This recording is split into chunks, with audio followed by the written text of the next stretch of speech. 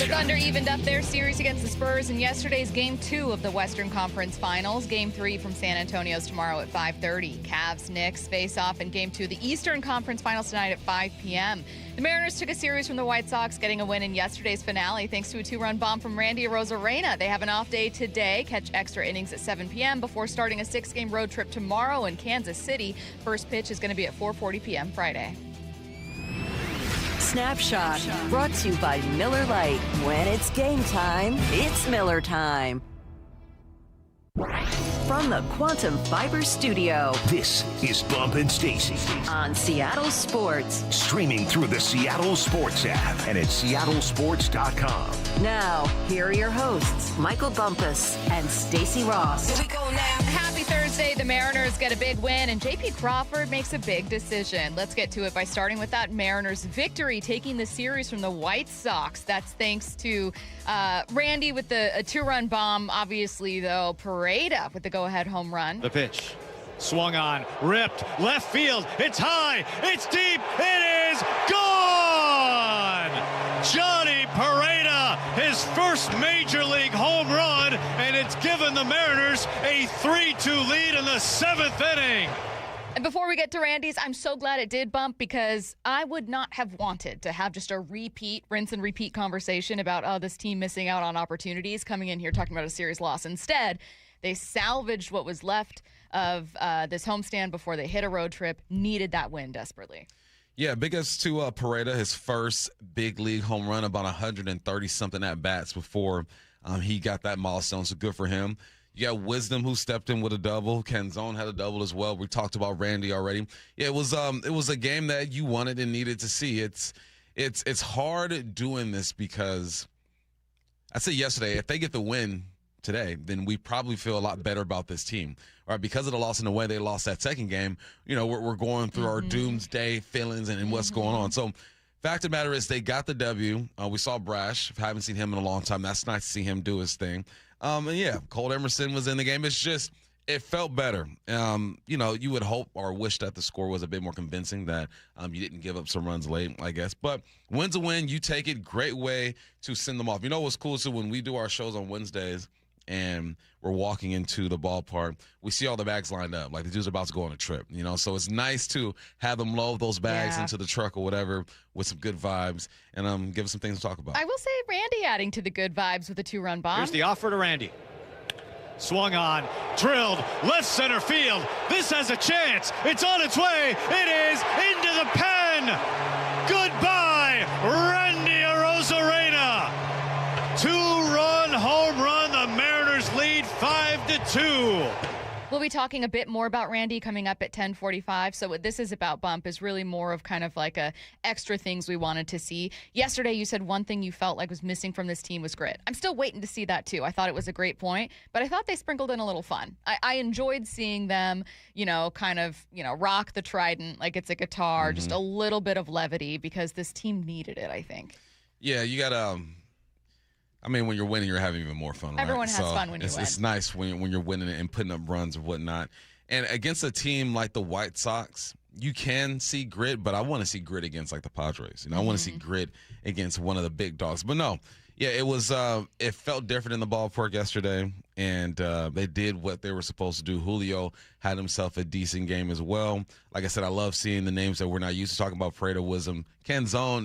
We talk about him a lot. I was looking at Canzone yesterday. My man's beefed up, man. He's put on like 10 pounds of a solid muscle, and he's hitting the snot out the ball right now as well. So yes, all is well right now. Going on a road trip that I'm feeling pretty confident about. I think that we will always search for opportunities during the season where we're like, okay, this is a stretch where you can get some wins. You're going to Kansas City. You're going to Sacramento against the A's. So I like the way this is set up.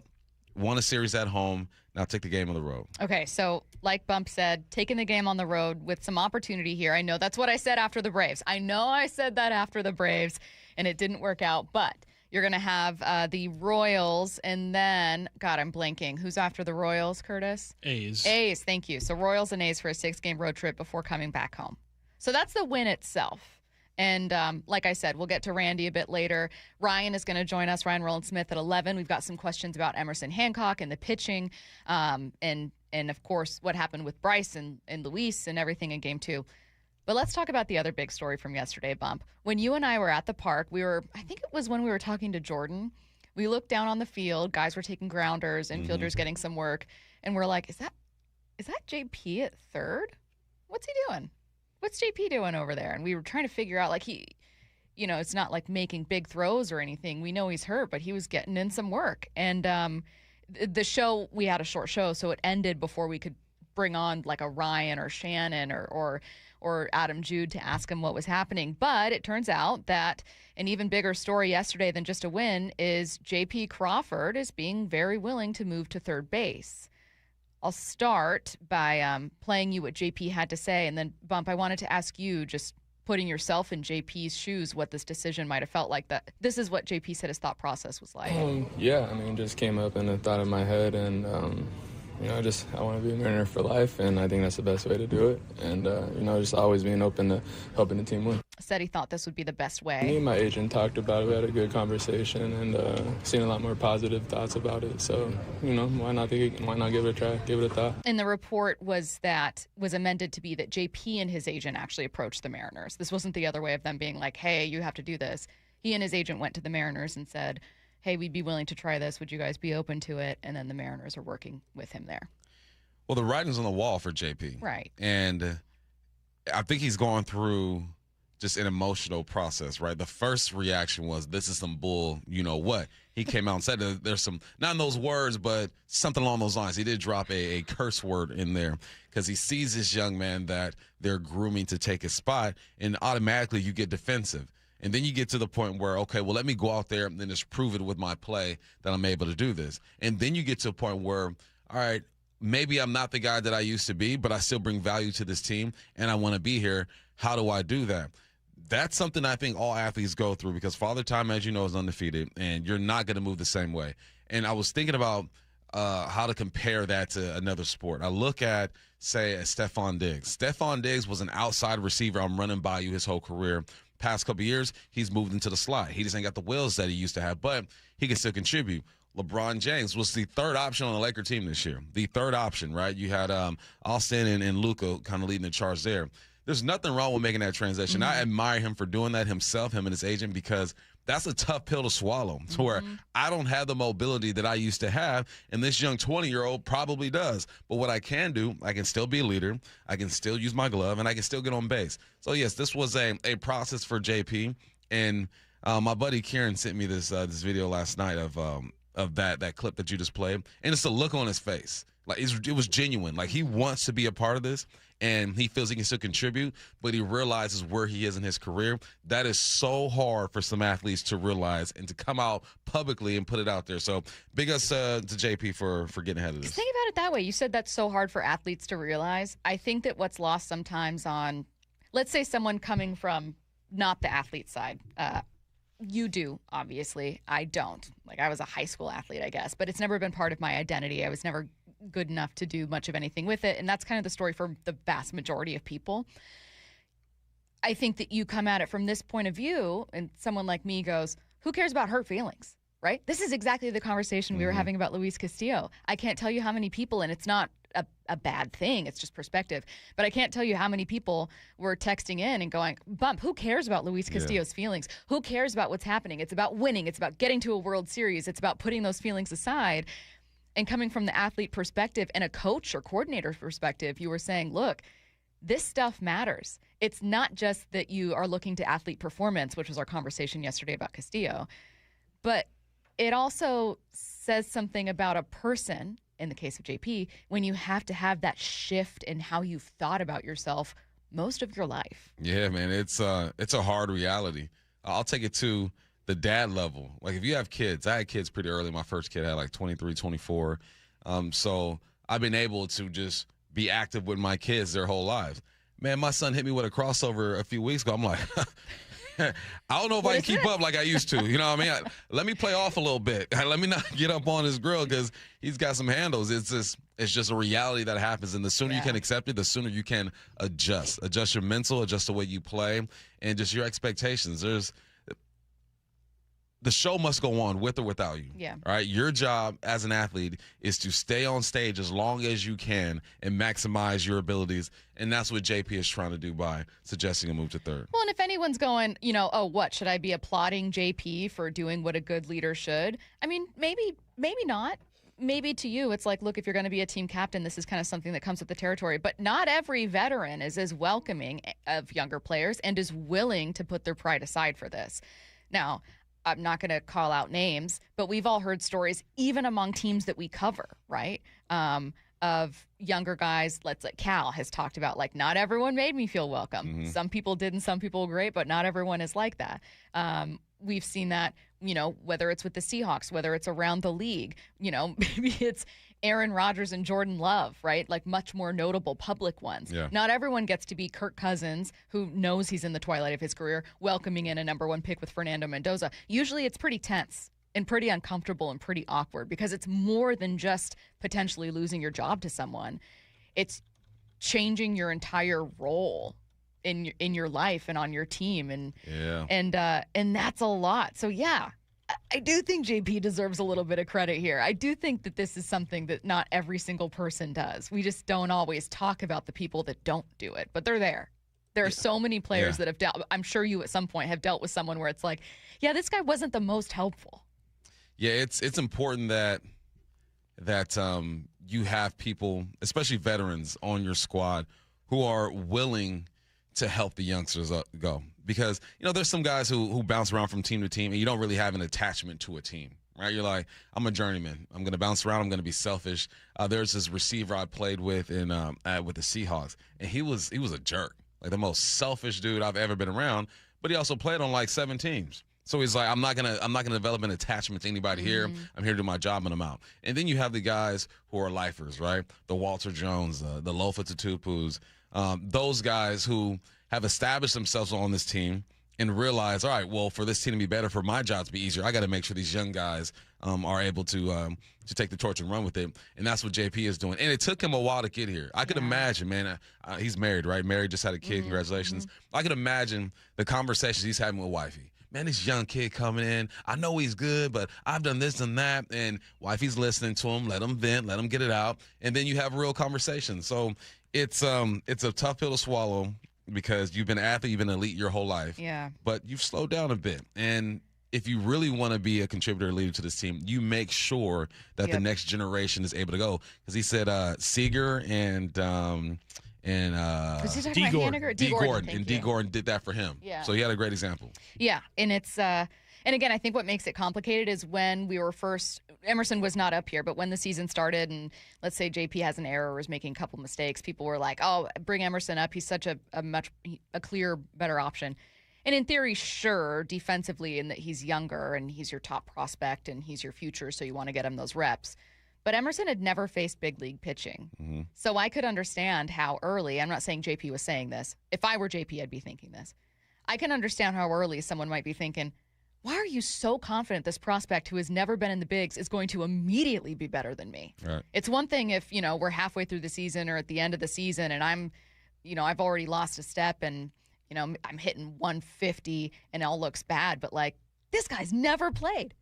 He's never swung at a pitch from an MLB star. You know what I mean? Like, I could see how the assumption that Emerson would immediately be that much better would hurt someone who had been in the pros for that long. Again, that's not something JP said, but I remember pushing back a little bit against fans who were like, get rid of JP immediately. And it's like, man, you want to be really careful what you're willing to lose versus gain. Yeah. And I think the Mariners have managed this well, in part because they kind of have a hole right now at third base, so it just happened. Yeah. And the thing, too, with Emerson, I think JP was just looking at him defensively. It was like, yeah, he can cover more ground. He's 20 years of age. Those knees don't hurt like mine. That back feels better. Like, it just does. Now, him in the batter's box, that's going to come longer. You hope that he develops there. Mm-hmm. But the thing that Emerson can do right now, that's probably a bit better than JP. Yeah. It's just move. Yeah. And that's defense. Someone said, would those same people who say who cares about their feelings say it about their feelings in a regular job? It's still an aspect of workplace respect that lives in every workplace. Why should sports be any different? Exactly. I think because people look at sports and they think, oh, team, sacrifice. Mm-hmm. That doesn't mean you don't have ego and pride. Everyone does, especially people that are at the top of their game. JP is the captain of this team. Yeah. He's not just some random dude. So. And he's done great for us. So yeah, if he can make a move to third base and perform there, so be it. Let's stick with the Mariners for headline rewrites. Let's go.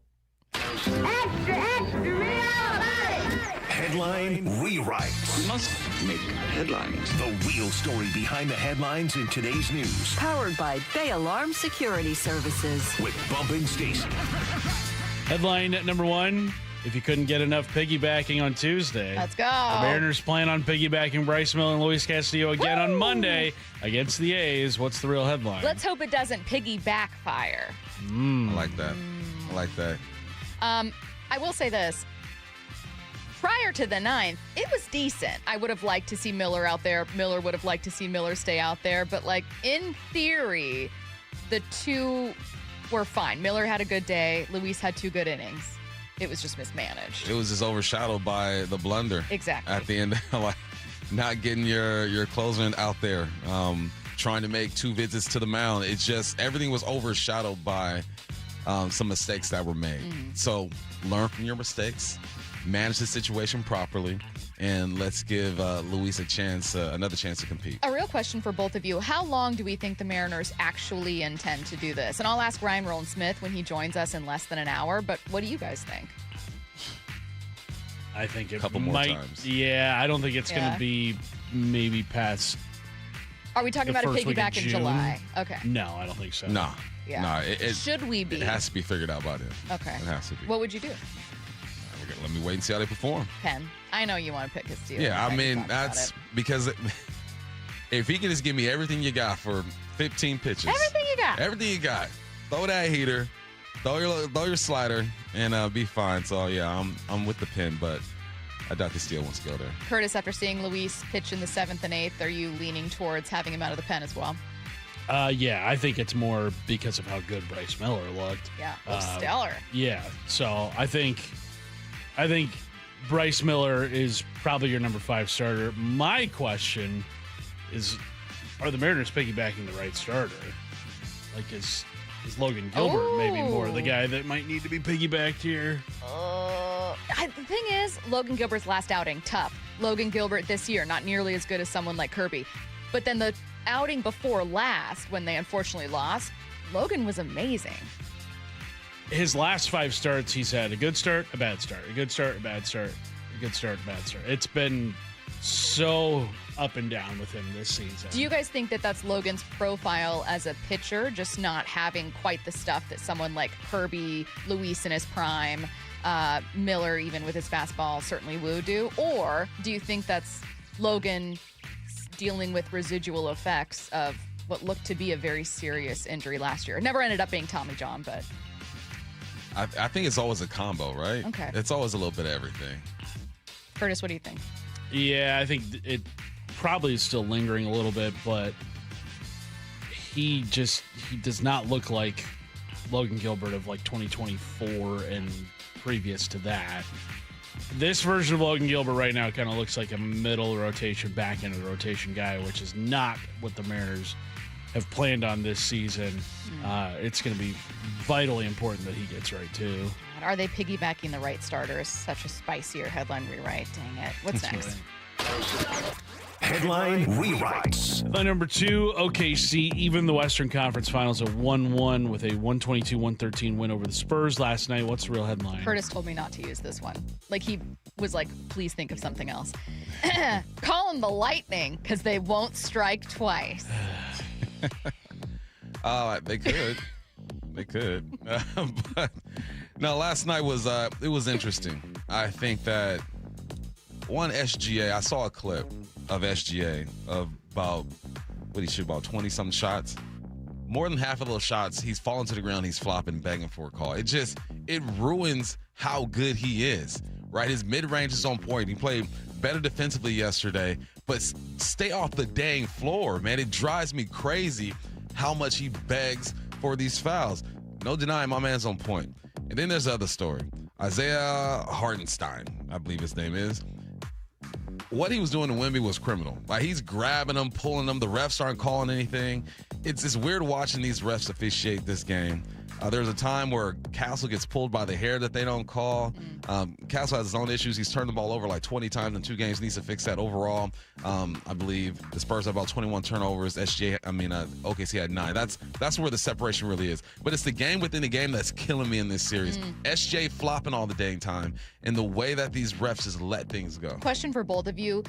We have heard people say, I hate SGA's style of play. Like, it's just so. Is that something that's relatively unique to him, to his style of player, or to younger players? I think it all started with LeBron. Let's not get twisted. Yeah. LeBron became the biggest flopper back in like his Heat days or whatnot. And I think this next generation taken to another level. James Harden is a big flopper as well. I think the value on trying to get to the foul line has created this movement of people just begging for these dang fouls. I saw a clip of SGA, and then I saw a clip of Kobe. All right, SGA pump fakes, looks for the contact. Kobe would pump fake, veer from the contact, make the jumper. It's just a different mentality. So it's coaching, it's a generation before them that's kind of led them to this, and it works, and referees are calling these fouls. So they're going to keep doing it. The 3 most efficient shots in basketball are at the rim, a free throw, and a three-pointer. The mid-range is gone in the NBA, and that's where SGA makes his living, is at the rim, at the free throw line, and from 3. And so credit to him for being able to do it better than anybody else in the league, but also it is a really tough watch because you know exactly like what he's looking for every time down the floor. Ridiculous. Too good for us. Headline rewrites. Headline number 2, Aaron Rodgers says 2026 will be his final season. What's the real headline? Unfortunately, he's the boy who cried, I might retire. It's been every offseason for the last 3 years, basically. I mean, since his first injury with the Jets sidelined his season, people have been like, will he retire? Will he call it quits? Will that be the end of it? It's just an annual thing now. So congratulations, Aaron, but you've kind of already had a couple farewell tours. Yeah, but you know what? He's earned that. You're in the NFL 20-something years. You can take your time. You could cry wolf a couple times, whatever. It stresses the teams you're dealing with out. Maybe it stretches your personal fans out, and it gives us something to talk about. But how many people can say they've played in any league? This dude's ain't even played in rec leagues for 20 years, let alone the NFL. So as annoying as it is, he's one of the best to do it. He's earned it.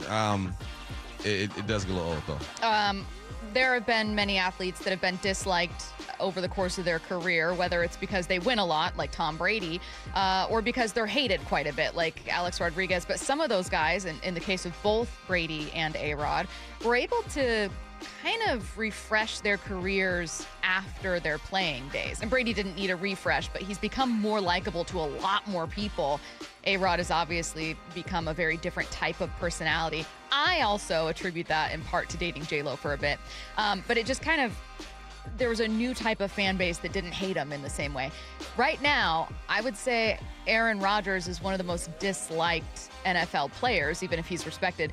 Do you think he might have the same post-playing type of thing where suddenly people really like him? No, I don't. And I could be wrong, but he doesn't take me as the type to embrace himself with the public and to want to be around people. Yeah, like people. It's not like he's going to be in the booth. Yeah, no, Tom Brady has done a great job of that, but Aaron Rodgers just seems so self-centered to me that he's going to disappear and no one's going to hear from him. He's going to be walking around with a big beard on so you can hardly recognize him. He's going to disappear. He's going to have a podcast where he just complains about random things and sounds really, I don't know if you can turn that type of pretentiousness off.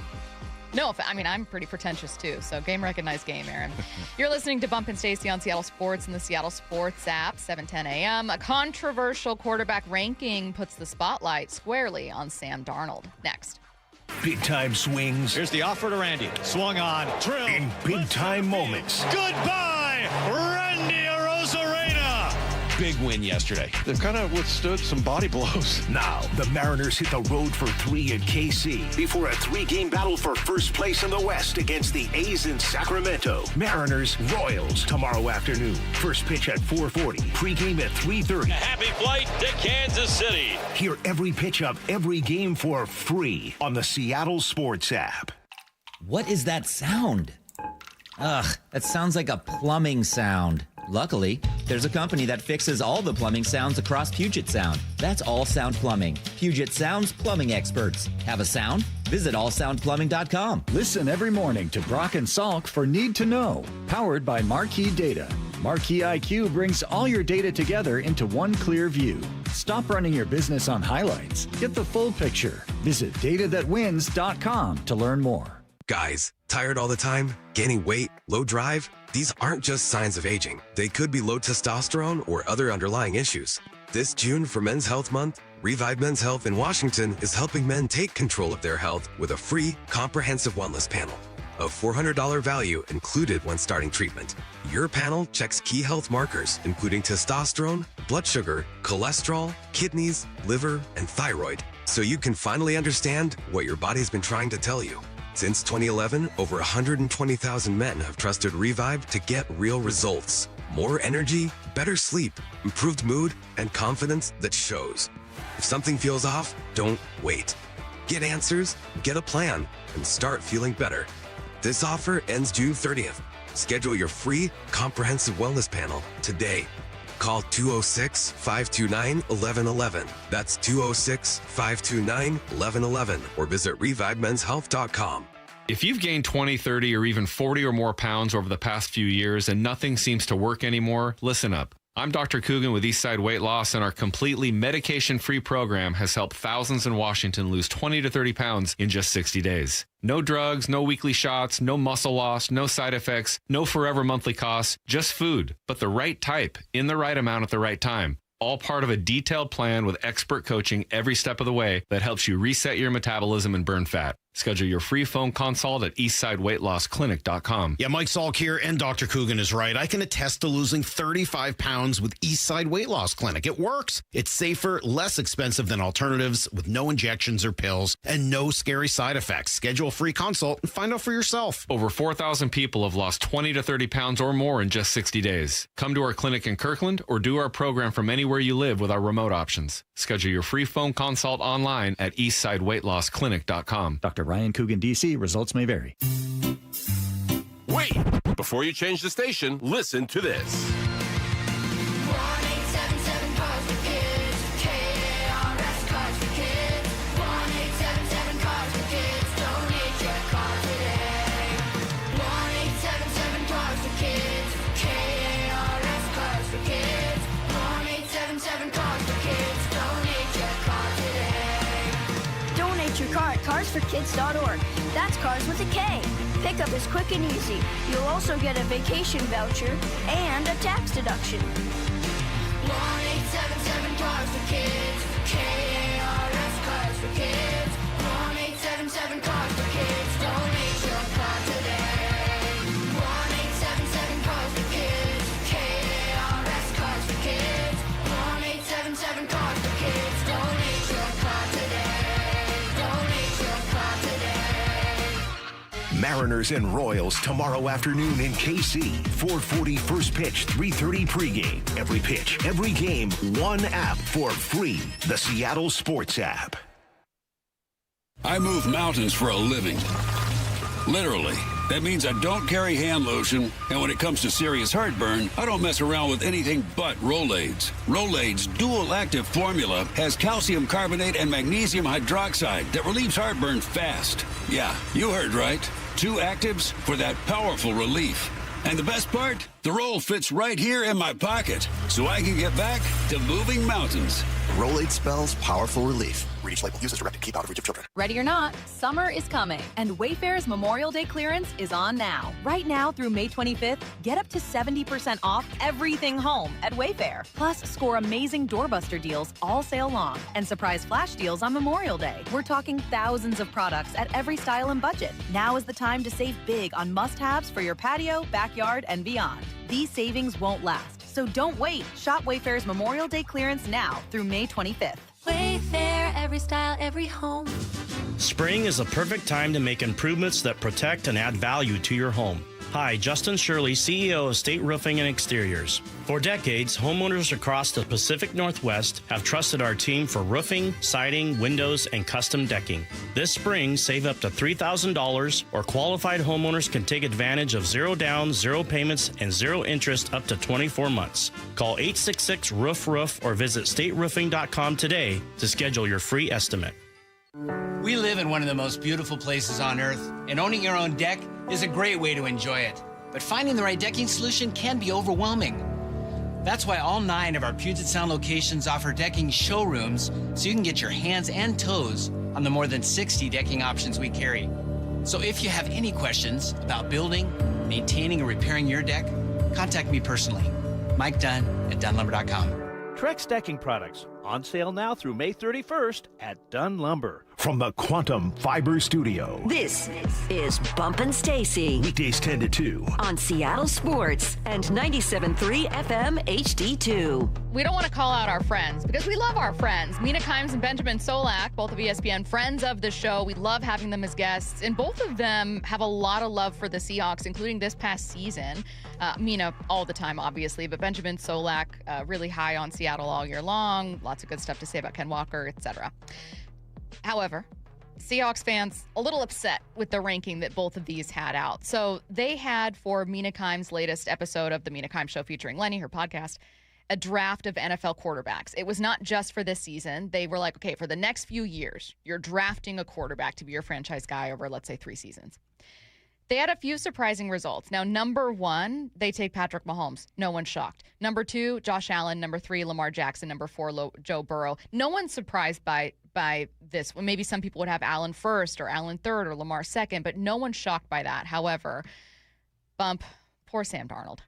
Still getting some disrespect because they took Sam Darnold 19th among quarterbacks over the next 3 years. Here's Mina. If you have a receiver like Jackson Smith-Njigba, who's was the best receiver in football last year, Darnold is a quarterback, and of course you saw this with Jefferson as well in Minnesota, who is capable of aggressively delivering him the ball downfield. He is, he can sling it. He can throw it over the middle of the field. He's a great play action quarterback. So it's funny because we talked about Hurts and his constraints, and Darnold's kind of different in that I don't think he has constraints as a passer. His problem is how he sometimes responds to pressure and sometimes can make bad situations worse. And again, you saw that in the second half of the season. But I do think the ceiling is high enough for me to feel like we obviously saw the ceiling is high enough to win a Super Bowl. All right, so that's Mina. Here's what Benjamin Solak said about why Darnold was 19th. Sam Darnold, 28th last year, or 28th last 2 years among quarterbacks in terms of EPA per pressure dropback. And I think that when we're talking about Sam coming off of the Week 11 Rams game, it was like, man, we all know what the issue is with Sam Darnold. Like this Rams defense, these pressure teams, right? Exactly. He can't do it. And then he has a great end of the regular season. He had a shaky end of the regular season, but he has a great postseason run. It's like, all right, like now you'll just never hear this mentioned. But it's the same thing like Jalen Hurts' 2024 run and the Sam Darnold's 2025 run. Demons don't get exorcised. They get banished and then they return. And so like the idea that Sam now is this is to me like wrong. Sam is what he's always been in his totality, in his goodness and in his badness. Now Sam, when he got drafted 3rd overall, like the arm on Sam's the best arm we drafted in the last like 6-7 picks. And so on, it's nice to get Sam here this low because of the throws that he can make down the field. But it's important to remember that like the warts on the guy are still the warts on the guy, even when he wears the ring on his finger. Some of the quarterbacks taken directly ahead of Sam Darnold: Kyler Murray, Jalen Hurts, Fernando Mendoza, Brock Purdy, Jared Goff, Trevor Lawrence, CJ Stroud, Matthew Stafford, Jaden Daniels. Again, this is over the next 3 years. Bump, is the ranking fair? Somewhat, I think. They make some points. I still think Sam can get better. I don't think he's a finished product. I think they're speaking about Sam as if he's done, this is who he is. I think that he has some things he needs to get over, which is turn the football over at high clips. He had 3 multi-turnover games with Seattle last year. He had 2 multi-turnover games with Minnesota the year before. I agree with that 100%. But I think that Sam is a different case, is a special case in my opinion, because of just his journey, the organizations that he was with, the coaching he was around, and the way he was not set up for success like a lot of these other quarterbacks have been set up for success. I think the guys who are chosen over Sam Darnold, some of them are just off of ability. Yeah, the reason, the fact that Mendoza's picked over Sam Darnold, I'm like, he ain't done nothing. Like, you haven't seen Mendoza on this level. Could he be better? Maybe. We'll see. But we haven't seen that. C.J. Stroud is coming off a bad year. Bad. Why are we picking? C.J. Stroud 6 has had interceptions. one good year. His whole career, his rookie season, he's had one good year. So why are we picking him over Sam? And Sam's already put together back-to-back good seasons. Kyler Murray is, you just look at his physical ability and you think to yourself, okay, well, he's physically more talented than Sam, so we're going to ride with him. Granted, Kyler Murray has had a couple years where he's had some weapons over there as well. The team as a whole has not been great, but he's had some weapons. Everyone else, okay, I can understand. Like a Caleb Williams, I think he's going to be great. Justin Herbert is kind of shaky, super ability, but hasn't really done anything. He doesn't show big. Drake May is one that has me scratching my head as well. I think maybe over the next few years he could be better and get better, but he hasn't shown me that he's far and beyond. And they had him at 4. Just better than Sam Darnold. So, listen, I know who Sam is. He's a guy at times will turn that football over.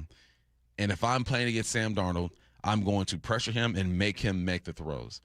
What we saw to end this season was he went through a postseason run where he didn't turn the football over one time. Not once. He played exactly the game that his team needed from him to have or to hoist the Vince Lombardi trophy. So there is still some disrespect on Sam because you're looking at his worst moments and saying that's him. What about his best moments? In the last 2 years, he's had better moments the last 2 seasons. He's had the previous 6 seasons. So, look, there's going to be an argument for that. I ain't mad at him. You go ahead and do your thing, but there are about 4 or 5 other quarterbacks where I'm like, I don't understand why these guys are ahead of him, and I think Sam is still a work in progress and can still get better. Kyler Murray is the one that confuses me the most. Curtis and I were both talking about this with you in pre-show, but I want to jump back to it. I can understand, in theory, a Fernando Mendoza argument, even though it is ridiculous. He hasn't played. They're talking about the next 3 years, so you're taking in very real considerations, like how much you're paying someone, right? Like, they're talking about that as though, like, this is your guy, this is, Fernando's going to be on a rookie deal. You have a chance to build, et cetera, et cetera. So I can see the arguments there. Jordan Love, like there are guys where I'm like, I totally get it. I don't quite understand Kyler Murray over Sam. No. I don't quite get that. That's the one that I'm more stuck on, even more than Fernando Mendoza, even more than like a Trevor Lawrence or C.J. Stroud. A great point about C.J. by you that he's had like one stellar year, but like overall youth, ability, number 1 and 2 overall picks. I totally get it. But Kyler? Like, what is Kyler done? Kyler had a special set of skills when he entered the league, much like Liam Neeson, but hasn't really met them. And Curtis made a great point earlier, which is there's some stuff that's hard to measure by analytics that Kyler Murray very clearly lacks. I mean, he's been a starter in the league for, 7 years now, played one playoff game and went horribly. Like, yeah, he's got a lot of tools, but when has he ever elevated the guys around him? Like, that Cardinals team has consistently underperformed. They have been one of the worst run organizations for years and years and years. And usually, guys who are the elevators around the league, they can kind of overcome the, ineptitude of their organization. I think of, Joe Burrow. Like, the Bengals are a horribly run franchise, but he's so good that he is better than anything kind of conspiring against him, whereas Kyler Murray has never been that quarterback. Bump, why do you think, and it's only one spot ahead, but why do you think that the league might be a little more optimistic about Kyler, both roughly the same age? Better athlete. Overall, just a better athlete. Can throw the ball. Now, Sam has a cannon. Let's not get it twisted. Sam can throw the rock, but it's the mobility. It's the big play, right? If you look at a play that's breaking down, Kyler Murray probably gives you a better chance in that play becoming successful because he's able to scramble and run and do all that good stuff. Sam, obviously, I think Sam's scrambling ability is underrated as well, but it's nothing like Kyler Murray. I think it just comes down to being a better athlete. That's what it comes down to. But, with Sam, he's never going to be considered a top 5 quarterback. He doesn't need to be a top 5 quarterback. He needs to be the right quarterback for the right system, which every quarterback needs to be. Right? I mean, you could put Joe Burrow in a garbage system. He's going to elevate it, but he's going to be limited, right? Every coordinator's job is to design or manipulate your offense to fit your quarterback and who they are. So yeah, it's disrespect for Sam a bit. I don't think he's a top 5. He might be a top 10 type of guy, but there are some names in front of him where I was like, all right. And the way they say their rear ends on this argument is, we're talking about the next few years. Like, all right, you talk about the next few years, then, yeah, okay, we'll see what Mendoza looks like. We'll see what Kyler looks like. So that's why when I knew we were doing this, I thought to myself, like, if they're going to make this list, make the list. Like, let's make the list of guys right now. Projecting for the future, that allows anyone to get into this conversation and throw any name in there. It's not weak, but it gives them some wiggle room for sure. You're listening to Bump and Stacy on Seattle Sports and the Seattle Sports app. We will get back to 4 football questions for Bump at 4 Down Territory at 11:15, but we're going to talk Mariners back-to-back here. Brian Rowland-Smith joining us in 20 minutes at 11. Before we get to that, Bump says there's one Mariner who deserves more credit than he's getting. That's next. Think you know the Mariners? Not if you aren't subscribed to the Daily Mariners newsletter from Seattle Sports. That's what they've been waiting for. The latest Mariners news and injury updates, exclusives from Mariners insider Shannon Dreyer. You look at the pieces and how it works. Plus the best takes and breakdowns from your favorite Seattle Sports hosts and contributors. The Mariners seem to be trying to build something that I think is a little bit more sustainable. The Daily Mariners newsletter. Monster solo home run. Subscribe at seattlesports.com/newsletter. Hey, Brock Heward here for my friends at People Come First, or PCF Construction Group. And if you've been dreaming of that new deck, you got to get a hold of PCF. Call them before the great weather arrives and their schedule gets totally filled up. With a new deck, patio cover, heater, and fireplace from PCF, you can enjoy the outdoors year-round no matter what the weather brings. And for a limited time, how about this? Get 50% off demolition costs up to $5,000 when you book your project with PCF.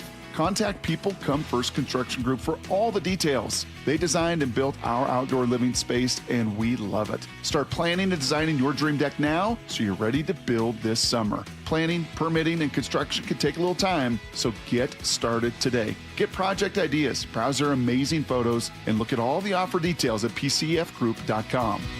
Making your outdoor space your favorite place. With People Come First. Rev up family fun this month at LeMay, America's Car Museum.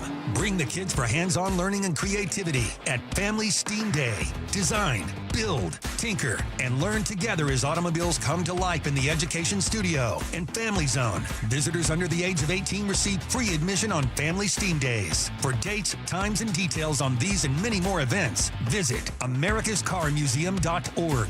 That's americascarmuseum.org. Dave Wyman here, and you've heard me talk about a local company for over a year now I really love working with. Harley Exteriors. You can expect a no-pressure consultation. They're great people to work with, and their windows are beautiful. I recently met with them, and I was excited to hear about the many Seattle sports listeners they've worked with. And now, Harley Exteriors has stepped up with a can't-miss offer. Right now, get $450 off each new window, $1,000 off each patio or entry door, 12-month or 18-month, no interest, no payment options, plus $200 off your final project total. If that isn't enough to get you started on a new project, I don't know what is. Schedule a consultation just like I did. Give them a call at 833-HARLEY, that's HARLEY, or go to harleyexteriors.com. Minimum purchase of 4 windows required for window discount. Qualifying windows must be 36 by 36 or larger. No size minimum on patio or entry doors. Financing subject to credit approval. Cannot be combined with other offers outside this promotion. Offer valid through May 31st. For over 50 years, Bucky's Complete Auto Repair has been the one locals trust for honest pricing, expert service, and guaranteed repairs. This dedication has earned them a Carfax Preferred designation. At Bucky's, every customer gets detailed Carfax updates, timely service reminders, and a full service history, all at your fingertips. With 16 family-owned locations, no appointment needed, and easy financing, Bucky's makes auto care simple. Visit Bucky's.com today and drive with confidence. Bucky's.com. Start having fun. Caesar Sportsbook at Muckleshoot Casino Resort is your #1 place to eat, drink, watch, and have fun. Keep up with your favorite sports anywhere and everywhere on property with the mobile app. Visit muckleshootcasino.com today. Scan the QR code and let the play begin. Muckleshoot. Mariners and Royals tomorrow afternoon in KC. 4:40 first pitch, 3:30 pregame. Every pitch, every game, one app for free. The Seattle Sports app. People can see through if it's not genuine. And it's genuine here. The Johnsons always talk about in orientation meeting, their dad and grandpa, they always maintain that it's a people business. We're not here to sell cars and work on cars. That's what we do, but it's really about just helping people. Every month we have a new employee orientation meeting, and the Johnsons present. They can't get out to all the stores every day and meet everyone, but at least they get to shake hands with new employees every month in the orientation meeting. And they tell everyone there's not one car deal or one repair order that is worth tarnishing our reputation and ruining an experience for a customer. That just is really what is instilled. Lee Johnson Auto Family, the LJ way. This is the story of the one. As a procurement manager for a hospital system, she keeps every facility in her network stocked and ready. That's why she counts on Grainger to be her single source for thousands of products, from disinfectants to lighting, air filters, and more. And with fast, dependable delivery, Grainger helps her keep every facility stocked, safe, and running smoothly.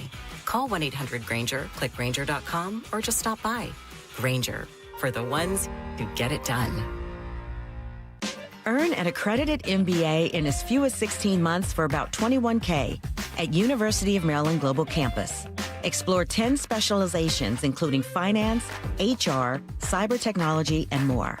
Plus, showcase the value of your MBA with a comprehensive learner record and digitally demonstrate in-demand skills and credentials to employers.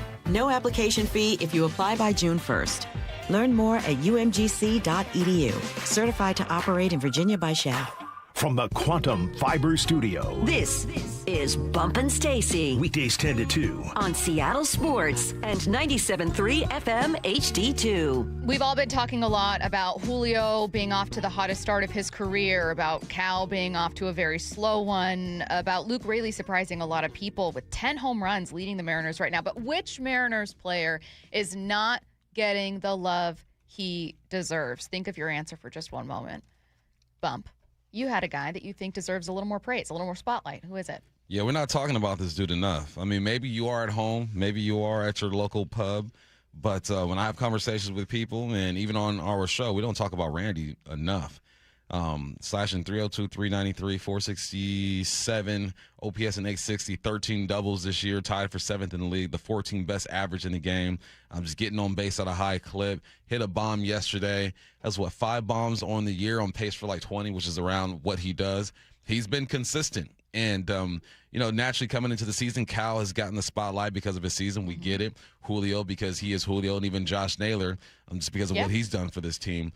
And quietly, Rosarena is sitting there and batting over 300 and doing his thing. Defensively, had a blunder or two, but also defensively has made a play or two as well.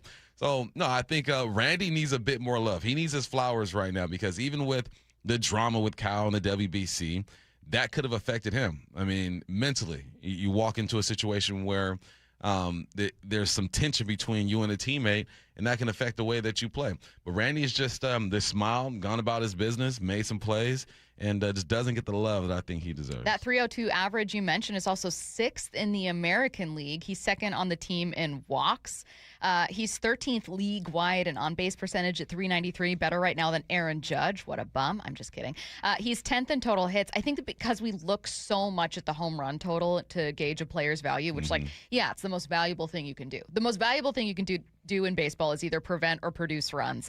Home run hitters are going to get a lot of attention, especially if you're a player who is that rare guy who can hit a lot of home runs and hit for average. And, and Aaron Judge, I get it. And so Randy's, you mentioned 20 home runs, wouldn't be catching a lot of eyes right now.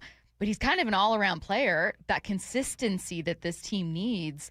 And maybe because he's streaky, it doesn't get a lot of attention, or because he's not one of your big stars, it doesn't get a lot of attention.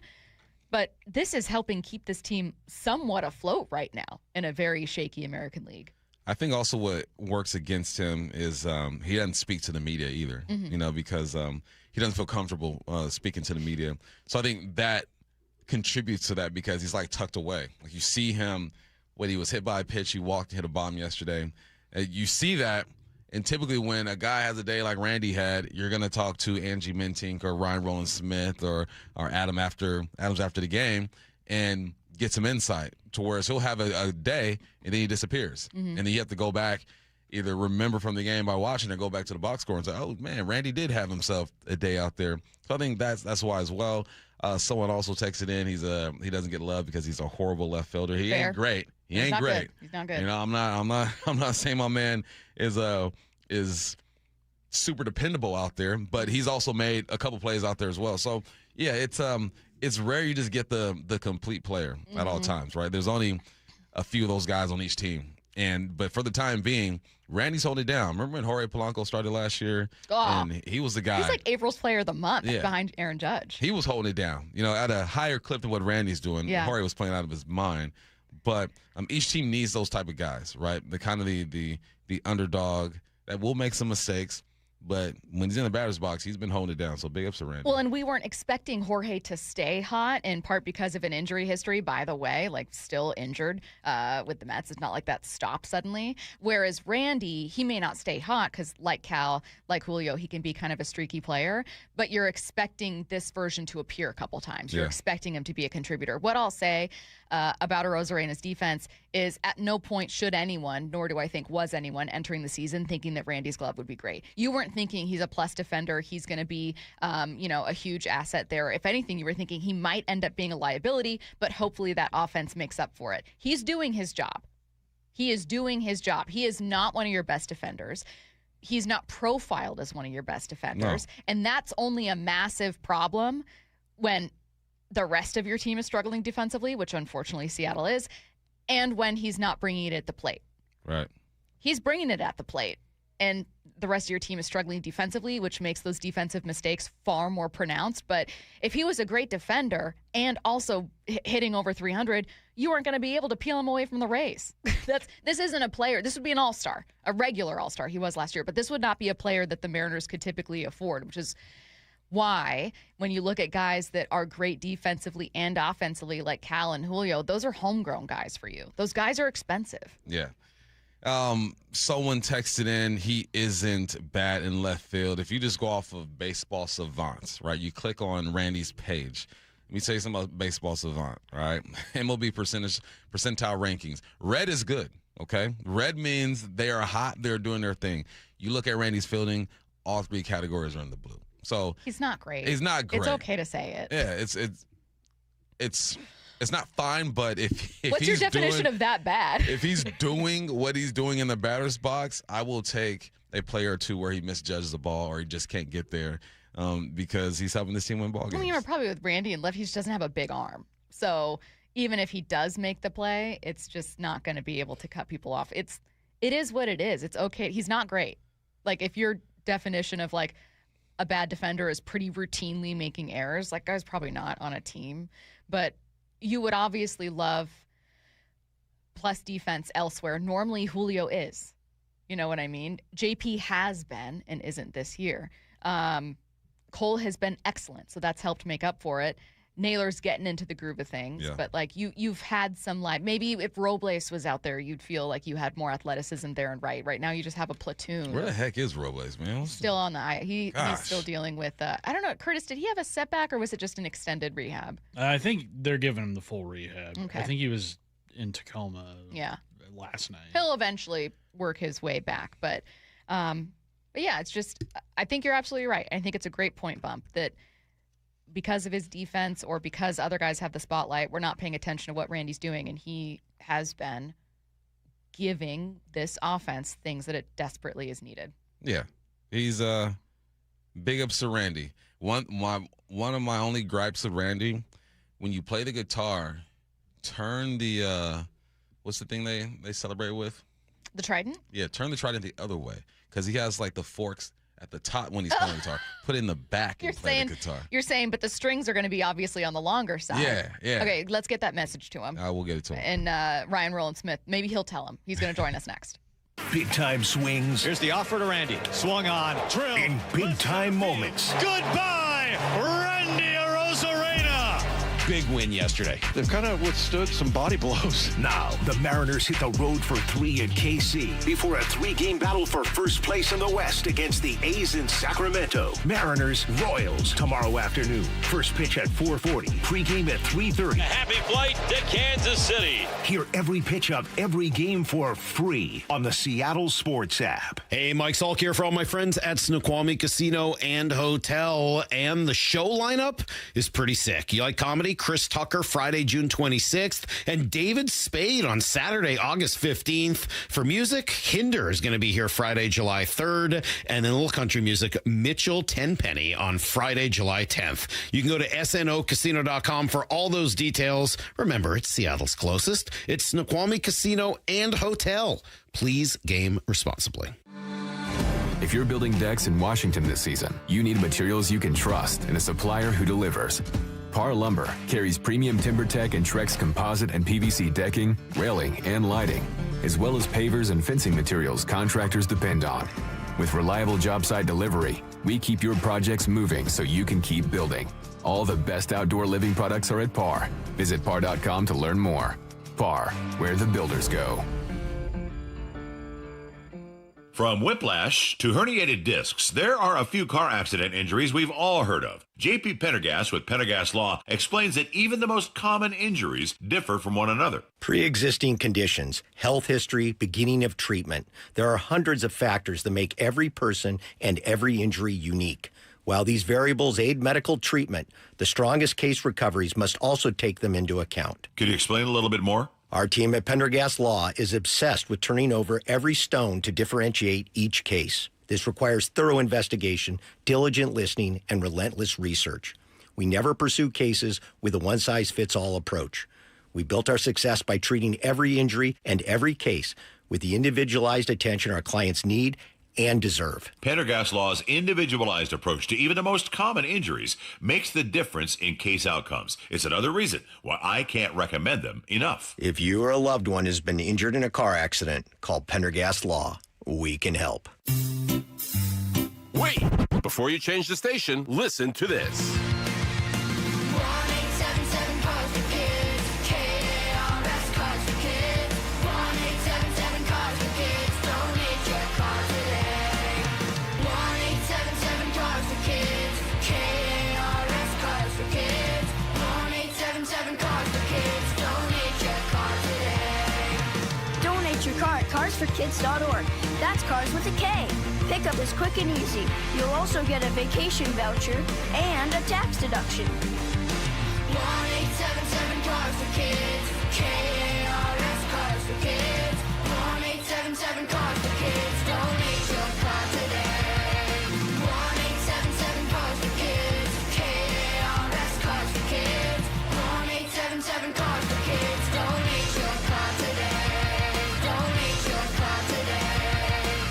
Here's the tale of Tina, searching up and down for decent GLP-1s, but got spun around. Till Good RX wrote in, hey, we got something new. GLP-1 prescriptions, all FDA approved.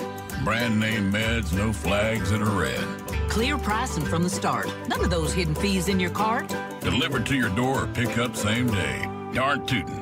Save time and money on prescriptions. I'll put it to goodrx.com/weight loss. GoodRx is not insurance. If you're struggling to hear conversations, TV, or the people you love, now there's an easier, more affordable solution without spending thousands. Audion Hearing makes high-quality, rechargeable hearing aids starting at just $98 with free shipping and dedicated one-on-one support in the comfort of your own home. No doctor's offices, no pressure. Clearer hearing delivered right to your door. Join over 1 million happy customers hearing life more clearly. Visit audionhearing.com. That's AUDIEN hearing.com. Hey, Brock Hewitt here with my buddy Shannon O'Kelly from IRG Physical and Hand Therapy. We know this, Shannon. When the weather warms, our baseball team's bats usually get a little hotter.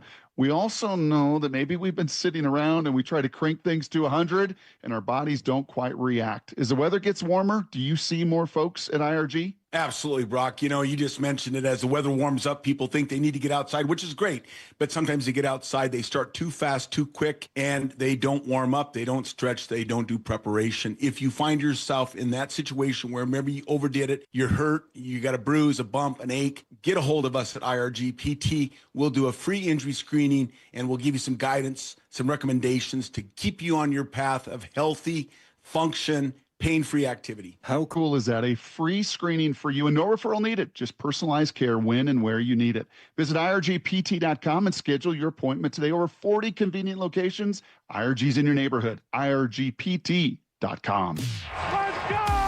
This is Seattle Sports. Streaming through the Seattle Sports app. KIRO AM Seattle. KIRO FM HD2 Tacoma. Home of the Seahawks, Mariners, and everything Seattle sports. Seattle Sports Snapshot. The Thunder evened up their series against the Spurs in yesterday's Game 2 of the Western Conference Finals. Game 3 from San Antonio's tomorrow at 5:30 p.m. Cavs Knicks face off in Game 2 of the Eastern Conference Finals tonight at 5 p.m. Mariners took a series from the White Sox, getting a win in yesterday's finale thanks to a 2-run bomb from Randy Arozarena. They have an off day today, catch extra innings at 7 p.m. before starting a 6-game road trip tomorrow in Kansas City. First pitch is going to be at 4:40 p.m. Friday. Snapshot, brought to you by Miller Lite. When it's game time, it's Miller time. From the Quantum Fiber Studio, this is Bump and Stacy on Seattle Sports. Streaming through the Seattle Sports app and at seattlesports.com. Now, here are your hosts, Michael Bumpus and Stacy Ross. Here we go now. Joining us now, talking Mariners, Rowland-Smith. Ryan, how's it going? Good. How you doing, Stacey? Good. Obviously happy that this team was able to get a win, salvage that series, and there's a lot of good to talk about. So I'll start with this one. Bump was talking about who he feels is one of the more underrated Mariners this year, just a Mariner that's not getting a ton of spotlight. And he mentioned Randy Arozarena as being one of his. What have you seen from Randy and what he's meant, particularly to the offense? That's a good one. It really is, because usually, and thinking about too, when you first came over from the trade, and then even last year, we're talking a lot about him, and for some reason in the past, you'd always kind of looking at him like, all right, at what point is this going to not look like a good trade, or Randy's kind of, the way he's playing style is going to catch up to him, where he makes errors, makes mistakes, mental mistakes, and everything else, and then all of a sudden you look up and go, hold on a minute, like. I'm not saying he's carrying this offense, but when you look at the consistency, staying off the IL, always being there and always being a threat, man, it's Randy, dude. Like, I will say this, a couple things if you want to get to the more of the baseball side from pitching against them, the ways you could get him out last year, it's not the ways you can get him out this year. He used to be really susceptible to heaters up in the strike zone, a lot of swing and miss. He does have the swing and miss there, but the chase rate is way down. And the home run he hit yesterday against Jordan Hicks, that's his happy zone, down and in, or down in general. He crushes, and teams still try and get into chase breaking balls. They don't get it. Then they try and get back in the strike zone because he's having these better at bats, and that's where he gets all that damage is down. So Jordan Hicks tried to throw. I said this before the at bat. I said this is a good matchup because he's going to try and throw sinker sliders in that spot, and Randy took him deep. So you're right though, and the other part of this is too, man. He went on this tear where they're in St. Louis and Minnesota, and everyone was pitching him down and away. Well, he started hitting balls to the right field. All these hits were going to the right field. So then all of a sudden you look at this and say, okay, how do we match up against him? He's way tougher to pitch to this year, way better at bats, deep counts all the time, not chasing that pitch up in the strike zone. He's a threat, man. So happy for him and happy the Mariners have him still here in 26. Ryan, you and I are retired athletes, and I'm sure there was a moment where you felt like, man. Why is Stacy laughing right now? I know. I just started laughing. You guys both laughed. We're still dealing with that reality to this day. But yeah, because I know that both of you would be like, but I'll go out there right now. Like what? So we're. Yeah, sorry. Anyway, I'll just continue on. Sorry. Well, we're done with our playing days, and I don't know if you had this moment, but I had the moment where I realized, all right, my body is just not doing what he used to do. Like, I just can't. I even got to eat different. You know what I'm saying? I got to get my sleep. Like, I have to do more maintenance to even be ready for the next day. And I feel like JP has kind of reached a moment where he realizes, like, okay, first I was mad that they were bringing this young guy up, but now I'm like, okay, maybe I'm not moving the way that I'm supposed to move and can do some of the things. Where do you think JP is mentally, and what do you think about him offering up to go to third base? Yeah, what an interesting day yesterday, and I felt like it all sort of stockpiled. I knew we'd be talking about it today, but stockpiled after the game in regards to the reaction and what he said, and everything else. I think the realization is that, you know, going back to when you mentioned he was on the IL, Colton Emerson extension, long-term plan. He's obviously profiling as a shortstop. That's where the value is for Colton Emerson. Then you heard, okay, Colt's going to play third base while JP has the shortstop position. I got a couple things on this. Number one, he's a free agent at the end of this year, and I was kind of shocked to hear him from a personal standpoint, not the team's. I'll get to the team side on this in a minute. From a personal standpoint, giving up his highest value asset going into the free agent market as a shortstop, and not taking any away from third baseman. If you're a shortstop as a free agent, your value is way higher as opposed to if you had more than half his plate appearances, if hypothetically they did move him to third base. So there's that. I was kind of shocked by that. But I think for him, I think he felt like the writing was kind of on the wall in regards to his future. The other part of this is too, and not looking too far ahead here, but as a free agent shortstop in the market coming up, maybe the value is going to be where teams are going to talk to him and say, hey, we'd love to sign you. Let's transition you over to second base or out of the shortstop position due to the fact that some of the things, Bump, you mentioned, the fact that, you know, maybe he understands that he's lost a step left and right, the arm strength, and some of the other skill set pieces that he can offer a team as a free agent, away from being the elite shortstop, which we see all around the league. There's a lot of them, and there's a lot, you know, coming up in the next couple of years in regards to free agents. The one thing I do have with this, is does he profile as a third baseman? If you're going to play third base, you got to hit with power. You got to have a ton of arm strength, especially on that backhand, right? You catch that ball backhand, you've got to have the voltage in that arm to make that good throw. Coming in on balls and that little sidearm throw he has, he's elite at that for sure.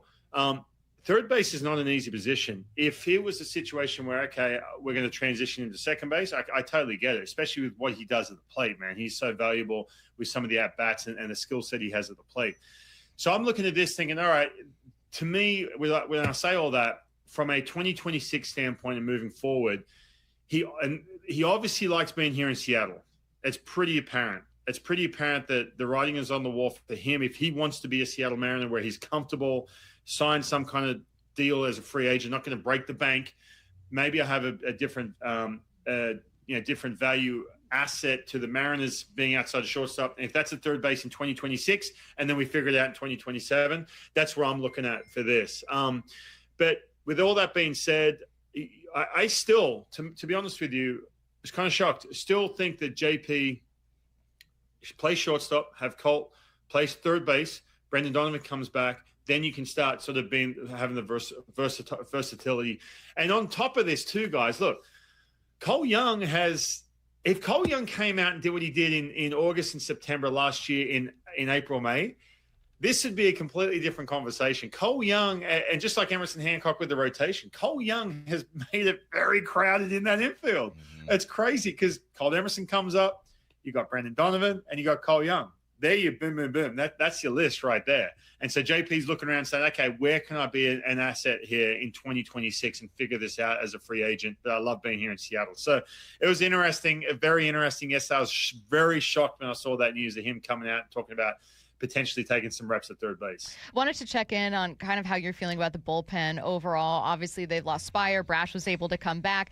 Last time we ran out of time, but I wanted to ask you about Ferrer and kind of what you've seen from him, maybe what you like, and then maybe kind of how Luis might profile coming out of the pen, like how he might be used. Kind of an interesting situation for him as well. I know that's a loaded question, but kind of looking at the bullpen health overall and where they are right now.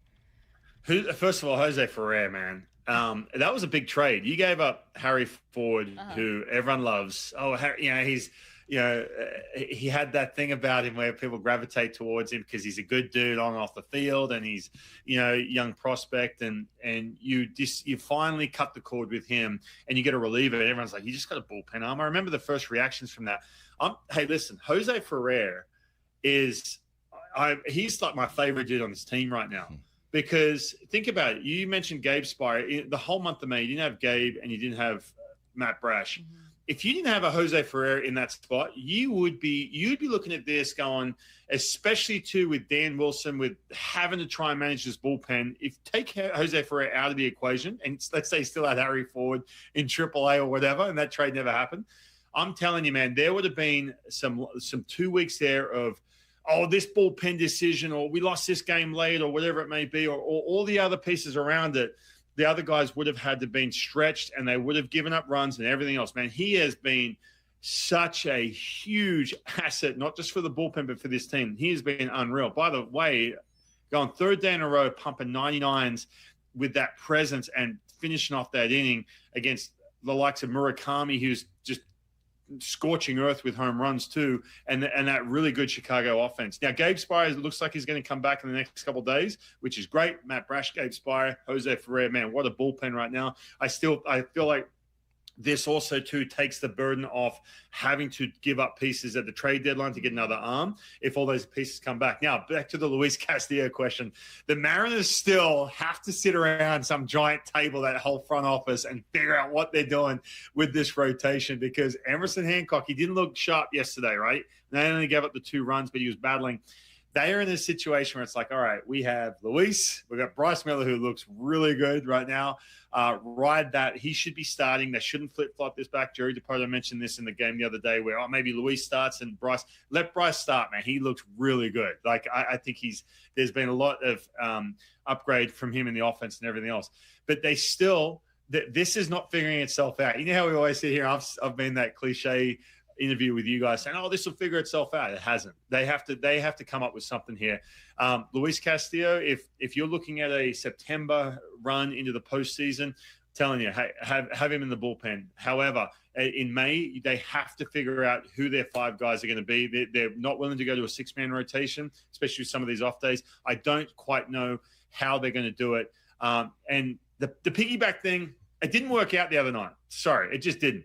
And I said that to you guys too. I said that to you guys a week ago, or 2 weeks ago. It's not going to work out. It's too difficult to try and give people equal opportunity in regards to innings and reps and everything else. It just doesn't seem to work out. So they're going to figure out what they're going to do, man. And it keeps getting more and more pressure to figure out who's going to be that 5th starter. There's just so much, I feel like, going on with this team.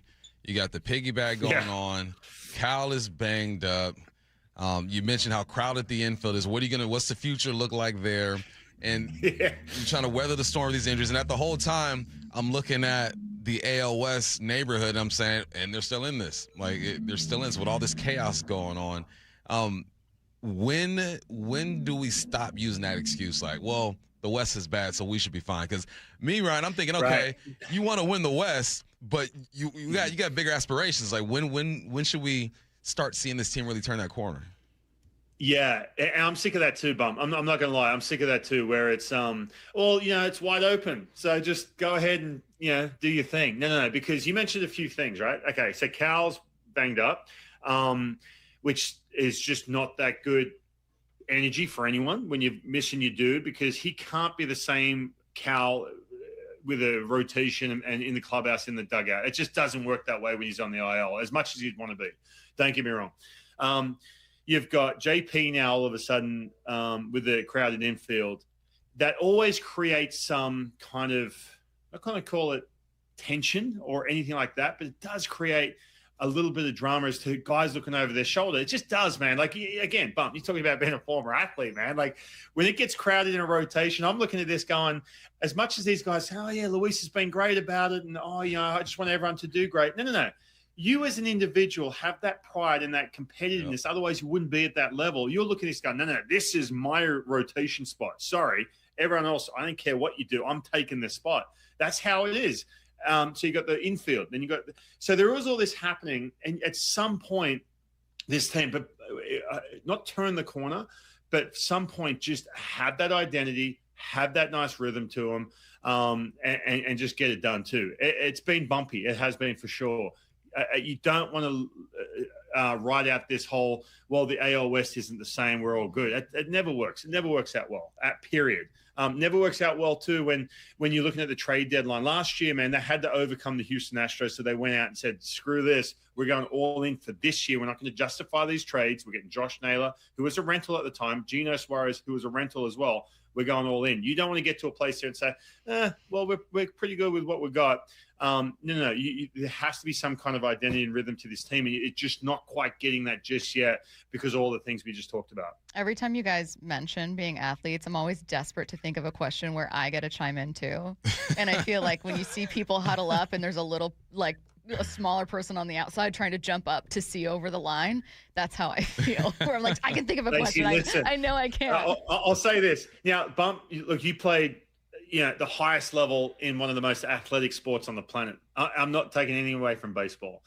I am not that athletic, put it that way. Okay, I'm just going to say it. I got a chance to pitch in the big leagues. I had a subpar career in the big leagues. I'm not that athletic. So anytime like, oh yeah, former athlete, I'm like, oh, really? No, am I? Like, guys, I'm just left-handed. I threw pretty hard. You guys went a lot further than 99.999% of people anywhere. Oh, I do have one final question though, and I'll keep it quick. But you mentioned Cal being banged up, and we've talked about Brendan Donovan and kind of the shuffling that's going to happen at third. I wanted to ask you about both players in particular. We don't have updates on them nor specific timelines, so I just wanted to kind of gauge your general concern level with these two in terms of how much season they could get and how effective they could be when they return.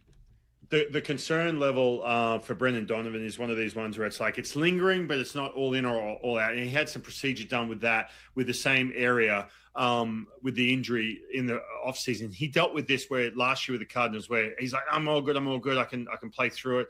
Had to sit out, come back, sit out. It's one of these ones where I'm like, man, I just don't want a situation where it's kind of this continual all year long with him. If there's an injury going on, I would prefer, Stacey, and not talking about you mentioned taking out all the how much time you see him on the field. Him and Cal, get this right, man. Even if it takes till the All-Star break, I don't care. Like, because be that second half team, whatever it may be. I don't care. Make sure you are 1,000% right, especially Cal and both these guys. They are such an impact on this team. Can you imagine having Brendan Donovan, Cal Raleigh, with this lineup happening right now, and then you add a little bit of the trade deadline, whatever you do, they will be a monster in the playoffs. We're not trying to win the AL West here. We're trying to get to the World Series. As of right now, with them being at 80% capacity, to me, they're not quite there yet. Yeah. They have to be 100% right before you get to those late months in the year. Totally agree. He is Ryan Rowland-Smith, kind enough to join us to talk Mariners. Thanks, Ryan. Thanks, Ryan. See you guys. As a reminder, it's an off day today. Make sure you tune in for Extra Innings at 7 p.m., hosted by Curtis Rogers. And then the Mariners will resume play with a 6-game road trip tomorrow that starts in Kansas City at 4:40 p.m. Let's get to 4 Down Territory. This is 4 Down Territory, going inside the game with former Seahawks and Coug wide receiver Michael Bump. Back to football here. First down. What Week 1 matchups, Bump, are you most excited about? Yeah, this one was sparked by I read an article and they asked Salah, how do you feel about Week 1 against the Jets? Obviously, him being the head coach of the Tennessee Titans now taking on the Jets. He goes, I don't think anything about it. Dang lie. You know that's a lie. You want to get after these dudes. So I'm going to circle that one and say I can't wait to see that one. Obviously, it's the Patriots and the Seahawks that you want to see. But some other matchups that I'm looking forward to seeing. I want to see Dallas and New York square right away. I think that this is Week 1 is always so volatile. You don't really know what you're going to get. So if New York can hop on them real quick and punch Dallas in the mouth with this new regime they have over there with Harbaugh, I'm going to be excited to see that. Week 1, also Vegas and Miami. And the reason why is because who's going to be the quarterback for the Raiders? I was like, is Kirk Cousins going to start? Is it going to be Mendoza? And what is Malik Willis really going to look like as the guy? This is first time where he is the guy going into the season. That's a different type of pressure. I've played on teams where I'm like the first guy off the bench. And the pressure is completely different. You sit there, you watch the game, you see what's going on, you get a feel for it, bam, I know what I need to do, you get in there. When you're the guy, Week 1, getting off the bus, That's going to be fun to watch. So, yeah, those are my games. There's some other good matchups going Yeah. on in the league as well, but those two for sure. I'm glad you mentioned the Giants, too. That's a really good one. It's going to be one that I'm focused on. The Giants bump strike me as a team that so many people wonder if they're going to be on the upswing, especially with John Harbaugh there, that if they drop like 50 on what was, at least last year, a bad Dallas defense, we'll see what it looks like this year. It's going to be... There's so much discourse to come from week one. It's going to be like, what if the Giants are great? Guarantee it. Hey, yeah. Oh, yeah. Hype them up. Second down. All right. What did you find after watching all of Sam Darnold's interceptions? So there's a few things. I went in and I looked at every interception and I categorized it. Him or no? Was it Sam or did something else happen? And out of the, 14 interceptions that he threw, there were 1, 2, 3, 4 where I put no. Like it was either a tip ball or he thought he was protected. The running back didn't pick up their guy. Offensive line got confused. He gets hit. The ball comes out weird. All right, so we'll say 10 of those interceptions are his. And then I'm looking at who he's throwing the interceptions against. He threw 6 interceptions to the Rams. Yeah. 6 to the Rams. And they were him. Right. Yeah, they were him. They were him. And if you take away just those 6 interceptions, I got the nose away. And yeah, I'm making excuses for Sam because I saw that list that Mina and Sulk put up there. And I'm like, listen, don't disrespect my guy Sam, okay? He has some issues, but we can work through this, okay? I can talk about Sam. All right, I can talk about him. 4 of those interceptions weren't his. 6 were against the Rams. Just cut that in half and make it 3. We're looking at 8, 9 interceptions on the year. So that's where I think Sam can get better. I think that he has to have better chemistry with the offensive line. They got to figure out some stunts. All right, that's what the Rams did so well against the Seahawks. They confused that offensive line and their running backs, forcing Sam to panic. And he panicked. He panicked and threw some footballs he shouldn't have thrown. So there's room for improvement because I saw a lot of those interceptions that simply just weren't his fault. Yeah, they figured something. Is it Vance Joseph over there? I can't remember. They figured something out from LA. Overwhelming. Third down. What's something Seahawks wide receivers do better than most wide receiver groups? So while I'm going through stats, looking up Sam, and I'm like, all right, well, who has the most drops in the league?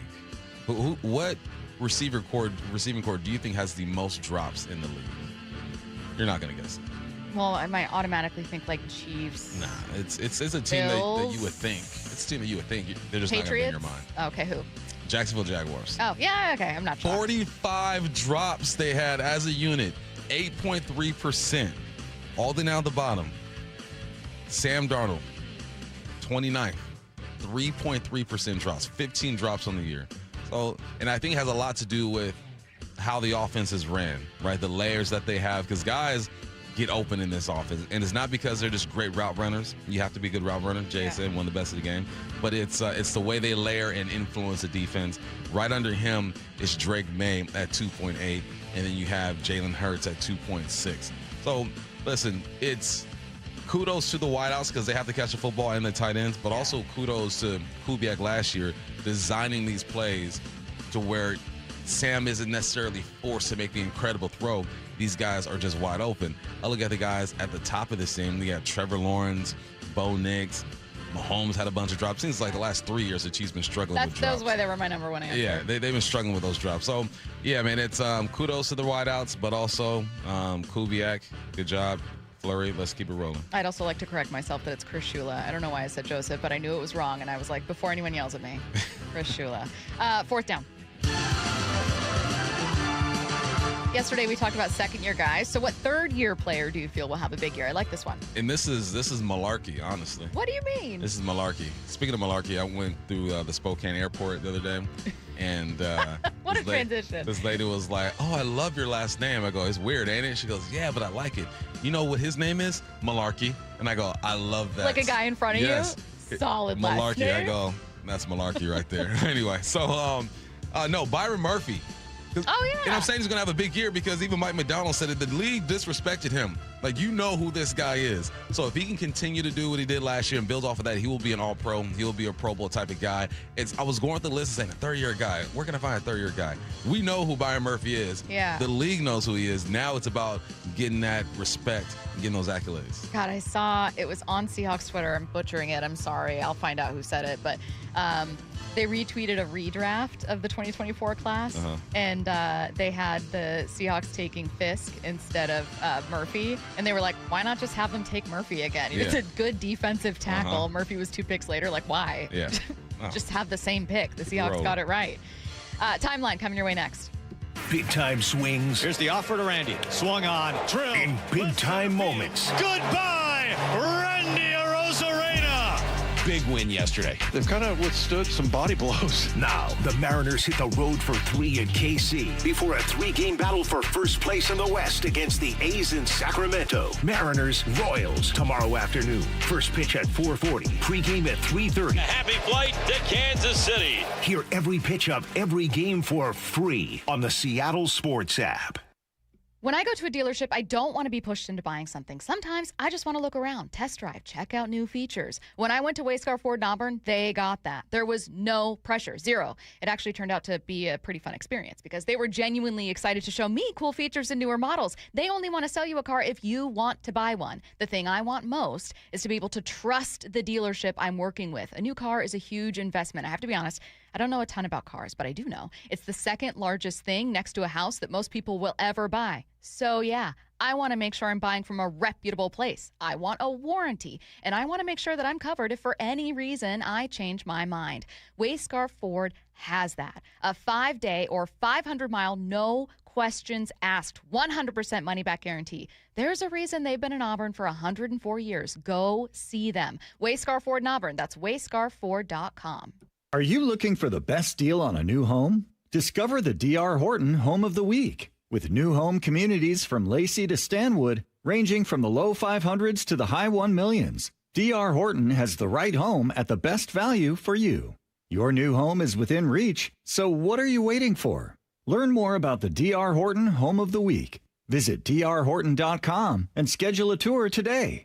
D.R. Horton, America's builder. An equal housing opportunity builder. Coming to Emerald Queen Casino Event Center, Thursday night, June 18th, it's Jim Jeffries. If you see like an old couple and you go, how long have you two been married for? And they go, 45 years. And then I always ask, what's your secret?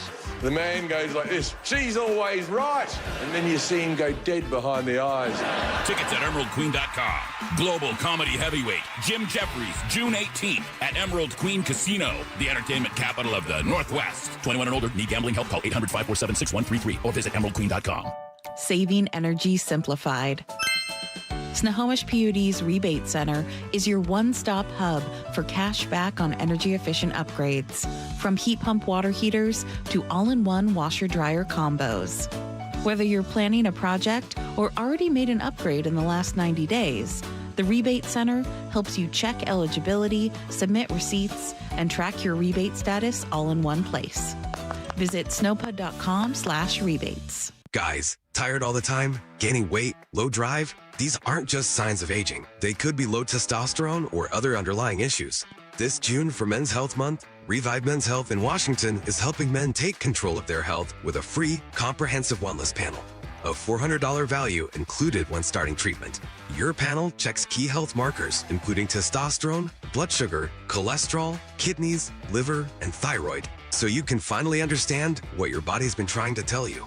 Since 2011, over 120,000 men have trusted Revive to get real results. More energy, better sleep, improved mood, and confidence that shows. If something feels off, don't wait. Get answers, get a plan, and start feeling better. This offer ends June 30th. Schedule your free, comprehensive wellness panel today.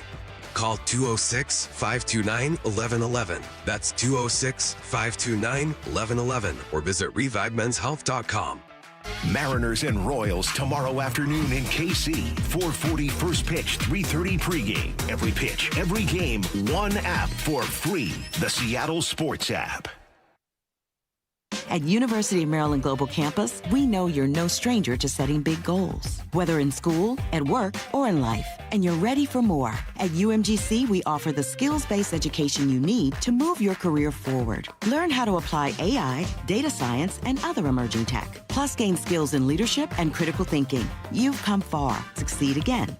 No application fee if you apply by June 1st. Learn more at umgc.edu. Certified to operate in Virginia by Chev. In the zone, AutoZone. Welcome to Markdowns for Miles at AutoZone. Thanks. Is oil marked down? Save up to $15 when you buy 5 quarts and a filter. And fuel treatment? 2 for $9 on Lucas. Brake pads? Marked down to free. Free? Get free Duralast brake pads when you buy 2 Duralast rotors. That's several markdowns. For many more miles. Get in the zone, AutoZone. Restrictions apply. Dave Wyman here, and you've heard me talk about a local company for over a year now I really love working with. Harley Exteriors. You can expect a no-pressure consultation. They're great people to work with, and their windows are beautiful. I recently met with them, and I was excited to hear about the many Seattle sports listeners they've worked with. And now, Harley Exteriors has stepped up with a can't-miss offer. Right now, get $450 off each new window, $1,000 off each patio or entry door, 12-month or 18-month no-interest, no-payment options, plus $200 off your final project total. If that isn't enough to get you started on a new project, I don't know what is. Schedule a consultation just like I did. Give them a call at 833-HARLEY, that's HARLEY, or go to harleyexteriors.com. Minimum purchase of 4 windows required for window discount. Qualifying windows must be 36 by 36 or larger. No size minimum on patio or entry doors. Financing subject to credit approval. Cannot be combined with other offers outside this promotion. Offer valid through May 31st. Around the Diamond is sponsored by Klein Jewelers. This is The Timeline with Bump and Stacy. Brought to you by 1-800-DUI-AWAY. Taking a look around the timeline, we are going to start with the Portland Trail Blazers. Yeah, I know. They're continuing to make serious cutbacks in their organization, I should rephrase. Owner Tom Dundon is continuing to make serious cutbacks in the organization that very much feels like it's just strictly focused on budget cuts, but maybe not for the right reasons. That's a controversy. Earlier this week, the Trailblazers laid off 70 staff members. Among those impacted were WNBA legend and NBA scout Tina Thompson, as well as team reporter Casey Holdahl. Also, not their head of PR, but one of the higher-ups in PR was let go. Adam Schefter was retweeting a critique of that as well. So making waves around the sports world in terms of criticism over these moves. Earlier this week, team owner Tom Dundon told Max Kellerman and Rich Paul that he doesn't want to spend more on the Blazers' non-essential staff. My friends make fun of me all the time. They tell me how bad I am at being rich. And, I just don't want to waste money. I want to invest it. I'll have as many masseuse. I'll have the best food. We're going to take care of the players because it helps you win. It's part of the deal. Some of the stuff about how we're going to run the business, Portland spends $100 million more a year on their business than the Hurricanes do, not including players. The Hurricanes, since I bought the team, have the first or second best record in the league. So I'm just not going to waste $100 million just because somebody wants to write our article calling me cheap. I'm just not going to do it. And so it's hard because I don't think about a budget when it comes to the playing team and how to make sure we win. Here's the thing, Bump. Those pieces outside of just a masseuse or a cafeteria stocked with food for players also matter to the team's success. Yeah, it's a big operation. And look, what if he does it his way and it works out? What if they're successful and everyone's happy? But from things that we've read and heard, most teams who have a level of success kind of operate the same way, and this ain't it. Mm-hmm. So he's had success in other places, so we have to allow his plan to kind of play out, and we'll see. But from my educated guess, it feels like this is moving in the wrong direction. Curtis, you were reading something earlier, or maybe you saw a tweet or it was a podcast, I can't remember, but it was something about how Tom Dundon's success with the Hurricanes shouldn't be used to justify his firings in Portland, right? Right. Well, in that cut we just played where he talks about how the Blazers, before he got there, spent $100 million more than what he spent with the Carolina Hurricanes of the NHL. Like, okay, yeah, you're spending more on the NBA operation than you do the NHL one, but which of those two teams brings in more revenue? Right. It's the NBA team, and it's particularly not close. Like, you look at the salaries of, guys on the Kraken, where the highest paid player is probably going to be like, the highest paid player in the NHL, I believe, is making like 15 million, whereas the highest paid player in the NBA is making probably north of 60 million per year. Like, the revenue in the NBA compared to the NHL is not even close. So you're probably going to have to end up spending more on the Blazers than you do on the Hurricanes. And for him to kind of look at both as equals, I don't think is fair to the Trailblazers players. I don't think it's fair to the front office or even to the fans of that organization when you're looking at them as equals. Look, a good PR staff and a good in-house group all matters. Sticking with the NBA for our next story. Bump, have you ever thought that the NBA draft is fixed, the draft lottery? Have you ever found yourself every now and wondering? then I'll be like, like when Cooper Flag went to Dallas after they got rid of Luka, I scratched my head a little bit. So I was going to ask, like when your Lakers ended up, getting Luka, and then Dallas just happened to get that pick. Yeah, that's probably one of them for a lot of people too. Well, the NBA is apparently growing tired of those allegations. They said, Bump and everyone else, stop wondering whether or not our draft lottery is fixed. So here's how they're combating it. The Athletic reports that the NBA could televise the ping pong ball draw live on air starting next year. Quote from The Athletic, after decades of being drawn in a back room where the results fed the televised broadcast, the lottery may be televised live next year, according to sources. Teams that had progressively tilted seasons into Hunger Games for tanking will soon find out the odds are no longer in their favor. Great. Transparency. Yeah. You could have done this a long time ago. Can't stop you from freezing envelopes. Nah, long time ago. Because, legit, that was the first time. Now, I've always, wondered if this thing is rigged or not. Of course. When Dallas got the number 1 pick after giving up Luka, I was like, hold on, man. There's something funny going on here. To me, it was like a yes. Definitely. But I'm glad that once they got that obvious rigging out of the way, they were like, okay, now we're going to televise it. Now it's going to be real. Jumping to the NFL, did Browns head coach Todd Monken inadvertently fire up Myles Garrett trade rumors once again? Monken was asked on Wednesday whether he's ever met Myles Garrett in his time so far as Browns head coach. Just for the record, have you had any face-to-face with Garrett yet? Myles? Yeah. No. So that's either absolutely nothing, or if you're the NFL in May, it's a headline, and that is, why hasn't the head coach met his biggest star? Because Myles ain't there. Why isn't Myles there? Because Myles is the best defensive player in the league and has a routine or regimen that works for him. And at least that's what I'm going with now.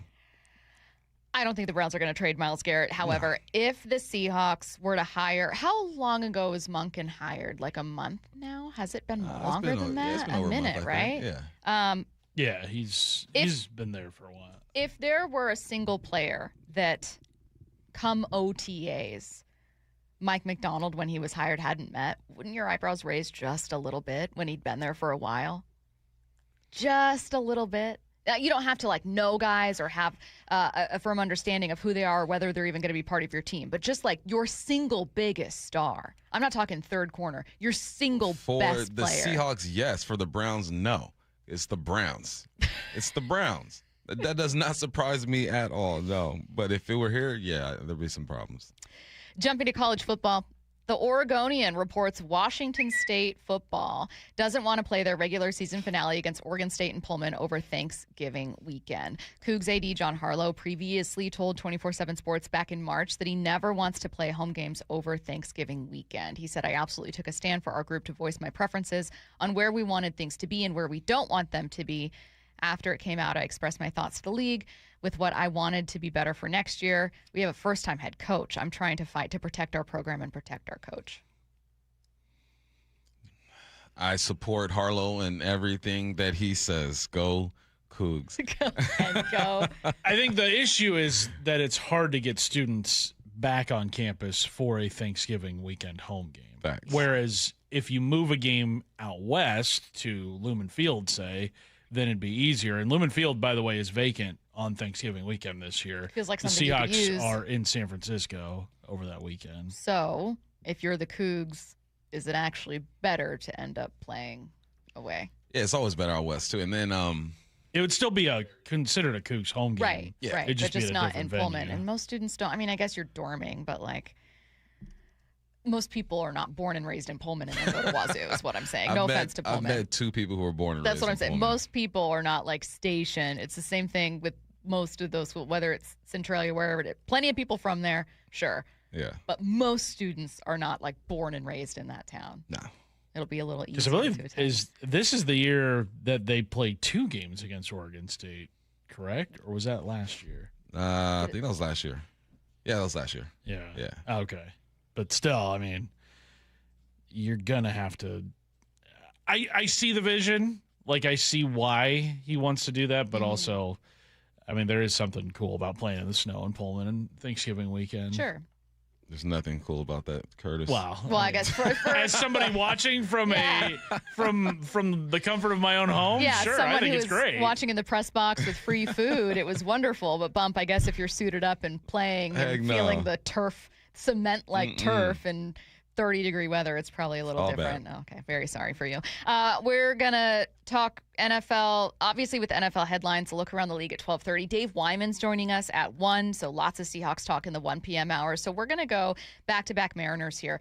Jerry Dipoto was on Baseball Tonight with Buster Olney. That's coming up at noon. We'll tell you everything he had to say about Julio's hot start, Cal's rough start, his takeaways about Colt Emerson, and a very interesting note about a trade deadline this year. Before we get to that, let's go around the diamond. The Mariners have the off day, but you can catch Extra Innings with Curtis Rogers from 7 to 9 p.m. on Seattle Sports. That's Around the Diamond, brought to you by Klein Jewelers Edmonds. Ryan Rowland-Smith says the Mariners need to make a decision. That's next.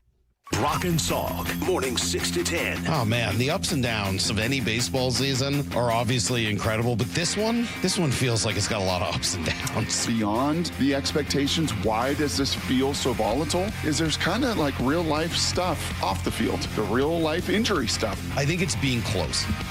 I think it's feeling like that goal is right in front of you. You got to the ALCS last year. You are so close. Only on Seattle Sports and Seattle Sports on YouTube.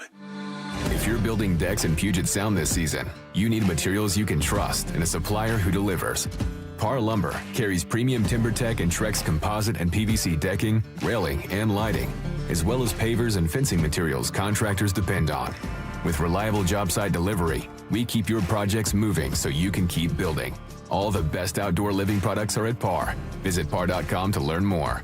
Par, where the builders go.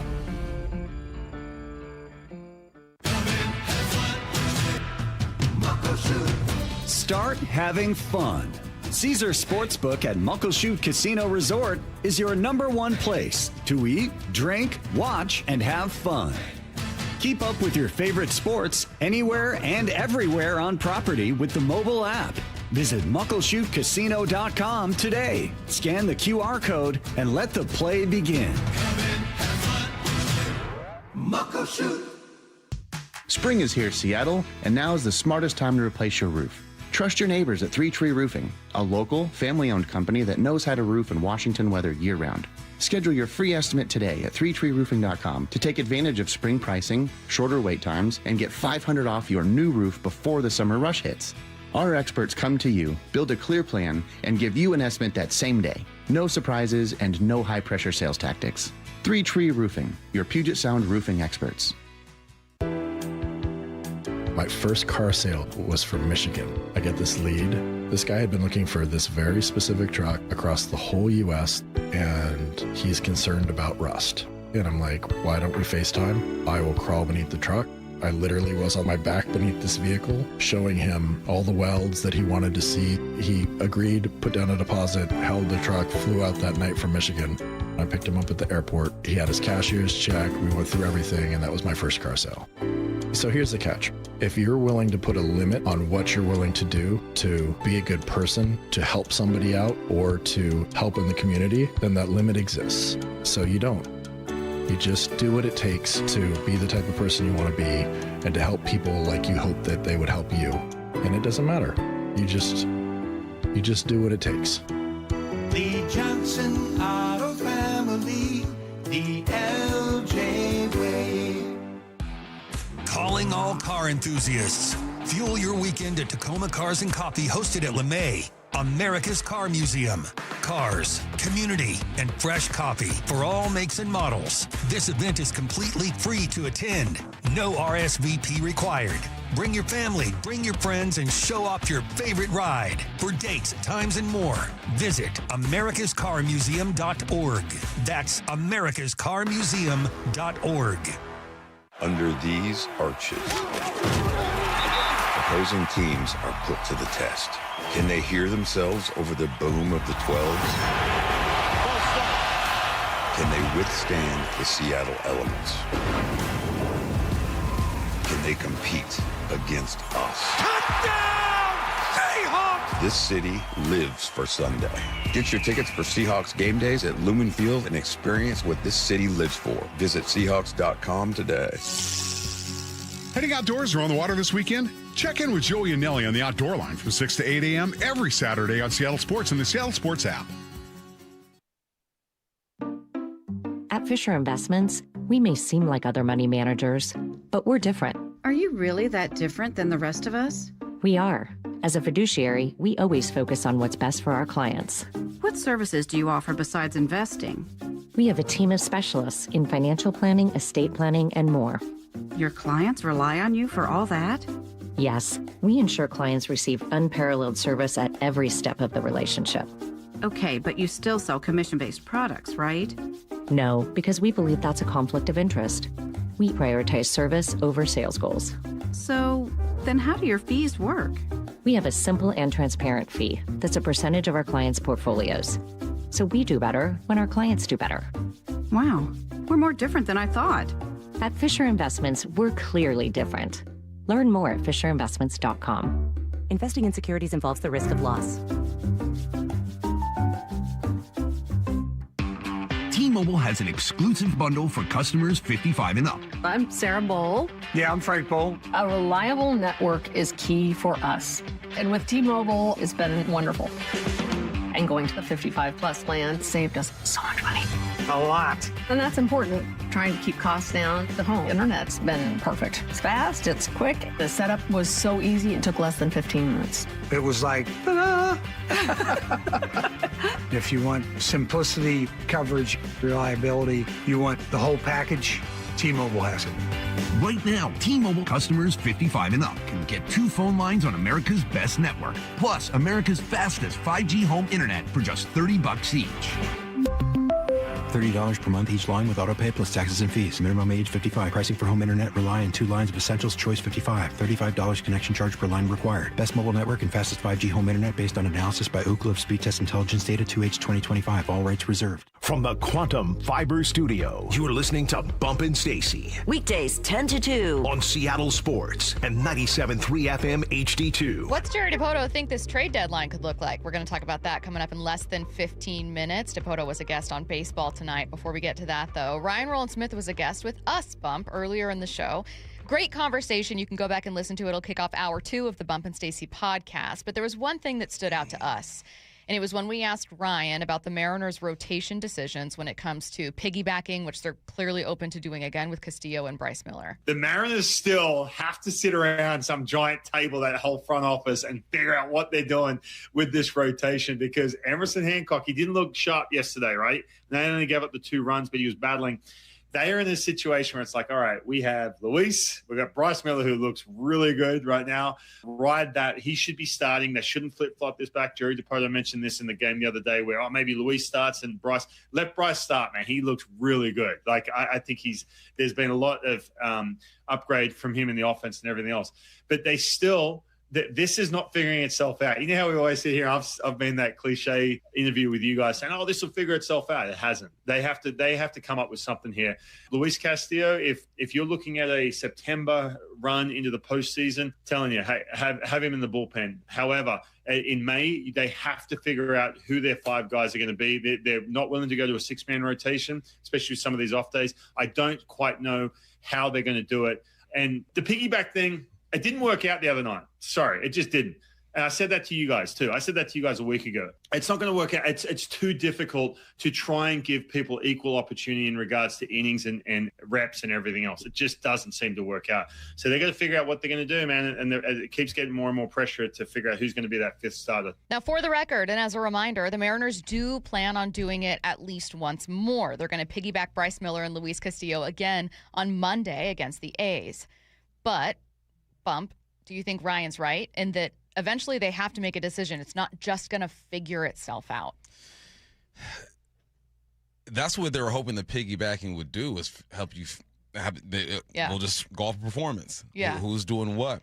But at some point, you got to figure this thing out, because it's like you're just floating. There's no real direction, really. You're just sitting in massive ocean just floating around, praying that someone comes and saves you at this point, and someone coming to save them will be one of these guys kind of separating themselves and saying, okay, this is my rotation. I'm part of this rotation. It's a weird place to be because we remember who Luis Castillo is and who he was and what he's done and the performances that he's had. But there comes a time in every person's career where you got to make a change. I mean, JP is going through that himself, trying to figure out, okay, do I have to make a move to third?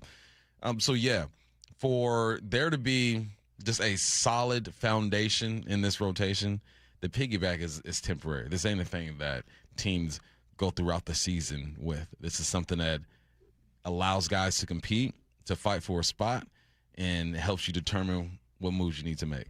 Castillo said after his last outing as part of that piggyback through an interpreter, for me, you just kind of take up the mentality of trying to go out there and do your job. It doesn't matter the situation they put you in. You just go out there and try to execute the best you can. Obviously doesn't mean he loves it or is comfortable, but I don't know. The Mariners, as much as they love Bryce, maybe expected Bryce to go out there in 2 outings so far to start his season and look so spectacular. Is the move just eventually put Castillo in the bullpen, work through his feelings, work through the relationship, make sure it's still good? But yeah. Like, why would you wait to do it? I've been calling for that for like, what? I know you have. 2 or 3 weeks now? Yeah. Why do you wait? Because just like hitters go through slumps, pitchers lose command at times. Maybe velocity's down, the spin rate isn't what it used to be. You tweak something, you work on something, and then it appears. The thing that's working against Castillo is just father time. He's just getting old. He's getting up there. And there have been situations where starters have gone to the bullpen and extended their career 3, 4, 5 more years. But you have to be in the right place mentally to go in the bullpen and execute. It's like when I went to when I left the NFL and I went to the CFL, my mind was not right. I'm leaving VMAC. It was brand new. We just opened up. The organization, I love the organization, even though we weren't a good football team. And then I go to the CFL, and that's like going to the bullpen. All right, I go to the CFL, and we're in Surrey, Canada. If anyone knows where Surrey, Canada is, it is the hood. The hood. The facilities are small. The weights are rickety. The cleats they gave me are just whack. It was just like, I've been demoted. They were like, bring your own from home. Right. I've been demoted, but this is something that you need to do to get back there. So it's just a shift. And I wasn't able mentally to shift and be like, okay, this is where I got to be. I got to grind. I'm like, all right, I'll do a year or 2 and I'm done. I'm out of here. Some guys are able to do that. So is Luis Castillo, is he capable of leaving that beautiful dugout, right, where he just has his hoodie on and, he's going to pitch once a week or whatnot, and then go to the hood in that bullpen, but then come out and realize my role has changed, but I'm still important to this team. Curtis, a question from a listener that I think is worth exploring. They said, look, lost in all this piggyback stuff is the fact that if the offense scores more than 1 run, it probably works out just fine. If the offense had 3 to 4 runs, you don't even use Ferrer or Mooney, and you end up closing out the game with Luis in the 9th, and you have, Bryce through 5 looking great, or 6 looking great, and then Luis Castillo out there. Do you think there's an argument to be made that the piggyback situation could work and that just the taste left in our mouth is of an ugly loss? Under those circumstances, yes. But then you also have to account for what happened on Tuesday night potentially happening another game. Like, you can't just say, like, oh, the offense was the reason why it blew up in their face, when clearly it was decisions made to go with Luis Castillo in the 9th inning over Andres Munoz, who is your closer. Like, so it's the complicated decisions it presents. Yeah, well, and to say that, like, what happened on Tuesday night wouldn't happen ever again, like, who could ever say that? Like, the offense, yes, they did not play well in that game, but the Mariners had a chance to win. It's not just, like, you can't just continue to say about that game, like, it happened and it could happen again. Like, that's the biggest concern I think a lot of people have with the piggyback situation is, like, what if you're in another 1-run game? Mm-hmm. Like, if the Mariners scored 3 or 4 runs that game, it doesn't matter how much they score because you entered the 9th inning with a 1-run lead. If you score 4 runs, the other team has 3, you're in the exact same spot you are if you're in a 1-0 game. A question, quick follow-up. Is the problem that they still might not know exactly how to use Castillo, and that it might tempt them to be like, look, with a piggyback, you leave both those guys. Like, you have a bullpen guy to flip it over, but ultimately the point is to save your pen. And the problem is like, but Luis isn't a closer. I think you gotta throw all plans out the window if the win is a possibility. I think Jordan Schusterman put it really well yesterday, where he was like, if Castillo still needs more work after 2 innings, then just have him throw in the bullpen after the game. Have him throw in the batting cage after the game. Like, the most important thing at that point was to get the win, and they did not get it. It just feels like a soft launch bump of Luis to the pen anyways. It's going down. It just feels like we're going to use a piggyback. We're going to actually get you 3 or maybe even 4 innings of work. And then what's going to end up happening is, if Curtis' suggestion is right, which they should be doing, you put your closer in for your most important outs, prioritize getting the win. Well, then Castillo isn't actually out there for 3 or 4 innings. He's there as a mid-leverage guy. Yeah. And it's just, we trapped you. You're in the bullpen now. We trapped you. It's too late. You're already here. Jared Dipoto was on Baseball Tonight. We'll tell you what he said next. ESPN senior MLB insider Jeff Passan every Tuesday morning at 8:30 with Brock and Salk. Brought to you by your Western Washington Toyota dealers. To see Colt Emerson. In 2 games, he's looked awesome. In that moment, it's like we saw what Colt Emerson can be. You're talking about a franchise-type player there. Yeah. When you have one already in center field and when you have one already behind the plate, that's when great teams are built. Get more on the Seattle Sports YouTube page and the Seattle Sports app. Hi, Andy Klein here. There's something special about a baseball game. The moments and the memories. At Klein Jewelers, that's exactly how we feel about our diamonds. They're a beautiful reminder of life's biggest moments. We're here to help you find the perfect diamond or beautiful piece of jewelry to celebrate your engagement, anniversary, birthday, promotion, or just because. Klein Jewelers by the Fountain in downtown Edmonds. Shine with Klein.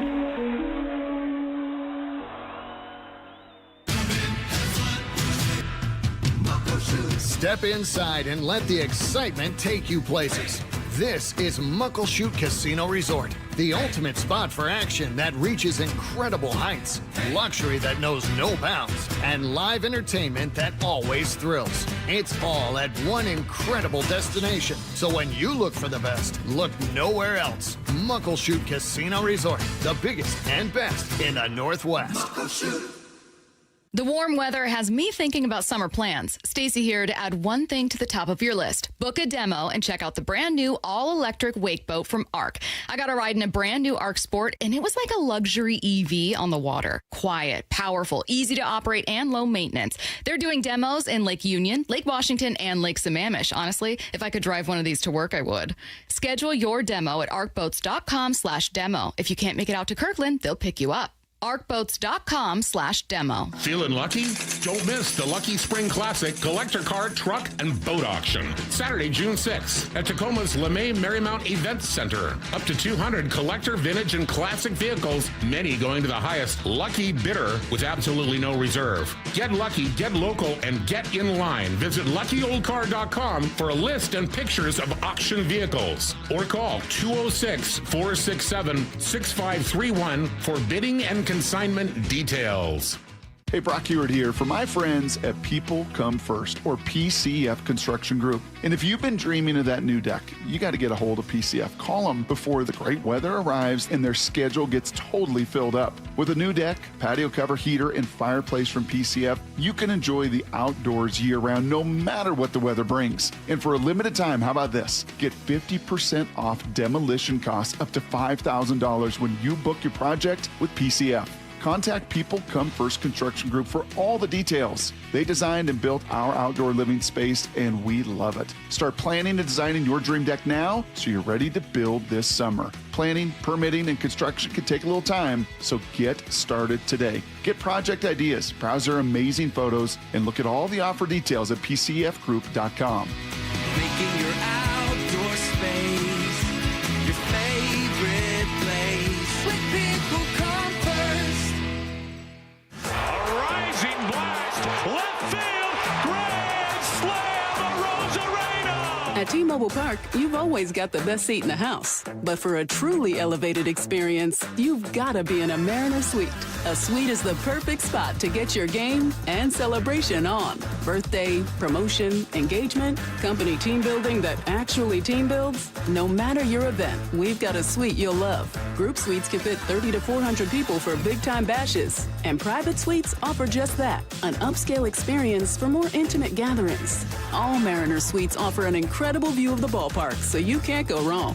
Plus, you and your guests will enjoy premium catering, VIP parking, private Skybridge entry, and more. And season ticket members get 15% off. Reserve your suite today at mariners.com/suites. Bases clearing, 3-run double by Josh Naylor. Holy smokes, the Mariners have the lead.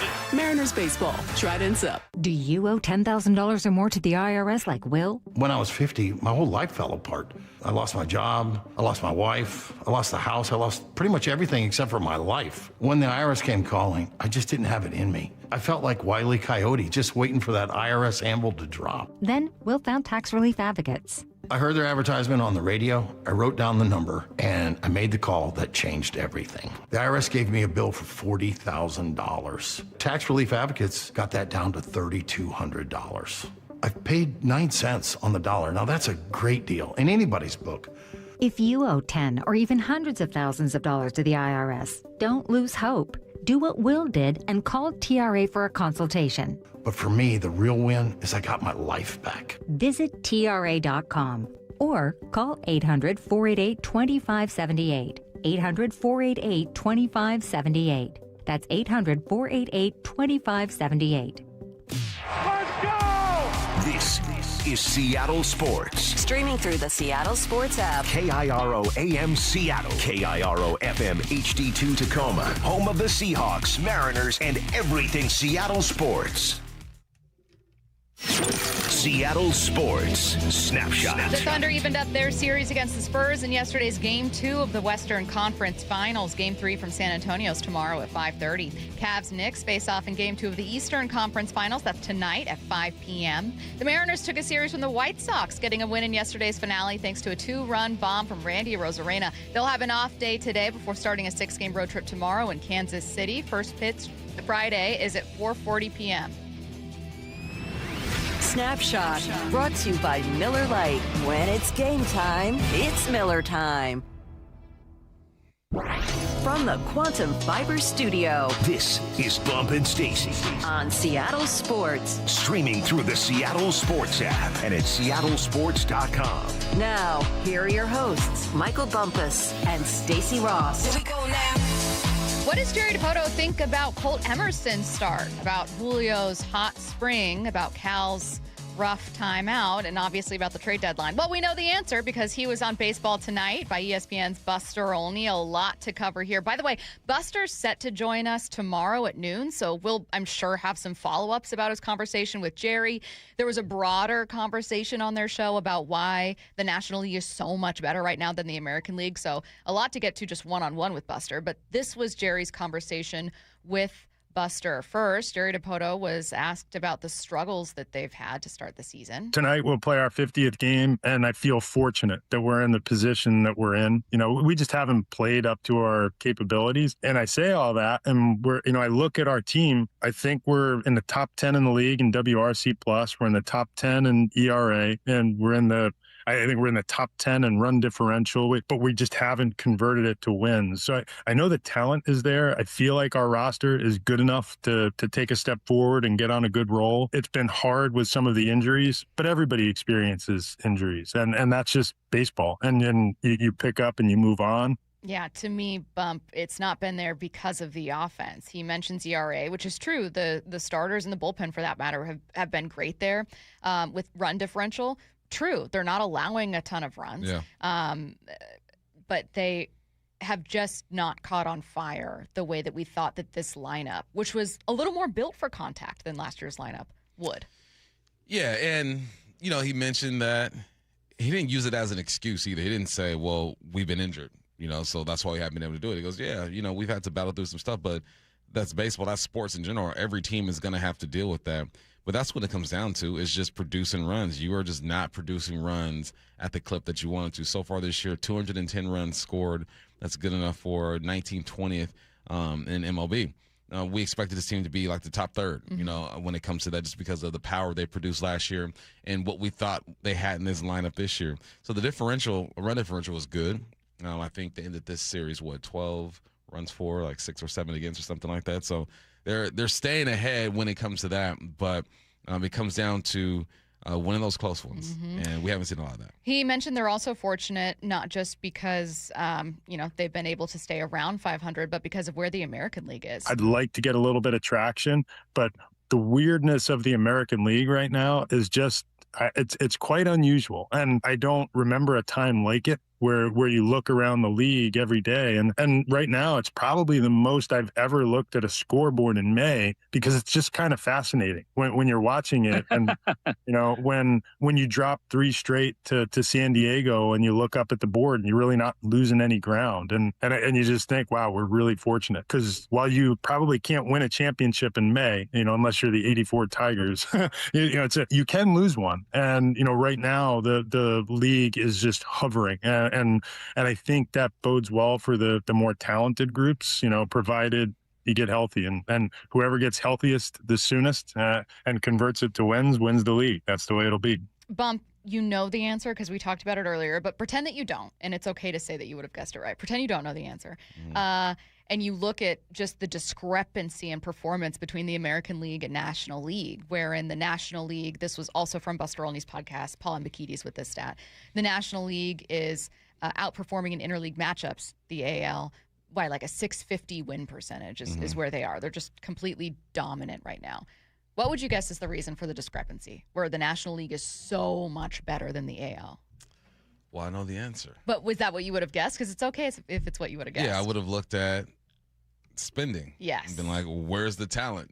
Clearly, they have more talent on that in that league than they do over here in the AL. And it's not just the Dodgers, though the Dodgers are obviously a massive part of this.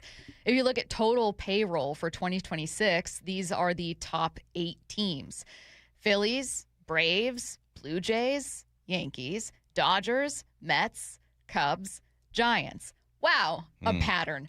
Almost exclusively, barring the Yankees and Blue Jays, National League teams. The National League, also from Paul Ambekides, the National League has outspent the American League by about $3 billion. Now, it would be a problem if the Mariners, who are 12th in payroll this year, were in the National League, where you had like 9-10 teams ahead of you. But they're not. No. There's only 1, 2, 3 American League teams above Seattle in 2026 total payroll. And that doesn't mean Seattle's a big spender. They're not. Yeah. But that's how lopsided spending is between the two leagues. It's investment. Once you don't always get a return on your investment, but when we're talking about athletes and human beings, people who have shown they have a track record and a resume that is conducive to teams winning ball games or them playing at a high level, yeah, it's a pretty safe investment when it comes to invested in your athletes. You don't just pay some Joe Schmo $30 million a year. He's getting paid $30 million because he's done this at a high level. So yeah, you almost got to be thankful that the Mariners are in the league that they're in the division that they're in, because with their patterns, their spending habits and patterns, they wouldn't be able to compete in the NL. But the Mariners are a type of team to where, if you are in the NL, you got to come out hot. You got to come out swinging, right? You got to keep up with the big dogs. On the other side, it's like, all right, just stay afloat. Let's hang around and get into the playoffs and start playing your best baseball then. Like you're ascending and you want to peak at the right level. Whereas in the other league, you got to come out hot and fight these guys off for the duration of the season. All right, let's talk about Julio's hot start, because if Seattle is going to pull ahead while not having Cal, while not having other additions like Donovan, it's going to have to be by Julio continuing his hot start. This was Dipoto. And right now, I just see a player who's just matured. And, he understands who he is. He understands the enormity of his gifts. He's got, he has physical gifts that most guys, even in this league, where everybody's gifted, he has more than many do. And I know Julio wants to be great. And I think this was a challenge for him. If you're going to be great, you start the meter a little bit earlier in the season. Yeah, and it's starting earlier. Bump, Julio is off to his best start of his career, and it's massive for a team that's missing a star like Raleigh. I realized I don't say Raleigh, I always say Cal. That felt weird. It's like calling Rick instead of Riz. It's like calling when Curtis you were calling Rogers. Curtis Rogers yesterday. You say it and you're like, wait, like Raleigh. What? Like Cal. Yeah. Yeah, it was important. It was like, because throughout your career, you set goals for yourself and you reflect on seasons of the past, and there's always something to do. There's always something to work on. And the main thing with Julio, that was the biggest thing, was, look, he has had one of the best starts to his career in the history of baseball. And I think sometimes that goes unnoticed because of the way he starts every individual season. By the end of the year, he's putting up numbers that only this guy, and that guy have done, right? It's happened. I remember last week, there was like a month where he kept hitting milestones, and we're talking about just how great he's been. This was probably the biggest one so far. Can you come out and just play solid baseball to start? Now, could you imagine if Julio did not have the start to the season that he had? And we're just looking at Luke every now and then when he gets hot, or Randy, him doing his thing, and with the injuries to Cal, it'd be tough. So, yes, I think that he may have figured out a formula, a recipe, an equation, whatever you want to call it, to getting himself going earlier and quicker. He also talked about Cal's rough start. Obviously, an oblique injury, an appearance in WBC is all part of that. But Buster was asking, like, hey, what do you think might have been happening there? There's a weight that you carry into the following season where you need to be that guy. And, I think it's an impossible weight to carry for most players. It's to live up to a standard that you set that's almost unachievable again. Right? He did things that no catcher's ever done. And, to expect that you're always going to be that player is wrong. However, Dipoto also added on that Cal's been great before just last year. Clint Hurdle was our hitting coach when I played in Colorado years ago. And Clint said one day, every player has their best year at some point. Right. And, you have to understand while it's happening, you might not get back to that level. But I think the thing that gets lost in the wash is Cal was an awesome player in 2024. He was an awesome player in 2023.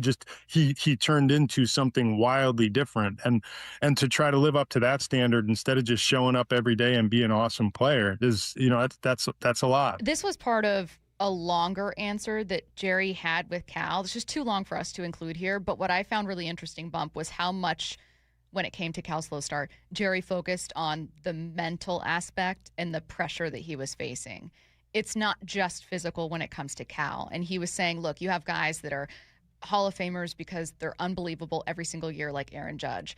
And even though they have a pressure to do that, that's also kind of like their baseline ability. And then you have guys that pop. And then sometimes those guys, especially if they're leaders or they generate a ton of attention like Cal did, have this newfound pressure to be more.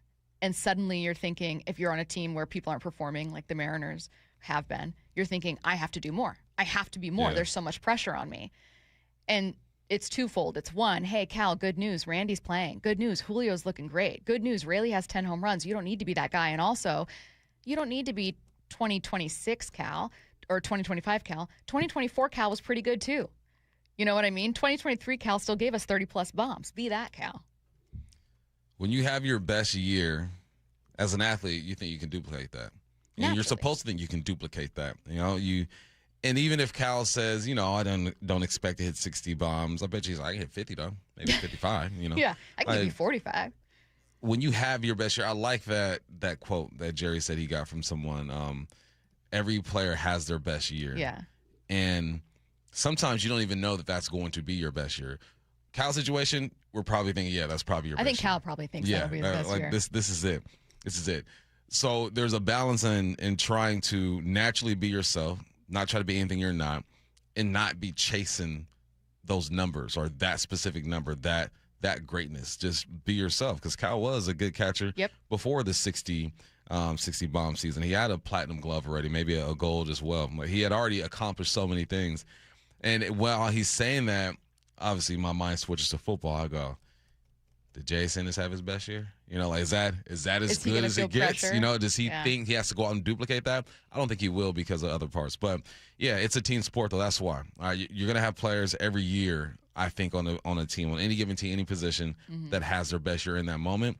It's just hard not to chase that best year as an athlete because the feeling you have during that best year is something special. Well, and that's another. Yes, it is important for the Mariners' offense to improve so that the Mariners keep their head above water while they're missing, two notable bats with Cal especially, and also Donovan. It's also important because if Jerry's right, and I assume that Jerry is, he knows this team, where some of what Cal was dealing with is just pressure, it's good for Cal to return to a lineup that's doing pretty okay without him. And then you're just adding. And then you feel like you can just be yourself and you don't have to do more than what you're capable of. And suddenly you're fine that what you're capable of is being the best catcher in baseball still. One thing that I thought was fascinating from this conversation was when the two got to the trade deadline, where Jerry mentioned something that gave Buster pause. I do think that this year's trade deadline is probably going to be very difficult to muddle through simply because of where we started when talking about the American League, Right. It's Who's so selling? hard. Yeah. That's who could, right now you wake up any given day. We're 3 games under 500. We're a game out. That's pretty unbelievable. And I know that's unusual. At some point there'll be some traction and teams will get hot, but you're going to experience a sensation where there's probably not going to be a lot of teams that are natural sellers because the league has allowed them to stay in. Now, Bump, if what Jerry's saying is right, and we get to the trade deadline, and the Mariners and a lot of other teams in the American League aren't really able to move a ton, what does it make you feel about the team right now? It makes me feel like I have to wait and see because we haven't seen this team at full strength in a long time. And even when they were at full strength, we weren't getting great performances or even above average performances from the pieces that we're typically used to seeing. I think they're good enough to compete for the division, which is a start. And when they play their best, which I don't think we've seen yet, Agree.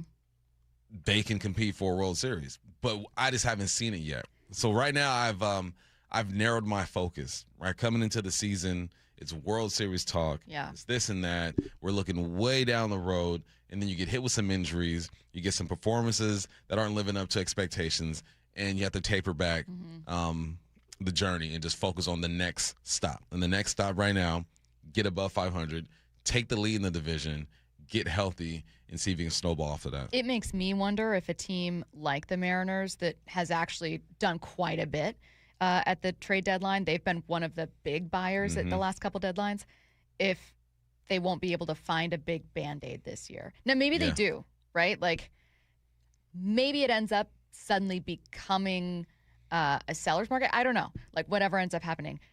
But when I heard that, I thought, man, the benefit to the American League being down bad right now is that you're not out of it despite clearly not playing your best baseball. The flip side is this team that's not really playing its best baseball, that's probably what your team is going to look like because there's not going to be a lot of sellers when everyone's still kind of in it. So the guys that are there right now and the guys that are coming back are going to need to play their best their best baseball, because I don't know that you're going to find a Gino Naylor combo this year. You're not going to find, a Luis Castillo or a Robbie Ray or Randy Arozarena. Like, that guy might not be there this time around. You're waiting on a Robles. You're seeing what Emerson looks like. Yeah. You're waiting for Cal to come back and be healthy. There are ways this team can get better from within, and we got to wait and see what the trade deadline looks like. Joe in Bellevue said Jerry's setting us up for a do-nothing trade deadline. I don't think that's what he's doing, though. Like, I get the pessimism. Yeah. But what about what Jerry said doesn't make sense? And I know y'all knock Jerry a lot, but hasn't Jerry shown you that if there's a move to be made at the trade deadline, he is going to do that? Yes. Give him credit for that. So if there's nothing there, we're not going to force it, right? If there's nothing there. I remember I got dumped by a girl one time. We were going on 3 days. She goes, "There's nothing here. Let's just not force it." I go, "Yeah, you're right. Let's just not force it." Right? He's not going to force it. Like, if there's nothing there, there's nothing there. Now, I think the Mariners should be as aggressive as they can. Yeah, for sure. Like, you're in a window that's very different from a team like the Dodgers, but they know that. They know that they can't kind of artificially hold open a window by virtue of spending a ton of money on free agents. You know you have to strike now. It's how they approach the last trade deadline. Ryan mentioned that last time. Like, they approached the last trade deadline with some aggressiveness. it's just going to be kind of a different market. So our conversations are going to need to be, well, what can second half Cal be? Can Julio continue to improve? Is this an MVP season? We have to talk a lot about the players that are here, is what I'm taking from that conversation. And I don't think that's just Jerry setting you up for a slow deadline. I think it's a weird year for the American League. Yeah, I agree, 100%. Let's get to headline rewrites. Extra, extra, rewrite! Headline rewrites. We must make headlines. The real story behind the headlines in today's news. Powered by Bay Alarm Security Services. With Bump and Stacy. Headline number 1, the Mariners plan on piggybacking Bryce Miller and Luis Castillo on Monday against the A's. What's the real headline? Let's hope it doesn't piggyback fire. Let's just get the piggybacking over with and make a decision. I'm with Ryan. We spoke to Ryan Rowland-Smith earlier. He said, look, they got to make a decision. This is not a permanent type of situation. It's like a tryout. Right? Who's going to outperform the other one? And then it just gives structure to the rotation, to the bullpen. When you're in this gray area, especially as an athlete, that's the worst place to be. What is my role?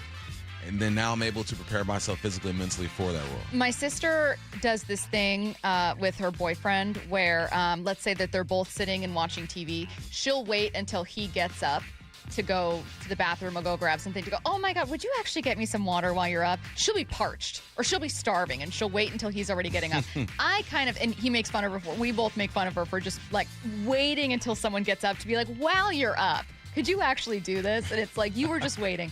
It feels like that's what the Mariners are kind of doing with Luis Castillo with like, hey, we're going to piggyback. You're not going to start though. You're going to come out of the pen, but you're still a starter. It's just kind of a piggyback situation. But while you're back there, what if you just come out for 2 innings? While you're back there, Luis, while you're over there in the bullpen, why don't you just come out for the 7th and then go rest? Like, it feels like kind of pinning him into the bullpen with like a soft launch of try it out and see what you think. Because Luis isn't starting. I don't know. Curtis, do you know if Monday Luis is going to start and Bryce is coming out of the pen? I think it's probably going to be the same That's thing. what I'm Bryce saying. starting, Luis out of the pen. It's the Mariners waiting until Luis gets up to go to the bathroom and then going, oh my God, can you actually grab me some water? Would you mind refilling my water bottle? That would be great. That's what's happening here. That's the move. Headline rewrites. It's smart. It is. Yeah.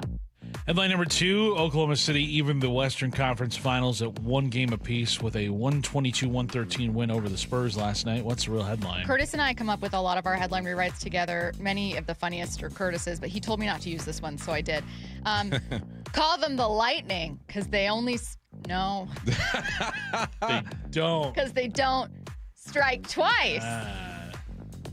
That's so good. Because you get it, because they're the Thunder. That's so good. Yeah, no, Curtis told me not to. He said we have to think of something else. I don't want my name attached to that one. And I said, no, this is going to work because they're the Thunder, and Thunder strikes. Well, it doesn't strike. It's just the sound. Right, yeah, it's the lightning. But the lightning strikes. The lightning strikes, but it never strikes the same spot twice. But you can have people that have been struck twice by lightning. That's a little known fact. But maybe not in the exact same spot. Are you guys picking up what I'm putting down here? Yeah, totally. Sure. Matt's just shaking his head. Let's go back to that game, huh? Search people struck twice by lightning. Last night, listen, man, this should be a get off my lawn deal. SGA, Shane Gilgeous, is that his name? Alexander? Yeah. Stop with the flopping, dog.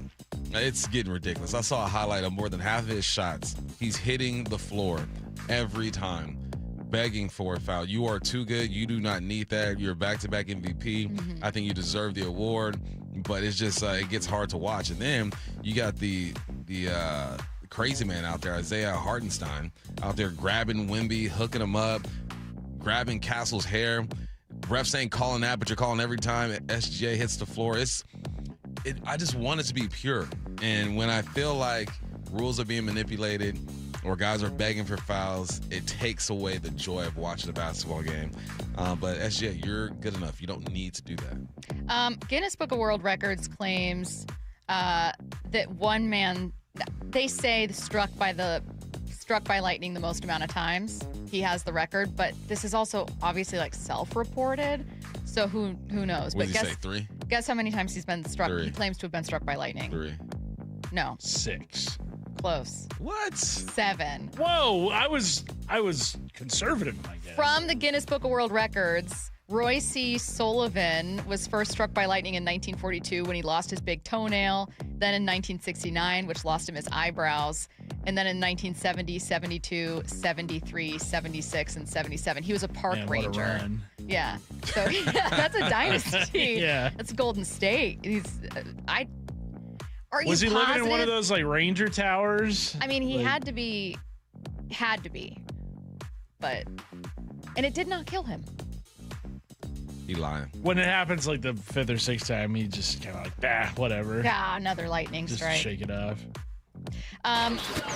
Headline Rewrite. We'll be quick with this one. Headline Matt, 3.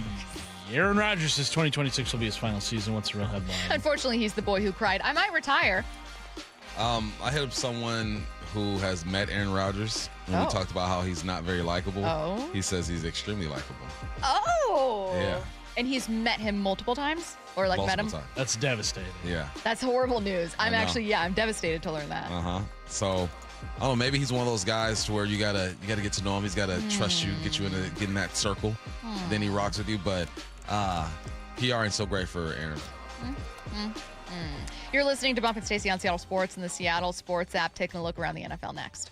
Think you know the Mariners? Not if you aren't subscribed to the Daily Mariners newsletter from Seattle Sports. That's what they've been waiting for. The latest Mariners news and injury updates, exclusives from Mariners insider Shannon Dreyer. You look at the pieces and how it works. Plus the best takes and breakdowns from your favorite Seattle Sports hosts and contributors. The Mariners seem to be trying to build something that I think is a little bit more sustainable. The Daily Mariners newsletter. Monster solo home run. Subscribe at seattlesports.com/newsletter. Wesley Financial Group is not a law firm. I'm Chuck McDowell, founder of Wesley Financial Group. Did you buy a timeshare because they told you it was a great investment? That's a lie. Most timeshares can be bought online for $1. To find out what your timeshare is worth and to cancel it, call us today and we'll send you our timeshare exit kit free with all your options for cancellation. Call Wesley for your free exit info guide. 800-771-1300. That's 800-771-1300.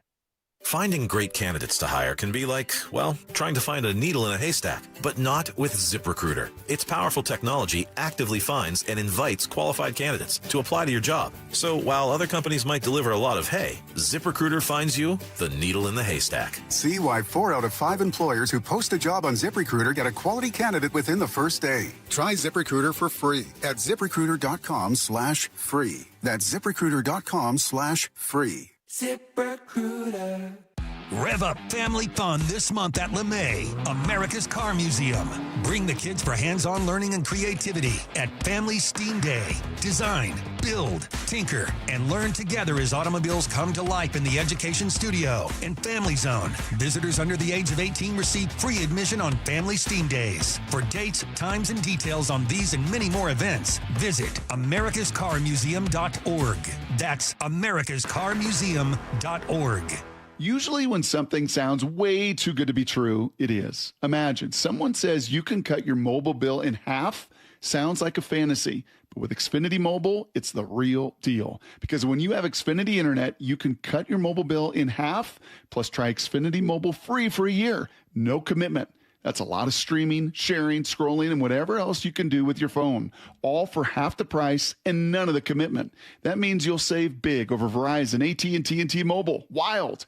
Now all you have to do is think about how you'll spend all that extra money. Call 1-800-XFINITY, go to XfinityMobile.com, or visit your local Xfinity store to switch today. Xfinity, imagine that. Restrictions apply. Savings compares one line of Xfinity Mobile Select to comparable plans from T-Mobile, Verizon, and AT&T as a $324.26. Taxes, fees extra, $30 monthly discount limited to new mobile customers only. After 12 months, regular rates do apply. Guys, tired all the time? Gaining weight? Low drive? These aren't just signs of aging. They could be low testosterone or other underlying issues. This June for Men's Health Month, Revive Men's Health in Washington is helping men take control of their health with a free, comprehensive wellness panel. A $400 value included when starting treatment. Your panel checks key health markers, including testosterone, blood sugar, cholesterol, kidneys, liver, and thyroid, so you can finally understand what your body's been trying to tell you. Since 2011, over 120,000 men have trusted Revive to get real results. more energy, better sleep, improved mood, and confidence that shows. If something feels off, don't wait. Get answers, get a plan, and start feeling better. This offer ends June 30th. Schedule your free, comprehensive wellness panel today. Call 206-529-1111. That's 206-529-1111. Or visit revivemenshealth.com. Mariners and Royals tomorrow afternoon in KC. 4:40 first pitch, 3:30 pregame. Every pitch, every game, one app for free. The Seattle Sports app. Patrick was way behind on his IRS taxes. I was in way over my head. The total amount ended up being somewhere just over $30,000. $30,000. Then the IRS came to collect. Started getting letter after letter. A lien had been filed against me. They were going to basically hang me completely out to dry. He had to do something. That's when I reached out to Optima Tax Relief. Patrick's life quickly got a lot easier. It was very easy, pretty much hands off. They picked up the ball and ran with it. And how'd it go? I couldn't believe it. I had to ask 2 or 3 times. I saved an incredible amount of money. How does Patrick feel about Optima? Couldn't be happier. They definitely helped me. Optima Tax Relief, the best place to call. They're the best in the business. Do what Patrick did and call Optima Tax Relief for a free consultation. Call 800-343-6460. 800-343-6460. 800-343-6460. Optima Tax Relief. Testimonial from an actual client. Some restrictions apply. For complete details, please visit OptimaTaxRelief.com. And we're back. The big headline today. Your Washington Credit Union, WSECU, has done it again. 5 straight years as Forbes' best in-state credit union. That's a dynasty, Rick, like 5 straight championship rings. Or 5 seasons hitting 400, Steve. Holy catfish. If you want a team that wins year after year, join your Washington Credit Union, WSECU. Details at WSECU.org. Hear that? Sounds like simple. Valvoline Instant Oil Change simple. No appointments. About 15 minutes to change your oil. Then out the door and back to life. Yeah, honey, on my way. Valvoline Instant Oil Change. Expert service doesn't need to be overcomplicated.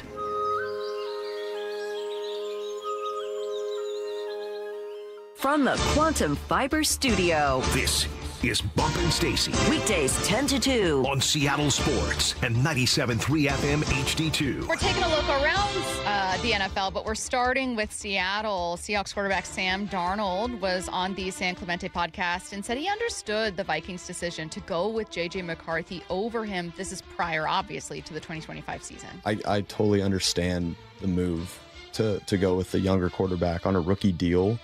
And signing these veteran players that you can maybe pay a little bit more while he's on his rookie deal, especially if you believe in him. The business side of it. Yeah, the business side of it, I totally understand. And I think JJ is a good player. I think he's going to be a really good player in this league. I truly believe that. And, for them to see that and be like, all right, we're going to, Sam, that was a great year. But the business part of it, it was okay. I totally understand. That's the hardest part of this whole thing is it really is. And it's kind of going back to your story too, with the whole Saints thing. I'm sure they could have probably figured out a way to keep you, but I mean, you probably found it in your heart of hearts to maybe understand that part of it. Yeah. Maybe not. So if anyone's wondering whether there's sour grapes between Sam Darnold and the Minnesota Vikings or between Sam Darnold and JJ McCarthy, it sounds like the answer is no. At least from Sam. He's just too logical. He's too nice. He doesn't let his emotions, and I don't even think emotions will get in the way of this because he's too dang logical. He goes, yes, he is cheaper. They drafted him. I'm going to be more expensive this year. Yeah. I balled out. I can get more money elsewhere. It's all good. I set myself up for success, and hopefully they thought they were setting themselves up for a run. Yeah. So, no, it's the most logical thing I've heard someone say in a while. Well, and two things hadn't happened, which is Sam hadn't proven yet that he could do it again, and J.J. McCarthy hadn't yet failed or struggled. They didn't really have J.J. McCarthy at all, and there were questions about whether Sam, who had just had his 2 worst games of the season, could repeat what he did. If Sam had a fantastic season with Minnesota, or if they could redo it knowing what both quarterbacks looked like in 2025, there's no way they let Sam go to Seattle, but they just didn't know. I don't blame Minnesota, frankly. And this is after Sam has won a Super Bowl championship. Be like, Exactly. I'm good over here. Yeah. No, like, it's all good. I get it. Hindsight. Okay, well, from one quarterback with a seemingly pretty good relationship to a former team to a quarterback that maybe hasn't had a good one with his current team, we have heard Joe Burrow multiple times hint at unhappiness in Cincinnati, usually seeming pretty down, frankly. But Joe Burrow is feeling pretty positive about Cincinnati heading into the 2026 season. I just think we know where we needed to be better, and we went out and aggressively made it happen. We filled some holes that we had from years past. Got better at a lot of positions. Signed the best free agent safety. Got the best D tackle in the league, in my opinion. So we have everything we need in that locker room. We just got to go and make it happen. Number one thing is you have to win. And we're going to go win a lot of games this year and play great and win a Super Bowl. And I think this is the most talented roster that we've had since I've been here. Oh, what you guys don't know is that's actually a 10 on the excitement scale for Joe Burrow. That's elated Joe Burrow.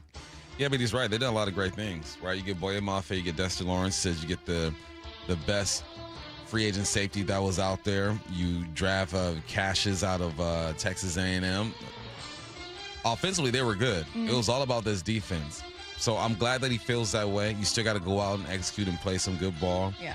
But no, you got Brian Cook. I mean, on paper, they do look better. On paper, they should be favored, them or the Baltimore Ravens, to compete for the division. Who's standing in their way? Like, if the Bengals, who didn't make it last year, are going to make it this year, at whose expense?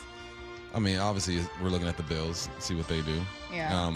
Can New England back at what they did last year? They have a tougher schedule this year, obviously. Maybe the Jags? The Jags, we'll see. The Chiefs is Pat Mahomes going to be the guy that we know? I don't know.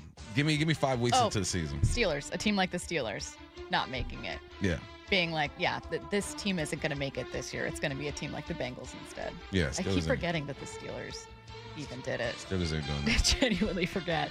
Well, speaking of, let's go to the Steelers. Aaron Rodgers, who apparently is a nice guy, didn't expect that, spoke to Pittsburgh media for the first time at Steelers OTAs. He's discussed reuniting with his former head coach, Mike McCarthy. I mean, I love Mike. Mike and I spent a lot of time together. A lot of great highs over the years. A lot of respect for him, and it's pretty amazing. Guys coached at 3 iconic franchises now with Green Bay and Dallas. It was surreal, honestly, sitting in the meeting, the first 8 o'clock meeting on Monday. Took me back to being a 22-year-old kid, sitting in Green Bay, listening to Mike's first meeting in 2006. So it's fun. I mean, it's like a pinch me moments, been happening the last few days. Getting to sit next to James Campen in the meetings is fun. Jari Evans was a teammate of mine. He's on the staff now, was a Hall of Famer, should be a Hall of Famer. So that's pretty cool too. So a lot of connections. Is Mike McCarthy as head coach a long-term answer for the Steelers, or is it a Aaron Rodgers answer for this year? I think Mike could be a long-term answer. I think that the Steelers realize you're not in a rebuild phase. You're in a just hold on type of phase right now because you need a quarterback. We haven't seen a solid quarterback play since Ben Roethlisberger when it comes to the Pittsburgh Steelers. So yeah, I think that Mike McCarthy will be there for the long run. I think at least throughout his contract, what he signed a 3 or 4 year deal. We'll see how he develops quarterbacks or draft a quarterback. And this is just Aaron, just hold us keep us relevant. Just keep us in the mix somehow. I was thinking a little bit about what Trey Wingo said the other day with us when he was saying, you look at the pattern of hiring that the Steelers have had with coaches or that other teams have had, and normally they're going for a young guy, a defensive guy, young guy, a defensive guy. That's who Tomlin was, obviously, when he was hired. That's not who McCarthy is. He's an older coach, and from the offensive side of things, which to him felt like he was implying. This is a hire you're making to see what you can do with Rodgers this year, but if the Steelers have an abysmal season, and then we know that Rodgers will not be back because he's retiring. Is Mike McCarthy even back? Yeah, I think he'll be back. Okay. I think so. Unless there's some young coordinator out there. There will be. Who's doing some things. There will be. Yeah, we'll see. Let's stay in the AFC here. Lamar Jackson was not present for the start of Ravens camp. ESPN's Jeremy Fowler with the latest on the Baltimore quarterback. They believe he's going to be back soon, that this isn't really a boycott situation. However, when it comes to his contract, they do seem to be in a bit of an impasse because the Ravens wanted this done. They've been clear publicly and privately that they want to extend Jackson, who has 2 years left on his contract. That hasn't happened yet, and I have talked to some people around the league who wonder, does Lamar want to get through this year, go ball out in 2026? The market's going to go up because you have a lot of young quarterbacks next offseason who will be eligible for contract extensions like the Drake Mays, Jaden Daniels, Caleb Williams. He could up those players with a new deal and up his value. I don't know if I'm going to express this the way I want to, Bump, but I feel like with absences as it relates to contract stuff, it either is or isn't about a contract. Like to say, it's not really a big deal, but they are kind of at an impasse. So he's upset about his contract. Now, it doesn't mean he's going to get a new one, but it is or isn't. It's not a little bit about a contract. He's not there because they're kind of at a standoff with this deal. That's just what it is. I mean, what Jeremy wants to say is, yeah, they are, but it doesn't sound super concerning yet. He could play without one. Yeah. But it is or isn't about a contract to me. No, I'm with you. It's not Lamar. Well, he was there for a little bit, too. He did show up at first, right? So I think that he felt like on his end, I did my part by showing up, meeting the new staff, and making sure they know that I want to be here. Yeah. Now we got to get to business. Yes, you want a new contract. You want that stability. I wouldn't. If he goes out and plays on the current contract, to me, that tells me that he's going to look elsewhere next year. All right, I'm going to go play this thing out and look elsewhere next year. If I'm Baltimore Ravens, I'm doing everything I can to get this thing done as soon as possible because it's hard to find a Lamar Jackson in this NFL. Talking Seahawks with Dave Wyman at 1 p.m. Hype Train coming up at 1:30. Let's talk some primetime games coming up next. Have you downloaded the Seattle Sports app? We're going to have a challenge right here. What are you waiting for? Listen to this. Every pitch. Here comes the 3-2. Every game. Swung on and missed. Got him. One app for free. How about that, folks? The Seattle Sports app. Every game. Julio racing back. Right in the palm of your hands. Makes a leap and makes the catch. Plus the latest Mariners news, insider access, video, and podcasts. They got it. Wow. The Seattle Sports app. Around here, we see a lot of people head out.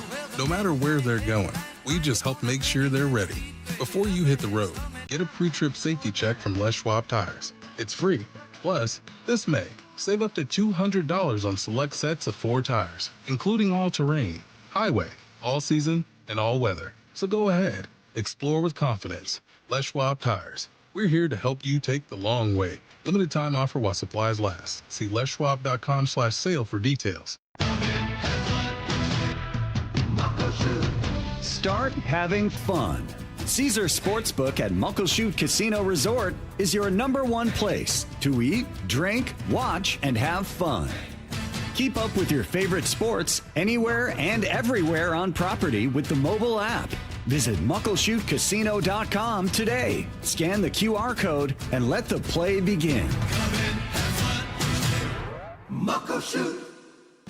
Shopping for a new Mazda? Shop the West Coast's largest Mazda dealer, Mazda of Everett. With more new Mazdas in stock than any dealer in the region. Shop over 780 new Mazdas. Click on the Mazda of Everett price. At Mazda of Everett, exceptional customer satisfaction is the standard. Plus, at Mazda of Everett, you negotiate directly with the owner. Locally owned, trusted by thousands. Shop MazdaofEverett.com and see why we're #1. Dave Wyman here, and you've heard me talk about a local company for over a year now I really love working with, Harley Exteriors. You can expect a no-pressure consultation, they're great people to work with, and their windows are beautiful. I recently met with them, and I was excited to hear about the many Seattle sports listeners they've worked with. And now, Harley Exteriors has stepped up with a can't-miss offer. Right now, get $450 off each new window, $1,000 off each patio or entry door, 12-month or 18-month no interest, no payment options, plus $200 off your final project total. If that isn't enough to get you started on a new project, I don't know what is. Schedule a consultation just like I did. Give them a call at 833-HARLEY, that's HARLEY, or go to harleyexteriors.com. Minimum purchase of 4 windows required for window discount. Qualifying windows must be 36 by 36 or larger. No size minimum on patio or entry doors. Financing subject to credit approval. Cannot be combined with other offers outside this promotion. Offer valid through May 31st. Spring is here, Seattle, and now is the smartest time to replace your roof. Trust your neighbors at 3 Tree Roofing, a local, family-owned company that knows how to roof in Washington weather year-round. Schedule your free estimate today at 3treeroofing.com to take advantage of spring pricing, shorter wait times, and get $500 off your new roof before the summer rush hits. Our experts come to you, build a clear plan, and give you an estimate that same day. No surprises and no high-pressure sales tactics. 3 Tree Roofing, your Puget Sound roofing experts. Go ahead, take the leap. Upgrade your pad with Snohomish PUD. Trim your energy costs and cozy up your home with rebates on windows, insulation, heat pumps, and more. Get the jump on comfort and savings you'll enjoy for years. Snohomish PUD has helped customers save energy and money for over 45 years. Don't wait. Hop over to snowpud.com/rebates. Mariners and Royals tomorrow afternoon in KC. 4:40 first pitch, 3:30 pregame. Every pitch, every game, one app for free. The Seattle Sports app. Hey, Brock Ewart here for my friends at Xfinity. Let's say you got a gamer down in the basement, like Titus playing his video games. Maybe a streamer watching shows in the living room like my daughters. A Zoom call for me in the kitchen, and every single one of them is asking you the same question. Why is the Wi-Fi so slow? Well, now imagine Wi-Fi so intelligent it actually heals itself when there's a problem. Wi-Fi that reaches every corner of your home and makes everything in it work together. Imagine fiber-powered reliability. We're talking 99.999%. Imagine Wi-Fi built for speed with everything included, your data, your equipment, the most reliable Wi-Fi, all in one price. And that price, you can lock it in for 5 years. Same price, no contracts, no commitments, and no surprises. Plus, get online in minutes with same-day Wi-Fi. 5 years of predictability on the most reliable fiber-powered Wi-Fi with our very best equipment. Imagine that. Some restrictions apply. Select plans only. 1-800-XFI and ITY. The warm weather has me thinking about summer plans. Stacy here to add one thing to the top of your list. Book a demo and check out the brand new all-electric wake boat from ARC. I got a ride in a brand new ARC Sport, and it was like a luxury EV on the water. Quiet, powerful, easy to operate, and low maintenance. They're doing demos in Lake Union, Lake Washington, and Lake Sammamish. Honestly, if I could drive one of these to work, I would. Schedule your demo at arcboats.com/demo. If you can't make it out to Kirkland, they'll pick you up. arcboats.com/demo. If you're building decks in Washington this season, you need materials you can trust and a supplier who delivers. Par Lumber carries premium TimberTech and Trex composite and PVC decking, railing, and lighting, as well as pavers and fencing materials contractors depend on. With reliable job site delivery, we keep your projects moving so you can keep building. All the best outdoor living products are at Par. Visit par.com to learn more. Par, where the builders go. From the Quantum Fiber Studio, you're listening to Bump and Stacy. Weekdays 10 to 2. On Seattle Sports and 97.3 FM HD2. All right, I have two primetime updates here. Well, one's an update and one's a conversation. The second part of it is going to be the opportunity the Seahawks have, especially in primetime in 2026. Before we get to that, though, a bit of news left over from NFL headlines is about a change to some primetime games. Mike North, NFL Director of Scheduling, told Peter Schrager that the NFL, congratulations to all of us because we hated it, will no longer have Monday night doubleheaders. The Monday night doubleheaders are a thing of the past. I don't know why that didn't work, quite honestly. I thought it was fun. I thought it was good for us. Having it on Monday, a national broadcast, watch it, don't watch it, flip back and forth, split screen, watch one, tape one, whatever. It just didn't work. The fans didn't appreciate it, and it probably wasn't a good use of an NFL asset. So take those assets back, deploy them, redeploy them now. 2 of those 4 went to Netflix for the Wednesday night and the Sunday of week 18, Saturday of week 18. And the other 2 went to broadcast. So it's not like everything goes to streamers. You want to know my theory on what's happening with the way Mike North viewed doubleheaders on Monday night and the way that people watch? I think that there's a little bit of a gap between how Mike North or someone in the business side of the NFL might view how their product is consumed versus how it's consumed in reality. For Mike North, he's thinking, you can flip back and forth between channels. You never miss a moment. Like it's like, it's not like Red Zone, like you weren't glued to one game, but if you don't like that game or there's a commercial, you can flip to the other one, which is kind of this like, I don't want to say older way of looking at it or old school way of looking at it. How I think most people like watching football is with the knowledge that even if it's a bad game, everyone's watching it. Yeah. Exactly. You're having a conversation, if it's on Twitter or if it's with your friends or if you're texting or you're complaining to coworkers the next day. I think the way football is actually consumed is that it's kind of fun, even if it's a horrible game, that you're all watching the same thing. Yeah, it brings the country together. Yeah. Sunday night football, Monday night football, Thursday night football. Wednesday. Saturday. Football Saturday. No, it's you want, even if it's a bad game, you want as many eyes on your one product at one time. Yeah. Right? Because say it is a bad game, two teams who aren't playing some good football. What if there's a rookie who does something and it hits, right? It allows you to boost profiles a bit. And when you have those two games, I mean, I just pick a game. I'm not going back and forth. I'm picking a game because I want to see how this drive connects to that drive and can this player bounce back? And you miss all that if you're going back and forth. And then also, when you're streaming, it ain't that easy to go back and forth. They ain't like cable back in the days. Hit the button. What was that button called? The last button goes to the last channel. Bam. The cable was quick. The streaming stuff, man, you got to click. It's not smooth. No. It's not smooth at all. Also, let's be real. On days when, let's say, the Seahawks aren't playing on Sunday, so we actually, the three of us, I'm not including Matt, the three of us get to sit and watch Red Zone. I like that I get the Red Zone feeling for all the morning and afternoon games, and then I get a change to just a primetime game that we're all watching. Yeah. I don't want that feeling to continue. It's just a very interesting view, and like, if you're someone in the NFL, you're thinking, put more options out there, give people more options, give people more games, because that's how you're programmed to think. But if you're the consumer, you're like, well, I've always kind of watched football this way. There's a cultural or like an entertainment aspect. I think the way you described it is perfect. It's like at night, you want to wind down and just focus. Yeah. During the day, 10 o'clock, send them. Let's go. Touchdowns, red zone, interception. I want to see all that. I'm hyped up. End of the night, now I'm having a glass of wine. Yeah. And I'm kicking back and I'm watching a game. Anyways, all of it goes to my next point, which is it was making me think about primetime games. And the Seahawks have 2 Monday night games. They have a number of primetime games. So I thought we'd not just go through the schedule. We're not making picks. What I want to do instead is talk about what the Seahawks have an opportunity to do with specifically their primetime games. Here's what I mean, Bump. Open it, obviously primetime Thursday night football. You're the Super Bowl champ. Week 1 against the Patriots. Cool. Then you got Thursday night football week 6 against the Broncos. Sunday night football week 7 against the Chiefs. Monday night week 8 back-to-back-to-back against the Bears.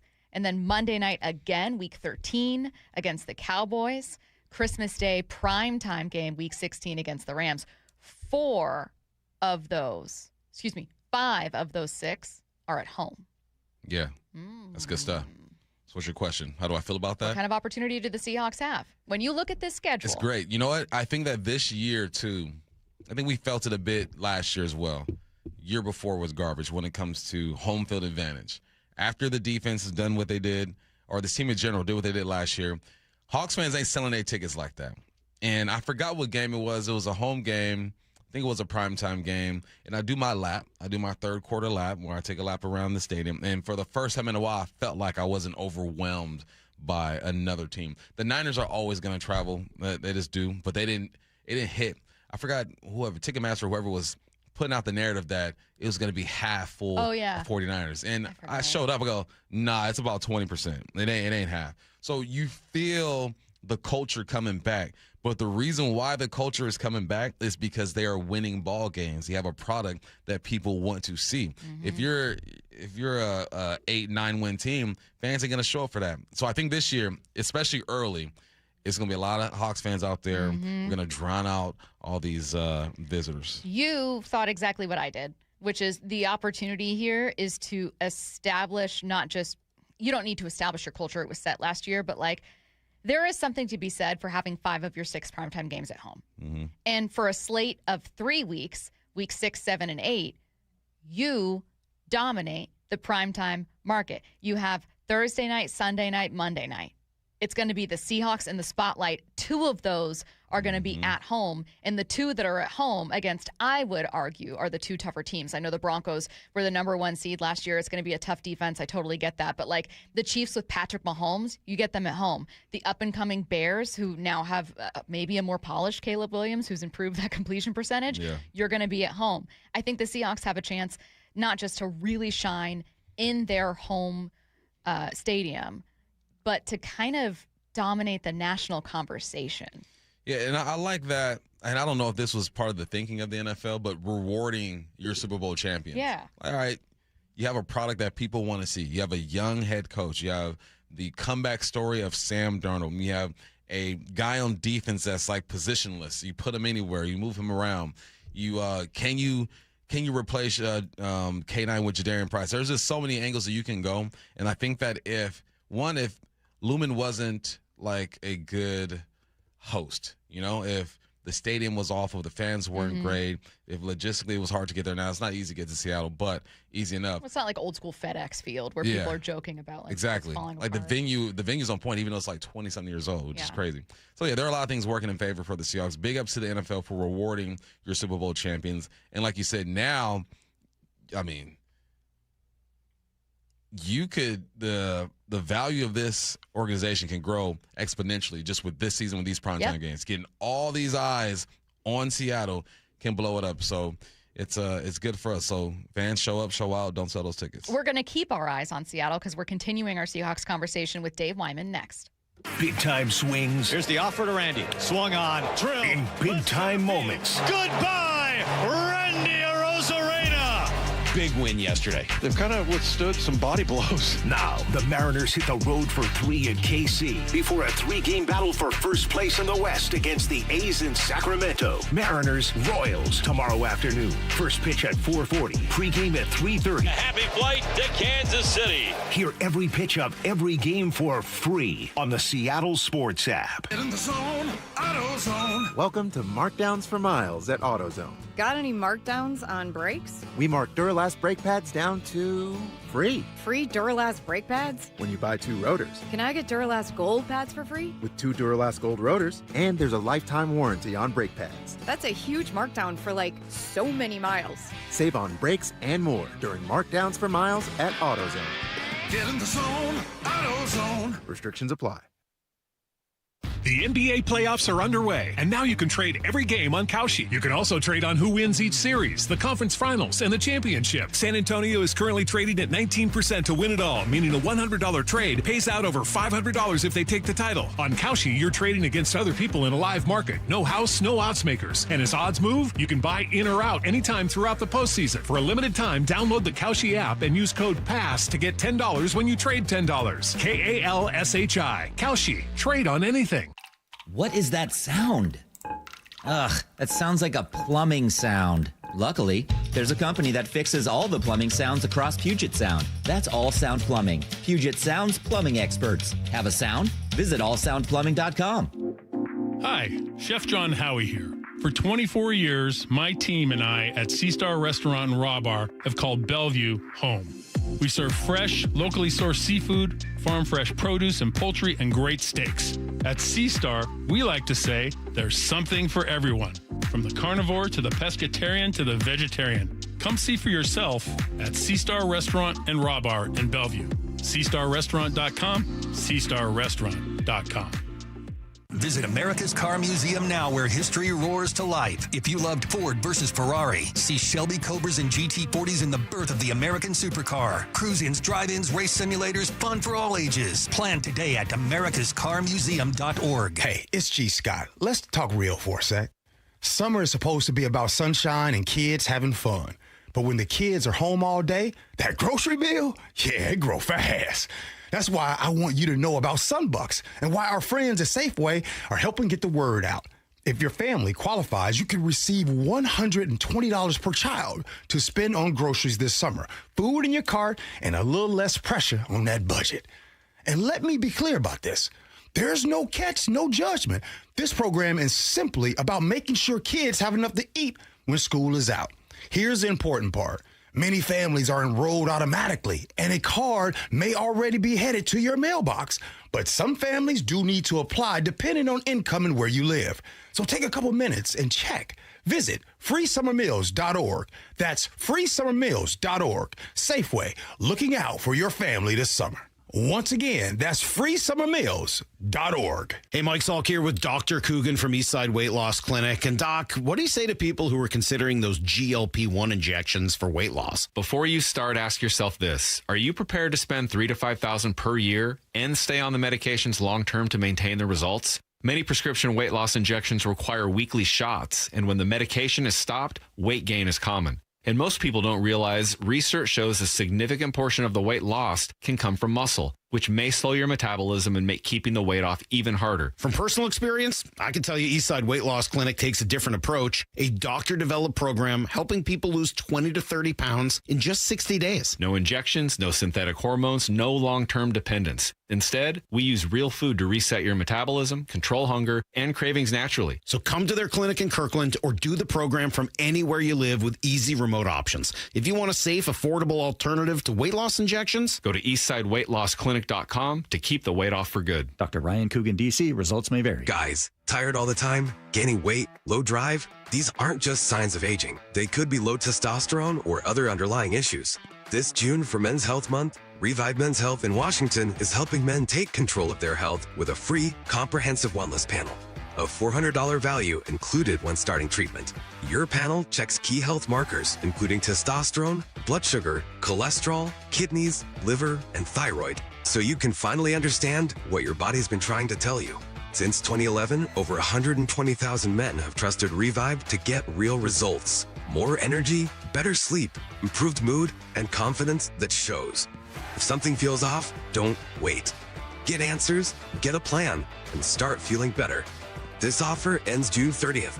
Schedule your free, comprehensive wellness panel today.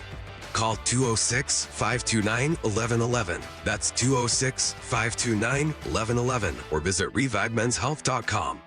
Let's go! This is Seattle Sports. Streaming through the Seattle Sports app. KIRO AM Seattle. KIRO FM HD2 Tacoma. Home of the Seahawks, Mariners, and everything Seattle sports. Seattle Sports Snapshot. The Thunder evened up their series against the Spurs in yesterday's Game 2 of the Western Conference Finals. Game 3 from San Antonio tomorrow at 5:30. Cavs-Knicks face off in Game 2 of the Eastern Conference Finals tonight at 5 p.m. Tonight at 7 p.m. on Seattle Sports. The Mariners are not playing off day, but you can hear Curtis Rogers host Extra Innings from 7 to 9. Snapshot, brought to you by Miller Lite. When it's game time, it's Miller time. This hour is brought to you by Mazda of Everett. From the Quantum Fiber Studio. This is Bump and Stacy.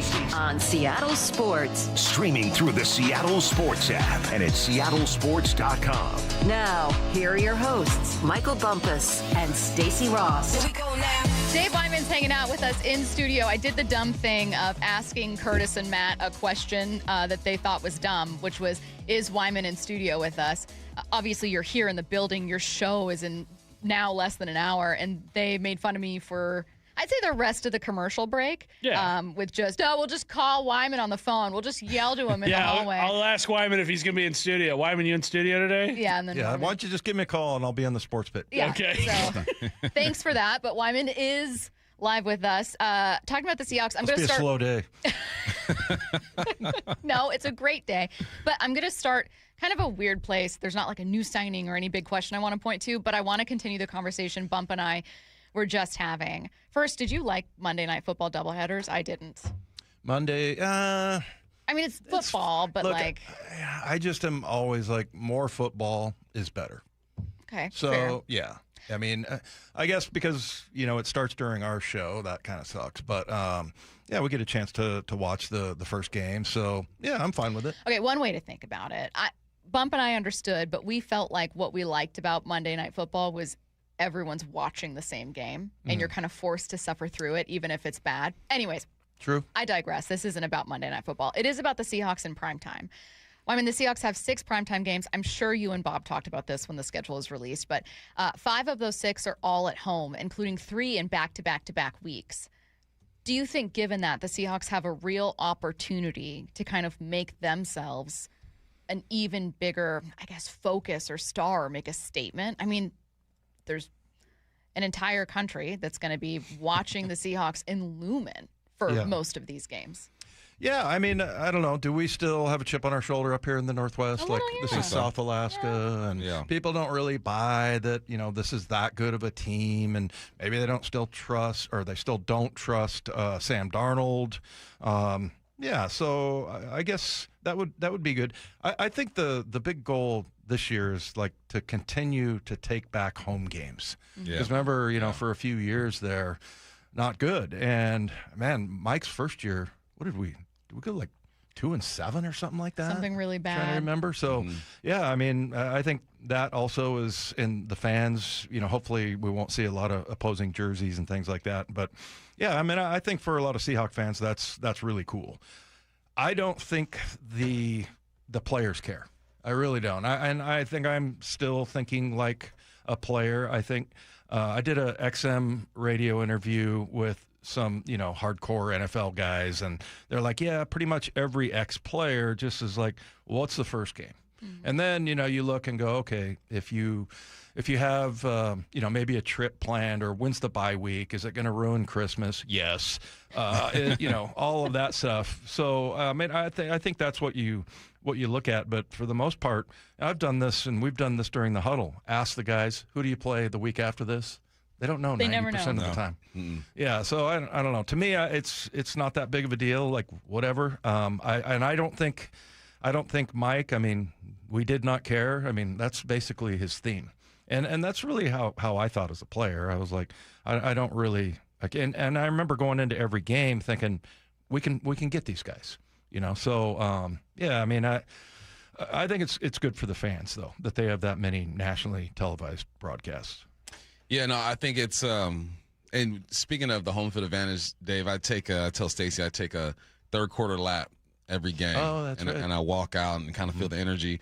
And last year was the first year in a few where I felt like, okay, we're getting home field back because I wasn't bombarded by all these wild fans from other places. So we're moving in the right direction for sure.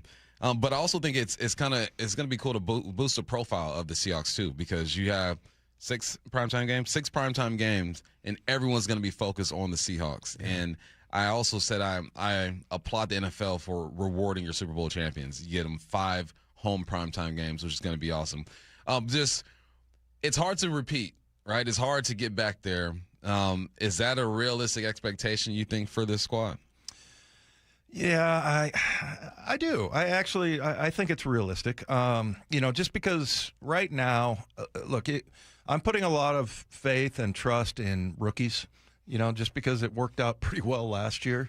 I mean, but that's still, there are still some spots there where you got a rookie running back, a rookie corner, a rookie safety, another corner, those guys have to work out. And typically I don't rely on rookies. I don't ask too much of them, because I know how hard it was when my rookie year. I'm sure you do too, Bump. It's just totally different speed. The game just speeds up for you. You're behind. And so, but I mean, if they're able to, successfully develop those young guys like Bud Clark and, be able to replace Kobe Bryant, I mean, that's kind of asking a lot. But I just sort of assume that Mike's gonna get him right. He's just such a good coach, and they got great coaching. But I think also the other thing that's kind of detracts from that notion is that you've got your 3rd offensive coordinator in 3 years. Now we think Fleury is pretty close to what Kubiak is as far as installing the offense, everything like that. But what about the play calling? To me, that's the big thing about being a good offensive coordinator is like, it's like you're an artist. You set plays up, you run a play so that you can come back to it later, and the really good play callers do that. And we don't know. We don't know if he is. He's really well-rounded, Fleury is, and he's coached special teams, defense, offense, both sides of the ball, all 3 phases. But, it's that part of it where you don't really know. You don't really know if he's a good play caller. That was I'm glad that you naturally went to that, because my follow-up to kind of is what the expectation was going to be. Hey, Bump and Brock, and you obviously have pointed to the OC as being, hey, national folks are all talking about how Reek Woolen and Ken Walker and Kobe Bryant are gone, but maybe the most impactful thing is going to be who's here now, and that's a new OC because Clint Kubiak's gone. So I want to stay with that for just a minute. You talked about the good offensive coordinators, are able to not just adapt, but to build on concepts that they introduced earlier. What are some obstacles that a new OC might have? Yeah, I think his connection with the players, trying to get them to believe in what he's doing. I think that's just, you're going to have to go on fast forward. And really, you look at Kubiak, it took him a while to get going. The one thing I just so admired is that he stuck with the run. He just kept with it. He was very stubborn about it. And, and then you saw in like the Super Bowl, you didn't have to put the ball in harm's way. And so, I think that's probably the biggest challenge, and we just don't really know what Brian Fleury is going to be, what's going to be his connection. But, I heard you guys talk to him. I loved everything he said because he mentioned the word violence. I liked that. Not shocked that a former linebacker likes that. Yeah, but, you're not really going to know, and it's just going to be another big question mark. And I thought, but the thing is you had a total teardown on offense last year, and you won a Super Bowl. I mean, that was the biggest worry I had was new offensive coordinator, new line coach. I mean, all coaching staff, and then, you move on from Geno and you go to Sam Darnold, who's a bit of a question mark, and they got it done. So, I'm hoping, and I heard there was a story going around, I'm sure you guys talked about it, and I can't remember who it was, but he was talking about, maybe it was Daniel Jeremiah, that maybe Mike McDonald can focus a little bit more on the offense this year, and that's, if you're a really good defensive coordinator, what's going to hurt you, and maybe he can, get him going, get him some advice, and, hopefully that will be the sort of saving grace for him being a rookie play caller. You said you're dependent on rookies, so we are dependent on a rookie offensive coordinator. I think 3 of these rookies that got drafted are going to play. I think Bud is going to play. I think Bo Stevens eventually plays, and we know Darnold is going to play as well. What do you think about Julian Neal? How do you think he fits into this picture? Well, I got to see him. He looked great, I thought he did a really good job, and I don't, we'll just have to see if the game's too fast for him. But that corner is, to me, it's the hardest position outside of quarterback.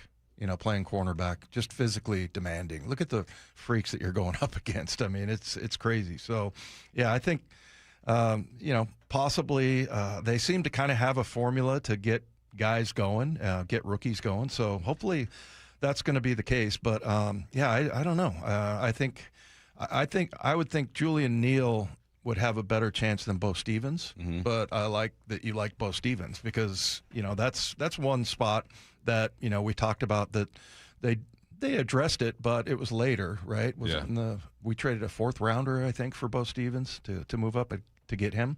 So, I don't know. I know that there was some like off the field stuff with him, but, he was very open about it and seems like, he's going to be good, and they traded up to get him. So I think that's significant, but, that's kind of an interesting one because of Anthony Bradford. It's a good point about corners. And when you said it, I was like, oh, that's interesting. And then you pointed out, think of the freaks they have to go against. You've had skyrocketing contracts for wide receiver talent because these wide receivers are doing amazing things. Oh, yeah, that makes sense. Quarterback contracts haven't quite kept pace with growing contracts at other positions. Obviously, DN for clear reasons, wide receiver, but corners for a while were a little suppressed, have much more recently gone up, though. We have not seen Seattle's primary corner sign that deal. One of the popular questions Bump and I get a ton, Wyman, is it a problem that Witherspoon hasn't signed yet? Like, is there concerning? Is there anything here? Why hasn't he? So I wanted to throw it your way and just say, is there anything here that kind of gives you pause? Is it concerning, or are you not worried at all? Well, I wouldn't say I'm not worried at all because doesn't he have a very aggressive agent? And I think it's a team of guys, but he is part of a team for both Devin and for Christian Gonzalez. Uh-huh. Yeah. Yeah, so, I mean, that part of it does give me some pause. I just don't see that happening. I mean, having talked to Schneider and, what they think about him and how Mike McDonald thinks about him. The other thing is, when we did the Schneider show, he would bring, like, a guest on, every week. And we had Eric Kennedy, EK, the equipment manager, and he's kind of got his finger on the pulse of the personality of that team and what's going right, what's going wrong. And he was telling us that, Eric was telling us that the first day that they could come back, Spoon got there at 6 a.m.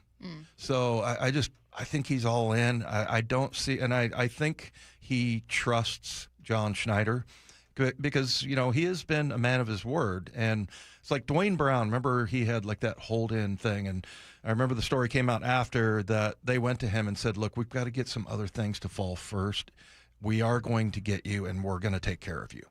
And so he came out to practice. He wasn't practicing, but he was around and in the meetings, stuff like that. That's kind of the way John operates. Mm-hmm. So I just think his word is his bond, and I'm pretty sure. How can you not have that guy on your team? Because of, even if it's a few $1 million, I mean, that guy he's just ridiculous. And, if you look at his stats, they don't tell the story at all. But I just remember little things every time I think about him. I remember his rookie year, he just smoked a running back from the Cardinals. He's physical. I hate it when he plays on the outside because he's so valuable inside and makes so many plays. And you'd think he would get like overwhelmed as far as the size differential, and he just doesn't. He just dances around blocks, man. I remember watching his feet, and he was getting blocked by a big tight end, and it was like him trying to block water. Like he couldn't get a hand on him. There was just no target, and that target's always moving. So, yeah, there's nobody that plays like him, really, that I see in the NFL. He's just a different cat. Dante Fowler, I watched film on him, and I described him as just a responsible football player. Like, he's going to take care of the back edge. He's not going to get too far upfield. Every now and then he'll show a burst of speed and get after the quarterback or the running back, or whoever has the football. I know you did a video. Actually, I think I saw your reaction to Dante Fowler. But just for our listeners here before we transition to you guys, what does he bring to this football team, and how do you think he should be used? Yeah, well, I mean, I think he should be used the way that everybody else is used, like Derek Hall, and that was kind of the thing with Boye Mafe that I love Boye, such a great guy, and I don't think this was necessarily, maybe it was more of an awareness thing, but he kind of had the reputation of he didn't want to do the dirty work. He wanted to get out there on pass rush situations, get more chances to get sacks and things like that, which I totally understand, but not necessarily, Uchenna or Derek Hall when it comes to taking on a pulling guard. That's the dirty work. And I think that's what Fowler is going to have to do. Now, we had Isaiah Stanback on our show, and he said that Fowler is one of those guys that plays hard when he wants to. Mm-hmm. Well, he is rumored to have had a conversation with D-Law for like 30 minutes before he signed here. I guarantee you D-Law told him exactly what is expected of him here, and that him taking, because that's what Isaiah Stanback told us, that he kind of takes some plays off, maybe doesn't do the dirty work, stuff like that. You can't do that here. There's just you'll be gone. We saw it with Baker and Dodson in the first year. I mean, halfay through, a lot of coaches would have waited till the end and said, hey, let's wait and see if these guys can play their way into the job. They got rid of them. And so that's, he won't be here if that happens. So I think he fully understands that.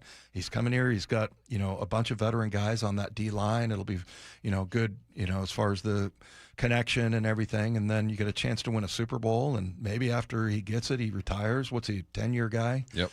And I think he was the number 3 pick in the draft with Jacksonville. So I think he gets it. He gets the drill, and he knows what he's going to have to do.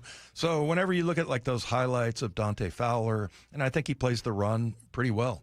And he's got some kind of uncanny type of pass rush moves and everything, but he just gets there.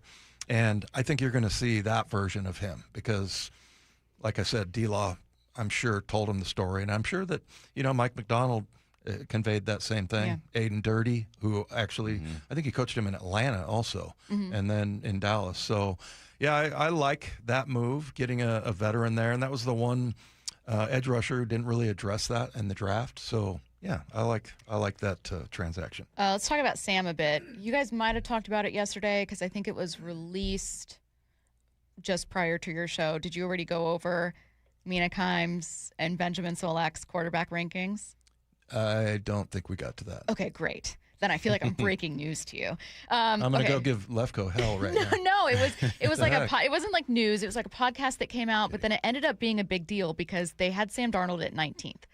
So they drafted all the quarterbacks, and they did it on who do you want leading your franchise over the next 3 years.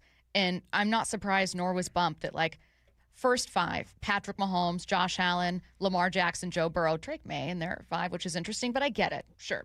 Downfield passer, really young. But then Sam Darnold was at 19 behind Kyler Murray, Fernando Mendoza.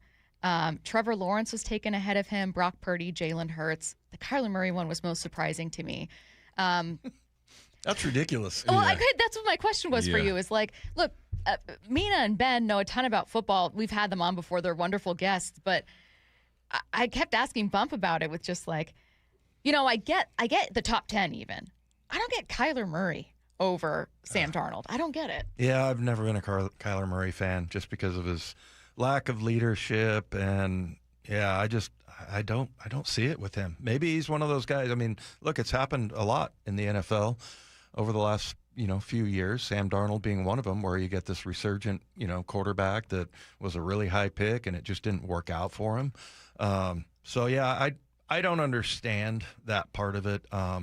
I guess I'm sort of happy that other people are like putting that kind of stuff out there because, I mean, Sam could, he could go to the team and say, I'm probably due for a $50 million deal here. And I don't think he has even talked about doing that because I think players are starting to understand, especially quarterbacks, that your defense here kept you in a game in which you threw 4 interceptions. Yeah.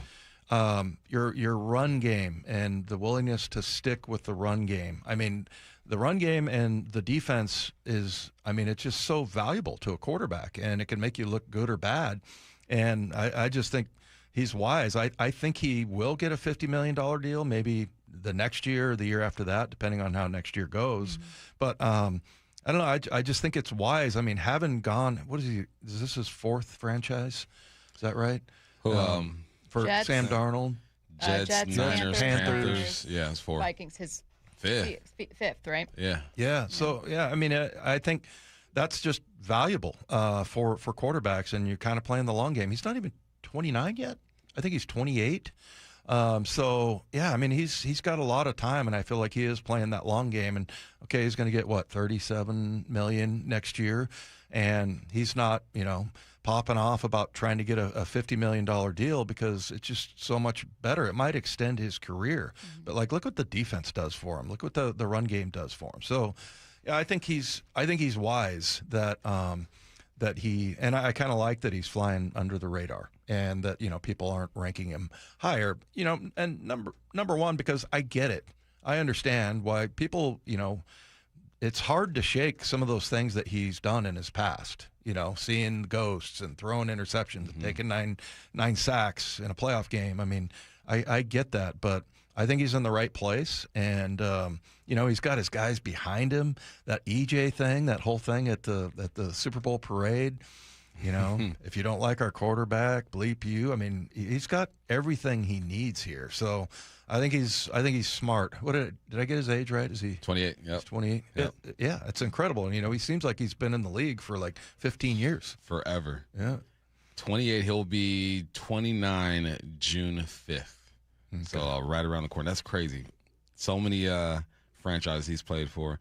Anyway, and what I like about him too, Dave, is that there's a cut that we played earlier where he's talking about understanding why the Vikings chose J.J. McCarthy over him. It was like, He's younger. They drafted this guy, and they're trying to build around him.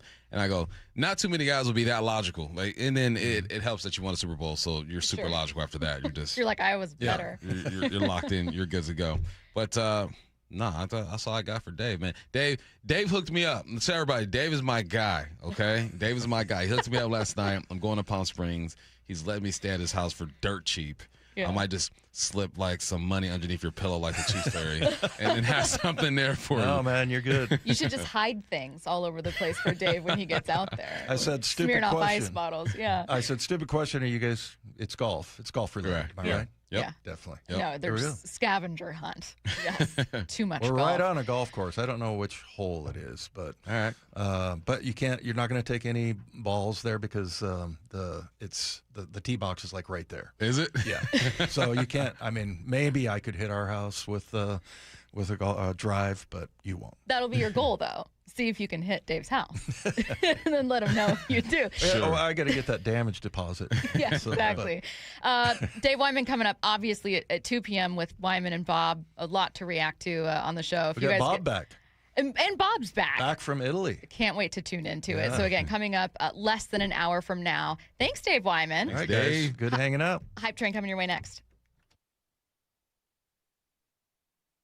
Big time swings. Here's the offer to Randy. Swung on. Drill. In big time moments. Goodbye, Randy Arozarena. Big win yesterday. They've kind of withstood some body blows. Now, the Mariners hit the road for 3 at KC before a 3-game battle for first place in the West against the A's in Sacramento. Mariners, Royals tomorrow afternoon. First pitch at 4:40. Pre-game at 3:30. A happy flight to Kansas City. Hear every pitch of every game for free on the Seattle Sports app. I've been talking about my experience being on the Arc Sport, a fully electric wake boat, for about 2 months now. I had a ton of fun trying it out on the water. It's truly unlike any boat I've ever seen or been in. But instead of me just answering questions about it, I think what I'm going to start doing is letting people know that they can actually try it out for themselves. And it's super easy and free. Go to arcboats.com/demo. That's arcboats.com/demo. Fill out the form and get out on the water. Again, I can talk about these features all day long. Heated seats and seat backs, a retractable tower, a touchscreen dash, low maintenance, but you really do have to see and experience this boat for yourself. You can do it. Book a demo. It's easy. It's free. Even better, they'll pick you up on Lake Washington, Lake Union, or Lake Sammamish if you can't come to them in Kirkland. Go to arcboats.com/demo. Fill out the form, get out on the water, and enjoy the sun. Arc, you have to see it to believe it. Still planning your summer vacation? Tired of airports and long drives? Anacortes Yacht Charters has a better option. Cruise the San Juan Islands aboard a fully equipped yacht. Take the helm of a bareboat charter or hire a skipper to explore on your terms. Quiet coves, lively harbors, no schedules. Just a tide guide and a sense of adventure. With a fleet of 50 powerboats and sailboats, AYC has options for groups large and small, from beginner to old salt. Start your San Juan adventure at ayc.com/KIRO. Around here, we see a lot of people head out. No matter where they're going, we just help make sure they're ready. Before you hit the road, get a pre-trip safety check from Les Schwab Tires. It's free. Plus, this May, save up to $200 on select sets of 4 tires, including all-terrain, highway, all-season, and all-weather. So go ahead, explore with confidence. Les Schwab Tires. We're here to help you take the long way. Limited time offer while supplies last. See leschwab.com/sale for details. Feeling lucky? Don't miss the Lucky Spring Classic collector car, truck, and boat auction. Saturday, June 6th at Tacoma's LeMay Marymount Events Center. Up to 200 collector, vintage, and classic vehicles, many going to the highest lucky bidder with absolutely no reserve. Get lucky, get local, and get in line. Visit luckyoldcar.com for a list and pictures of auction vehicles. Or call 206-467-6531 for bidding and consignment details. Usually when something sounds way too good to be true, it is. Imagine someone says you can cut your mobile bill in half. Sounds like a fantasy, but with Xfinity Mobile, it's the real deal. Because when you have Xfinity Internet, you can cut your mobile bill in half, plus try Xfinity Mobile free for a year. No commitment. That's a lot of streaming, sharing, scrolling, and whatever else you can do with your phone, all for half the price and none of the commitment. That means you'll save big over Verizon, AT&T, and T-Mobile. Wild. Now all you have to do is think about how you'll spend all that extra money. Call 1-800-XFINITY, go to XfinityMobile.com, or visit your local Xfinity store to switch today. Xfinity, imagine that. Restrictions apply. Savings compares one line of Xfinity Mobile Select to comparable plans from T-Mobile, Verizon, and AT&T as a $324.26. Taxes, fees extra, $30 monthly discount limited to new mobile customers only. After 12 months, regular rates do apply. Mariners and Royals tomorrow afternoon in KC. 4:40 first pitch, 3:30 pregame. Every pitch, every game, one app for free. The Seattle Sports app.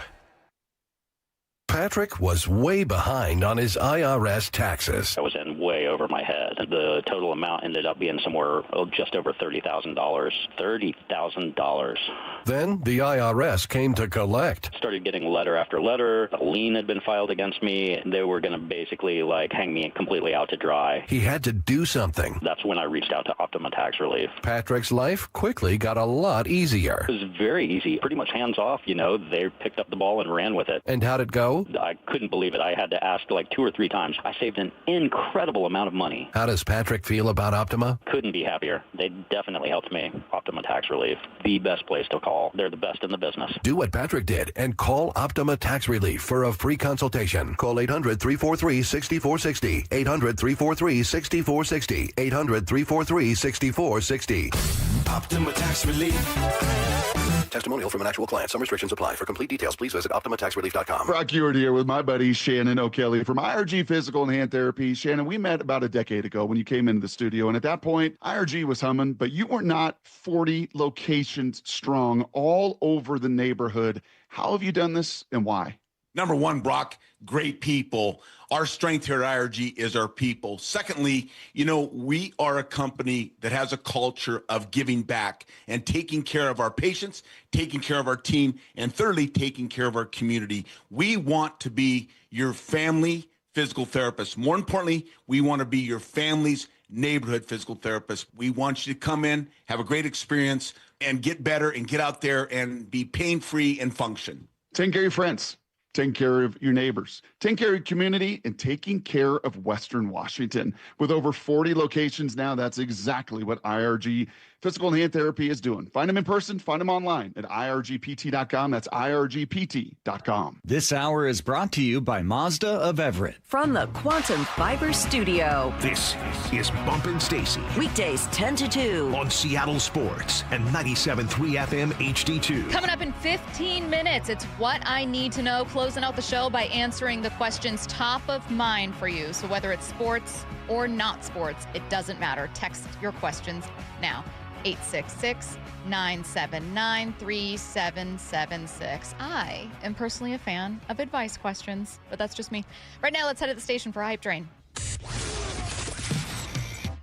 The Mariners' controversial decision to piggyback Miller and Castillo is not done. We know that the Mariners plan on doing it once more, Bryce Miller and then Luis Castillo, on Monday against the A's. This is your first hype train.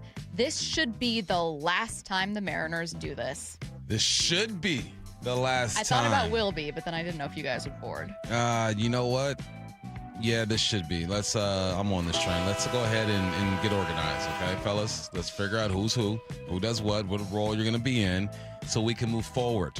Because this ball club needs some structure with everything that's going on. All these injuries. Let's figure this out and get our roles right. This should be the Mariners' last time piggybacking Miller and Castillo. By that, I mean Monday, not this last time. Bump is boarding. Curtis, are you? I'm boarding the train as well. What's the old saying in football? If you have 2 quarterbacks, you don't have one. Mm-hmm. If you have 2 number 5 stars, you don't have one. So you need one. And what Bryce Miller showed us last time out, I think, was more than worthy of being a part of that rotation. So I think this is the very last time we see it in 2026. I'm boarding as well. Daniel Kramer had a great piece on MLB.com recently about kind of everything that's in limbo for the Mariners, the decisions they have to make and the roster maneuvering they have to make. And some of it's by no fault of their own. Cal Raleigh being injured, for instance, or Brennan Donovan being hurt. Others are from the result of someone trying to be a good teammate, like JP trying to be a third baseman and then not quite knowing how the shuffling is going to be. You don't need to add to the shuffling and to the weirdness and to the tension.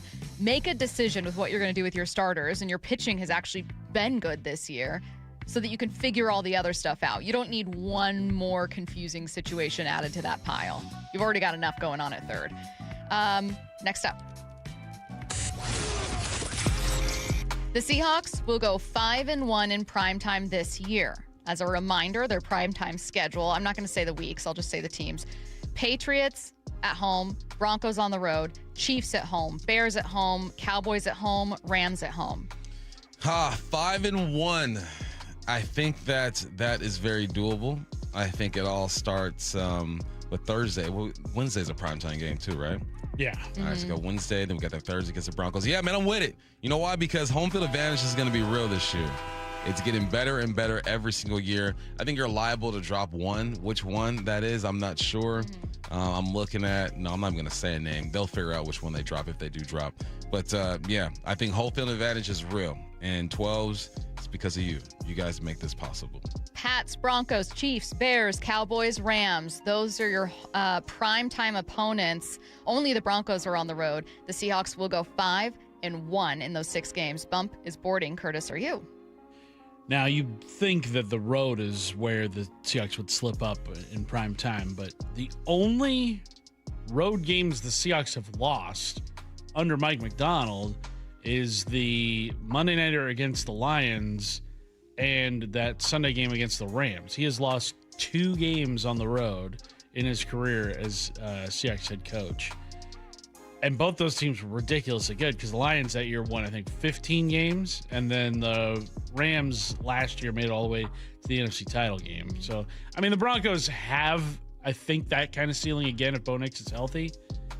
But they're not losing that one. They're going 6-0 in prime time. We are not boarding this train. They go undefeated in primetime games. You heard it here first. Okay, so now I'm going to be a hater. I don't think they go undefeated, and I don't think they go 5-1. But here's why I'm saying it. I don't think the Seahawks are going to go like 15-2 or 16-1. I just think that's really difficult. Wow, and so you're a hater. No, and I happen to think rooting against. I happen to think that their toughest opponents all happen to be their primetime opponents, which is great for NFL fans and Seahawks fans. But it means that like at no point do I think like, oh, they might drop one to the Raiders. If the Raiders were in primetime and the Cardinals were in primetime and some of these other opponents, then I'd pick them. But it's their toughest opponents. And I think even taking 4 would be pretty awesome. So, no, I'm sorry. Don't be mad at me. What's next? Sticking with the Seahawks for this one. We just had Dave Wyman in, and we talked about some of the departures Seattle had. A lot of people nationally looking at losing Reek Woolen, losing Ken Walker. What's going to happen without Kobe Bryant, who was a starter for your Super Bowl defense? But the Seahawks' biggest offseason loss was Clint Kubiak. Ooh, that's an interesting one because personnel makes things go. But you got to have the right coach, put your personnel in certain situations. So, yeah, I'm going to board that trend. I think that's absolutely right. I think if Kubiak were to come back this year, no matter what happened with the personnel, we still feel good about what's going on. I think with Fleury coming over here, we feel good about it because of where he's from, who he's dealt with. And now we're looking at the personnel saying, okay, you guys got to help the OC now, at least to get things going because he's never called plays before. So, yes, I think you're right. Kubiak, that was the biggest loss. The Seahawks' biggest offseason loss was Clint Kubiak. Bump is boarding. Curtis, are you? Man.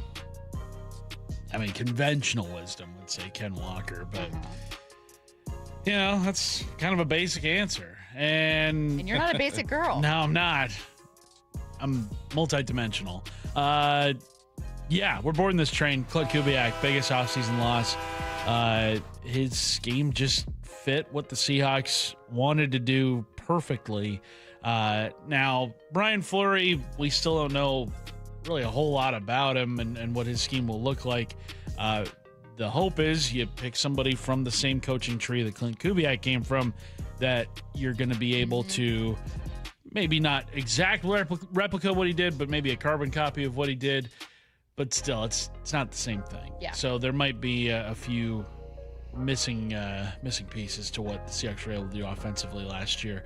It'll be tough to replicate, but I don't think they're going to experience a drop-off the way like the Lions did this year, trying to replace Ben Johnson and Aaron Glenn. But I don't know if it'll be as smooth as it was. What I do hope is that we're not on fourth offensive coordinator in 4 years under McDonald. Which would be a good thing. If Fleury gets a head coaching job, sure. If the Seahawks are picking 32, losing their OC, I mean, it's a pretty good spot to be in. But I hear you. And I am boarding this one as well. So all aboard that train.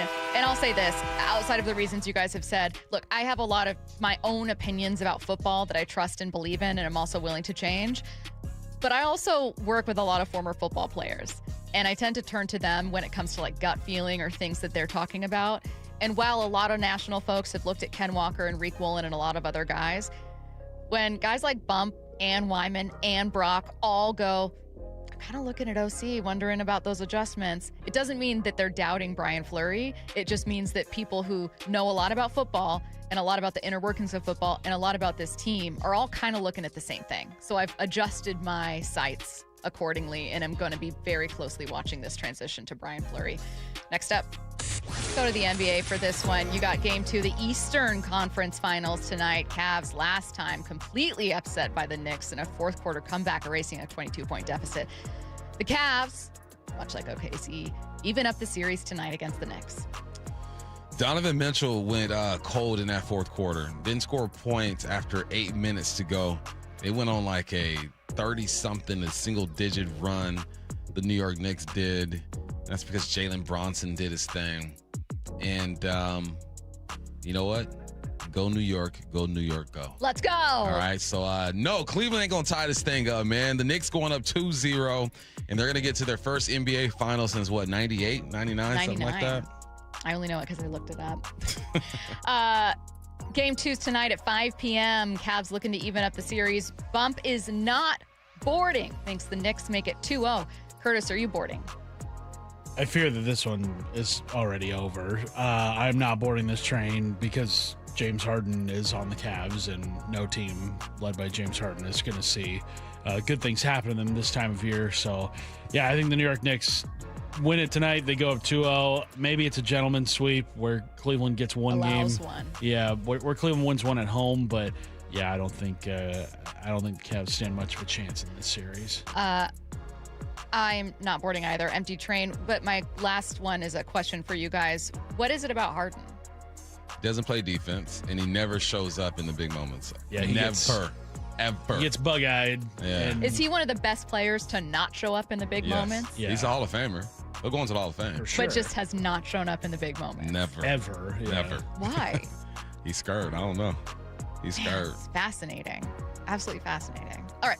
Get your questions in for What I Need to Know. Any question, sports, non-sports, doesn't matter. Text it now. 866-979-3776. What I Need to Know coming your way next.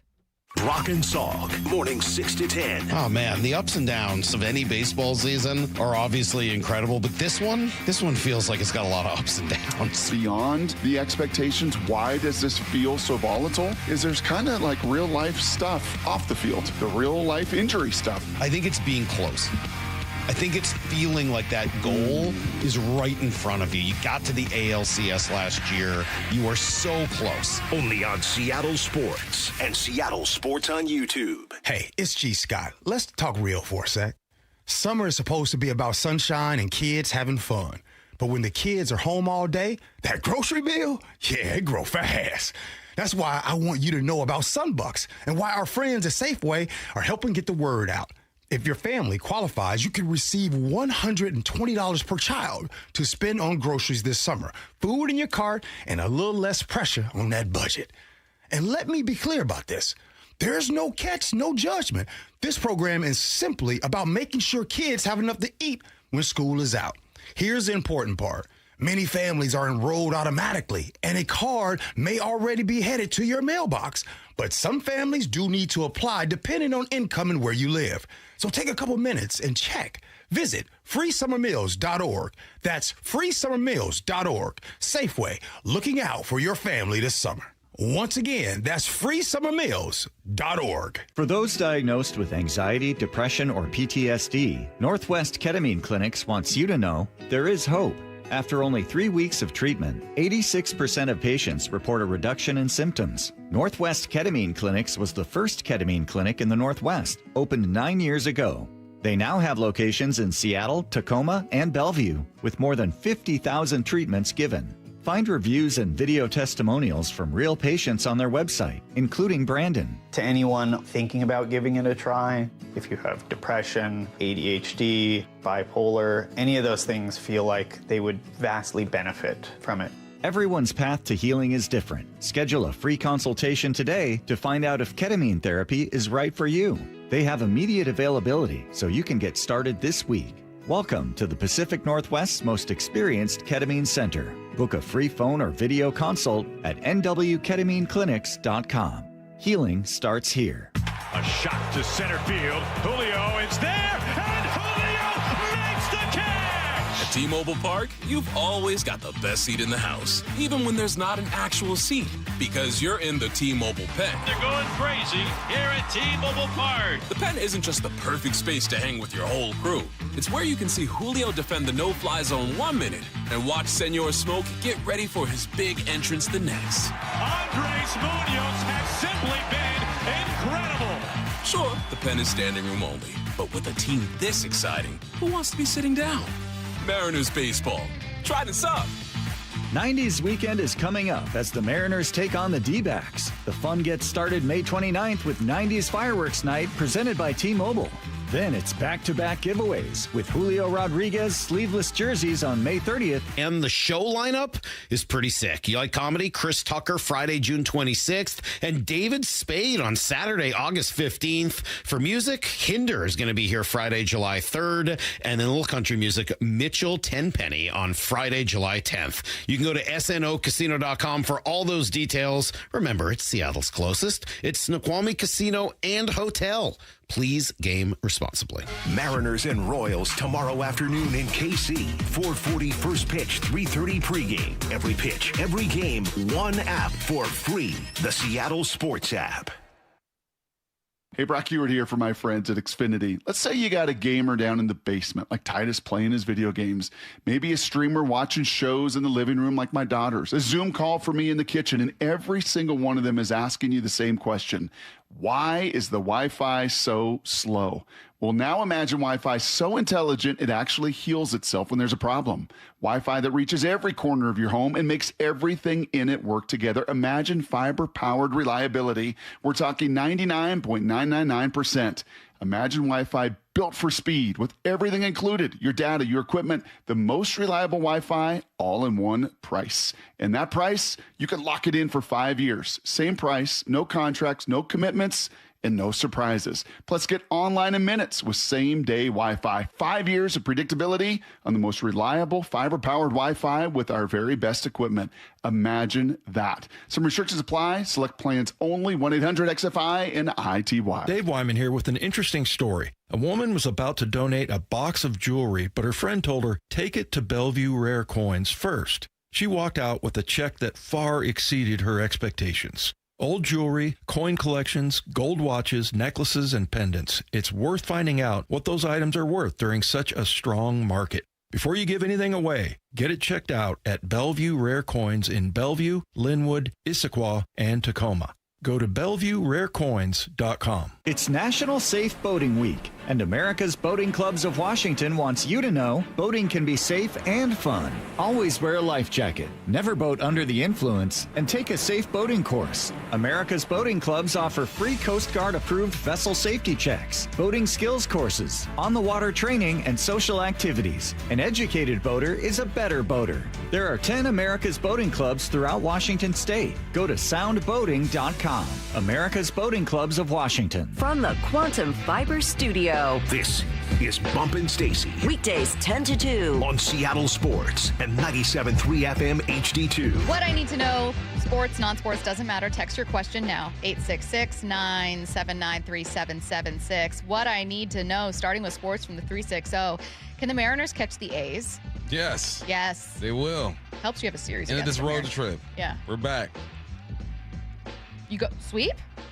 They're going to win, what, 6 in a row? That I love that for you. And I 6 in a love row. that vibe and that It's optimism. going to be the longest streak of the year. What, 4 in a row is their longest streak so far this year? Yeah. Yeah, they haven't had long losing streaks, but nor have they Yeah. obviously kind of gone on a run here. What I need to know, how far up a tree could you climb do you think you could climb if a bear was chasing you? Depends on what kind of tree. You know, those Well, it's evergreens just like a standard- start kind of high. I need some branches to pull from. Well, I mean, let's assume Like a that there's fir tree? Let's assume that Yeah. there's a branch that is within, you can grab it and you can just pull yourself up. How far? I'll probably get like 10 feet before it gets me.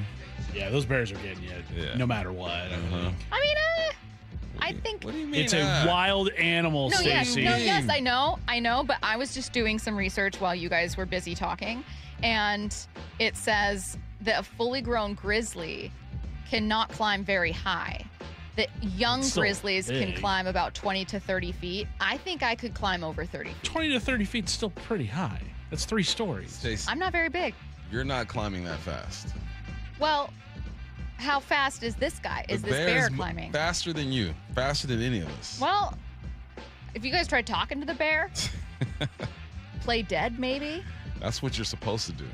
Play dead. Yeah, you definitely shouldn't run from it. No, I have learned that. Don't do that. Yeah. I don't know, maybe I try to join it or something, or like, you know, when little babies fall into zoo enclosures and they say that sometimes monkeys will like think that the baby is, or like they'll protect the baby. Uh-huh. What if I just pretend to be a baby bear? And then it's going to protect me. You don't smell like one. You don't look like one. Okay. Your mannerisms aren't like Calling one. me old. 866-979-3776. What I need to know.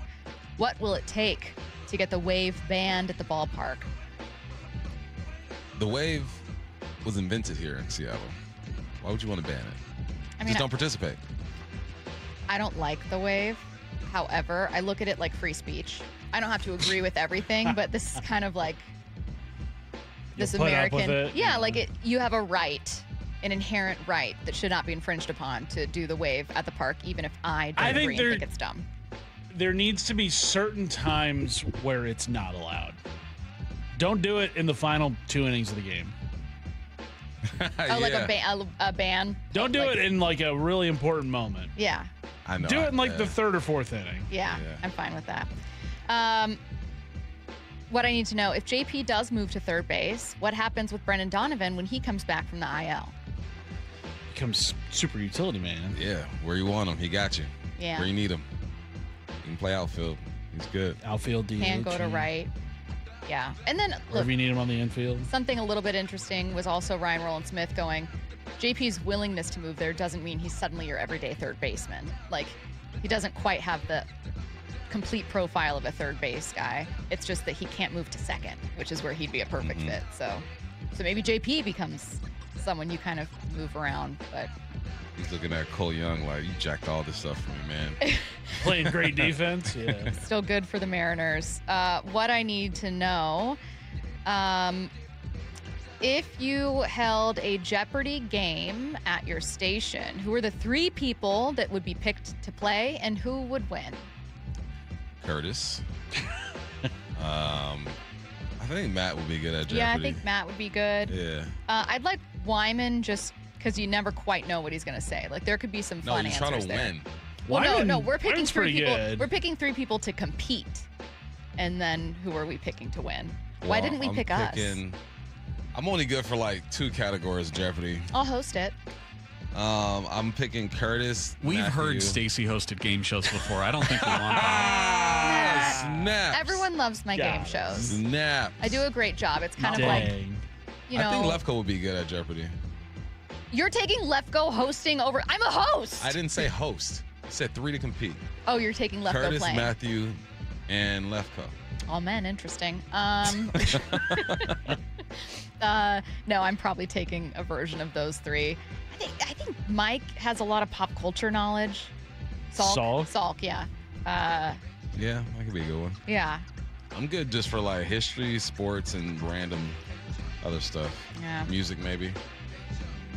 I'm not going to win anything. And then I'm going to gamble like ridiculous sums of money. 866-979-3776. What I need to know. Do you think KD's waiting to retire until after he can play one more season with the Sonics in 27-28?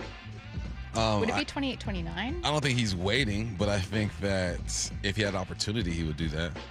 Yeah. What I need to know. Why do you park in the online order pickup spot at the grocery store if you don't have an online pickup? I don't. Yeah, I don't. Stacey does, though. No, I've done it one time. What I will say is, if you go to a place, like if I go to a Target and there's a lot of drive-up spots, but there's like 14 drive-up spots and it's 7 a.m., I'm parking in one of those spots. There's enough for everyone right now. I'm sorry to Target. Actually, I'm not. Don't be. This person said grizzlies don't climb trees, but black bears do. So maybe I don't have to worry about a grizzly climbing a tree after me. Are foxes bears? You guys are Do we taking know a that? lot of shots today. You're Do we taking know a lot that? of shots. I'll take Have we this show figured off that the out? rails right now. Again, I was saying what I thought was a fun animal fact. You know how you find out that like certain animals, like, oh, a platypus is a marsupial or whatever.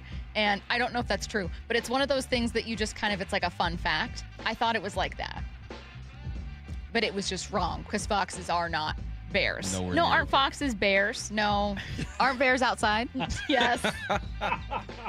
Aren't bears outside? Nah, they're indoor pets. What I need to know, what happens with Pareda if Cal comes back and still struggles? What happens, huh?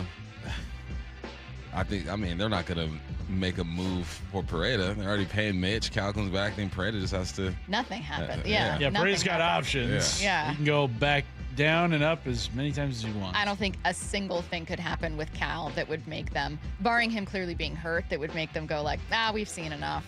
Yeah. I don't think they would do it just because you lose another like other position player, but you could carry 3 catchers, have Pareda and Garver split time behind the plate while Cal like DHs. But that would be only if Pareda, like his bat was really bringing it, or he was clearly better than Garver, because the relationship with the pitching staff is brand new. Pareda's not bad defensively. Crazy pop time. All right, that will do it. I'm going to save some of these. We had so many good ones. Weird superstitions, one of them. We'll have to get to them tomorrow. Wyman and Bob coming up next. Aren't bears outside? Big time swings. Here's the offer to Randy. Swung on. Drill. In big time moments. Goodbye, Randy Arozarena. Big win yesterday. They've kind of withstood some body blows. Now, the Mariners hit the road for 3 at KC before a 3-game battle for first place in the West against the A's in Sacramento. Mariners, Royals, tomorrow afternoon. First pitch at 4:40. Pregame at 3:30. Happy flight to Kansas City. Hear every pitch of every game for free on the Seattle Sports app. Dave Wyman here, and you've heard me talk about a local company for over a year now I really love working with. Harley Exteriors. You can expect a no-pressure consultation. They're great people to work with, and their windows are beautiful. I recently met with them, and I was excited to hear about the many Seattle sports listeners they've worked with. And now, Harley Exteriors has stepped up with a can't-miss offer. Right now, get $450 off each new window, $1,000 off each patio or entry door, 12-month or 18-month no interest, no payment options, plus $200 off your final project total. If that isn't enough to get you started on a new project, I don't know what is. Schedule a consultation just like I did. Give them a call at 833-HARLEY, that's HARLEY, or go to harleyexteriors.com. Minimum purchase of 4 windows required for window discount. Qualifying windows must be 36 by 36 or larger. No size minimum on patio or entry doors. Financing subject to credit approval. Cannot be combined with other offers outside this promotion. Offer valid through May 31st. Running a small business means juggling a lot. Your network has to handle it all. That's where a fiber-only provider falls short. You need a partner who gives you a greater advantage. Introducing the Total Solutions Advantage only from Comcast Business. A first-ever combination of the largest, fastest fiber-powered network, the most reliable Wi-Fi, gig speeds with equipment and security included, and a 5-year price lock. Plus, it's all backed by a 30-day money-back guarantee. The total solutions advantage only from Comcast Business. A new standard for small business with reliability, security, and savings in one. Switch today. Get started with a great offer as low as $60 a month. When you add it all up, no one does business like Comcast Business. Offer ends 6/1/26. New customers only. Requires 300 megabits per second internet and security edge. 1-year agreement, eco-bill, and autopay required. Equipment, taxes, and fees extra. Most reliable Wi-Fi based on Open Signal Awards USA Fixed Broadband Experience Report, May 2025. Calling all car enthusiasts. Fuel your weekend at Tacoma Cars and Coffee, hosted at LeMay. America's Car Museum. Cars, community, and fresh coffee for all makes and models. This event is completely free to attend. No RSVP required. Bring your family, bring your friends, and show off your favorite ride. For dates, times, and more, visit americascarmuseum.org. That's americascarmuseum.org. The warm weather has me thinking about summer plans. Stacy here to add one thing to the top of your list. Book a demo and check out the brand new all-electric wake boat from ARC. I got a ride in a brand new ARC Sport, and it was like a luxury EV on the water. Quiet, powerful, easy to operate, and low maintenance. They're doing demos in Lake Union, Lake Washington, and Lake Sammamish. Honestly, if I could drive one of these to work, I would. Schedule your demo at arcboats.com/demo. If you can't make it out to Kirkland, they'll pick you up. arcboats.com/demo. Guys, tired all the time? Gaining weight? Low drive? These aren't just signs of aging. They could be low testosterone or other underlying issues. This June for Men's Health Month, Revive Men's Health in Washington is helping men take control of their health with a free, comprehensive wellness panel. A $400 value included when starting treatment. Your panel checks key health markers, including testosterone, blood sugar, cholesterol, kidneys, liver, and thyroid, so you can finally understand what your body's been trying to tell you. Since 2011, over 120,000 men have trusted Revive to get real results. More energy, better sleep, improved mood, and confidence that shows. If something feels off, don't wait. Get answers, get a plan, and start feeling better. This offer ends June 30th. Schedule your free, comprehensive wellness panel today. Call 206-529-1111. That's 206-529-1111 or visit ReviveMen'sHealth.com.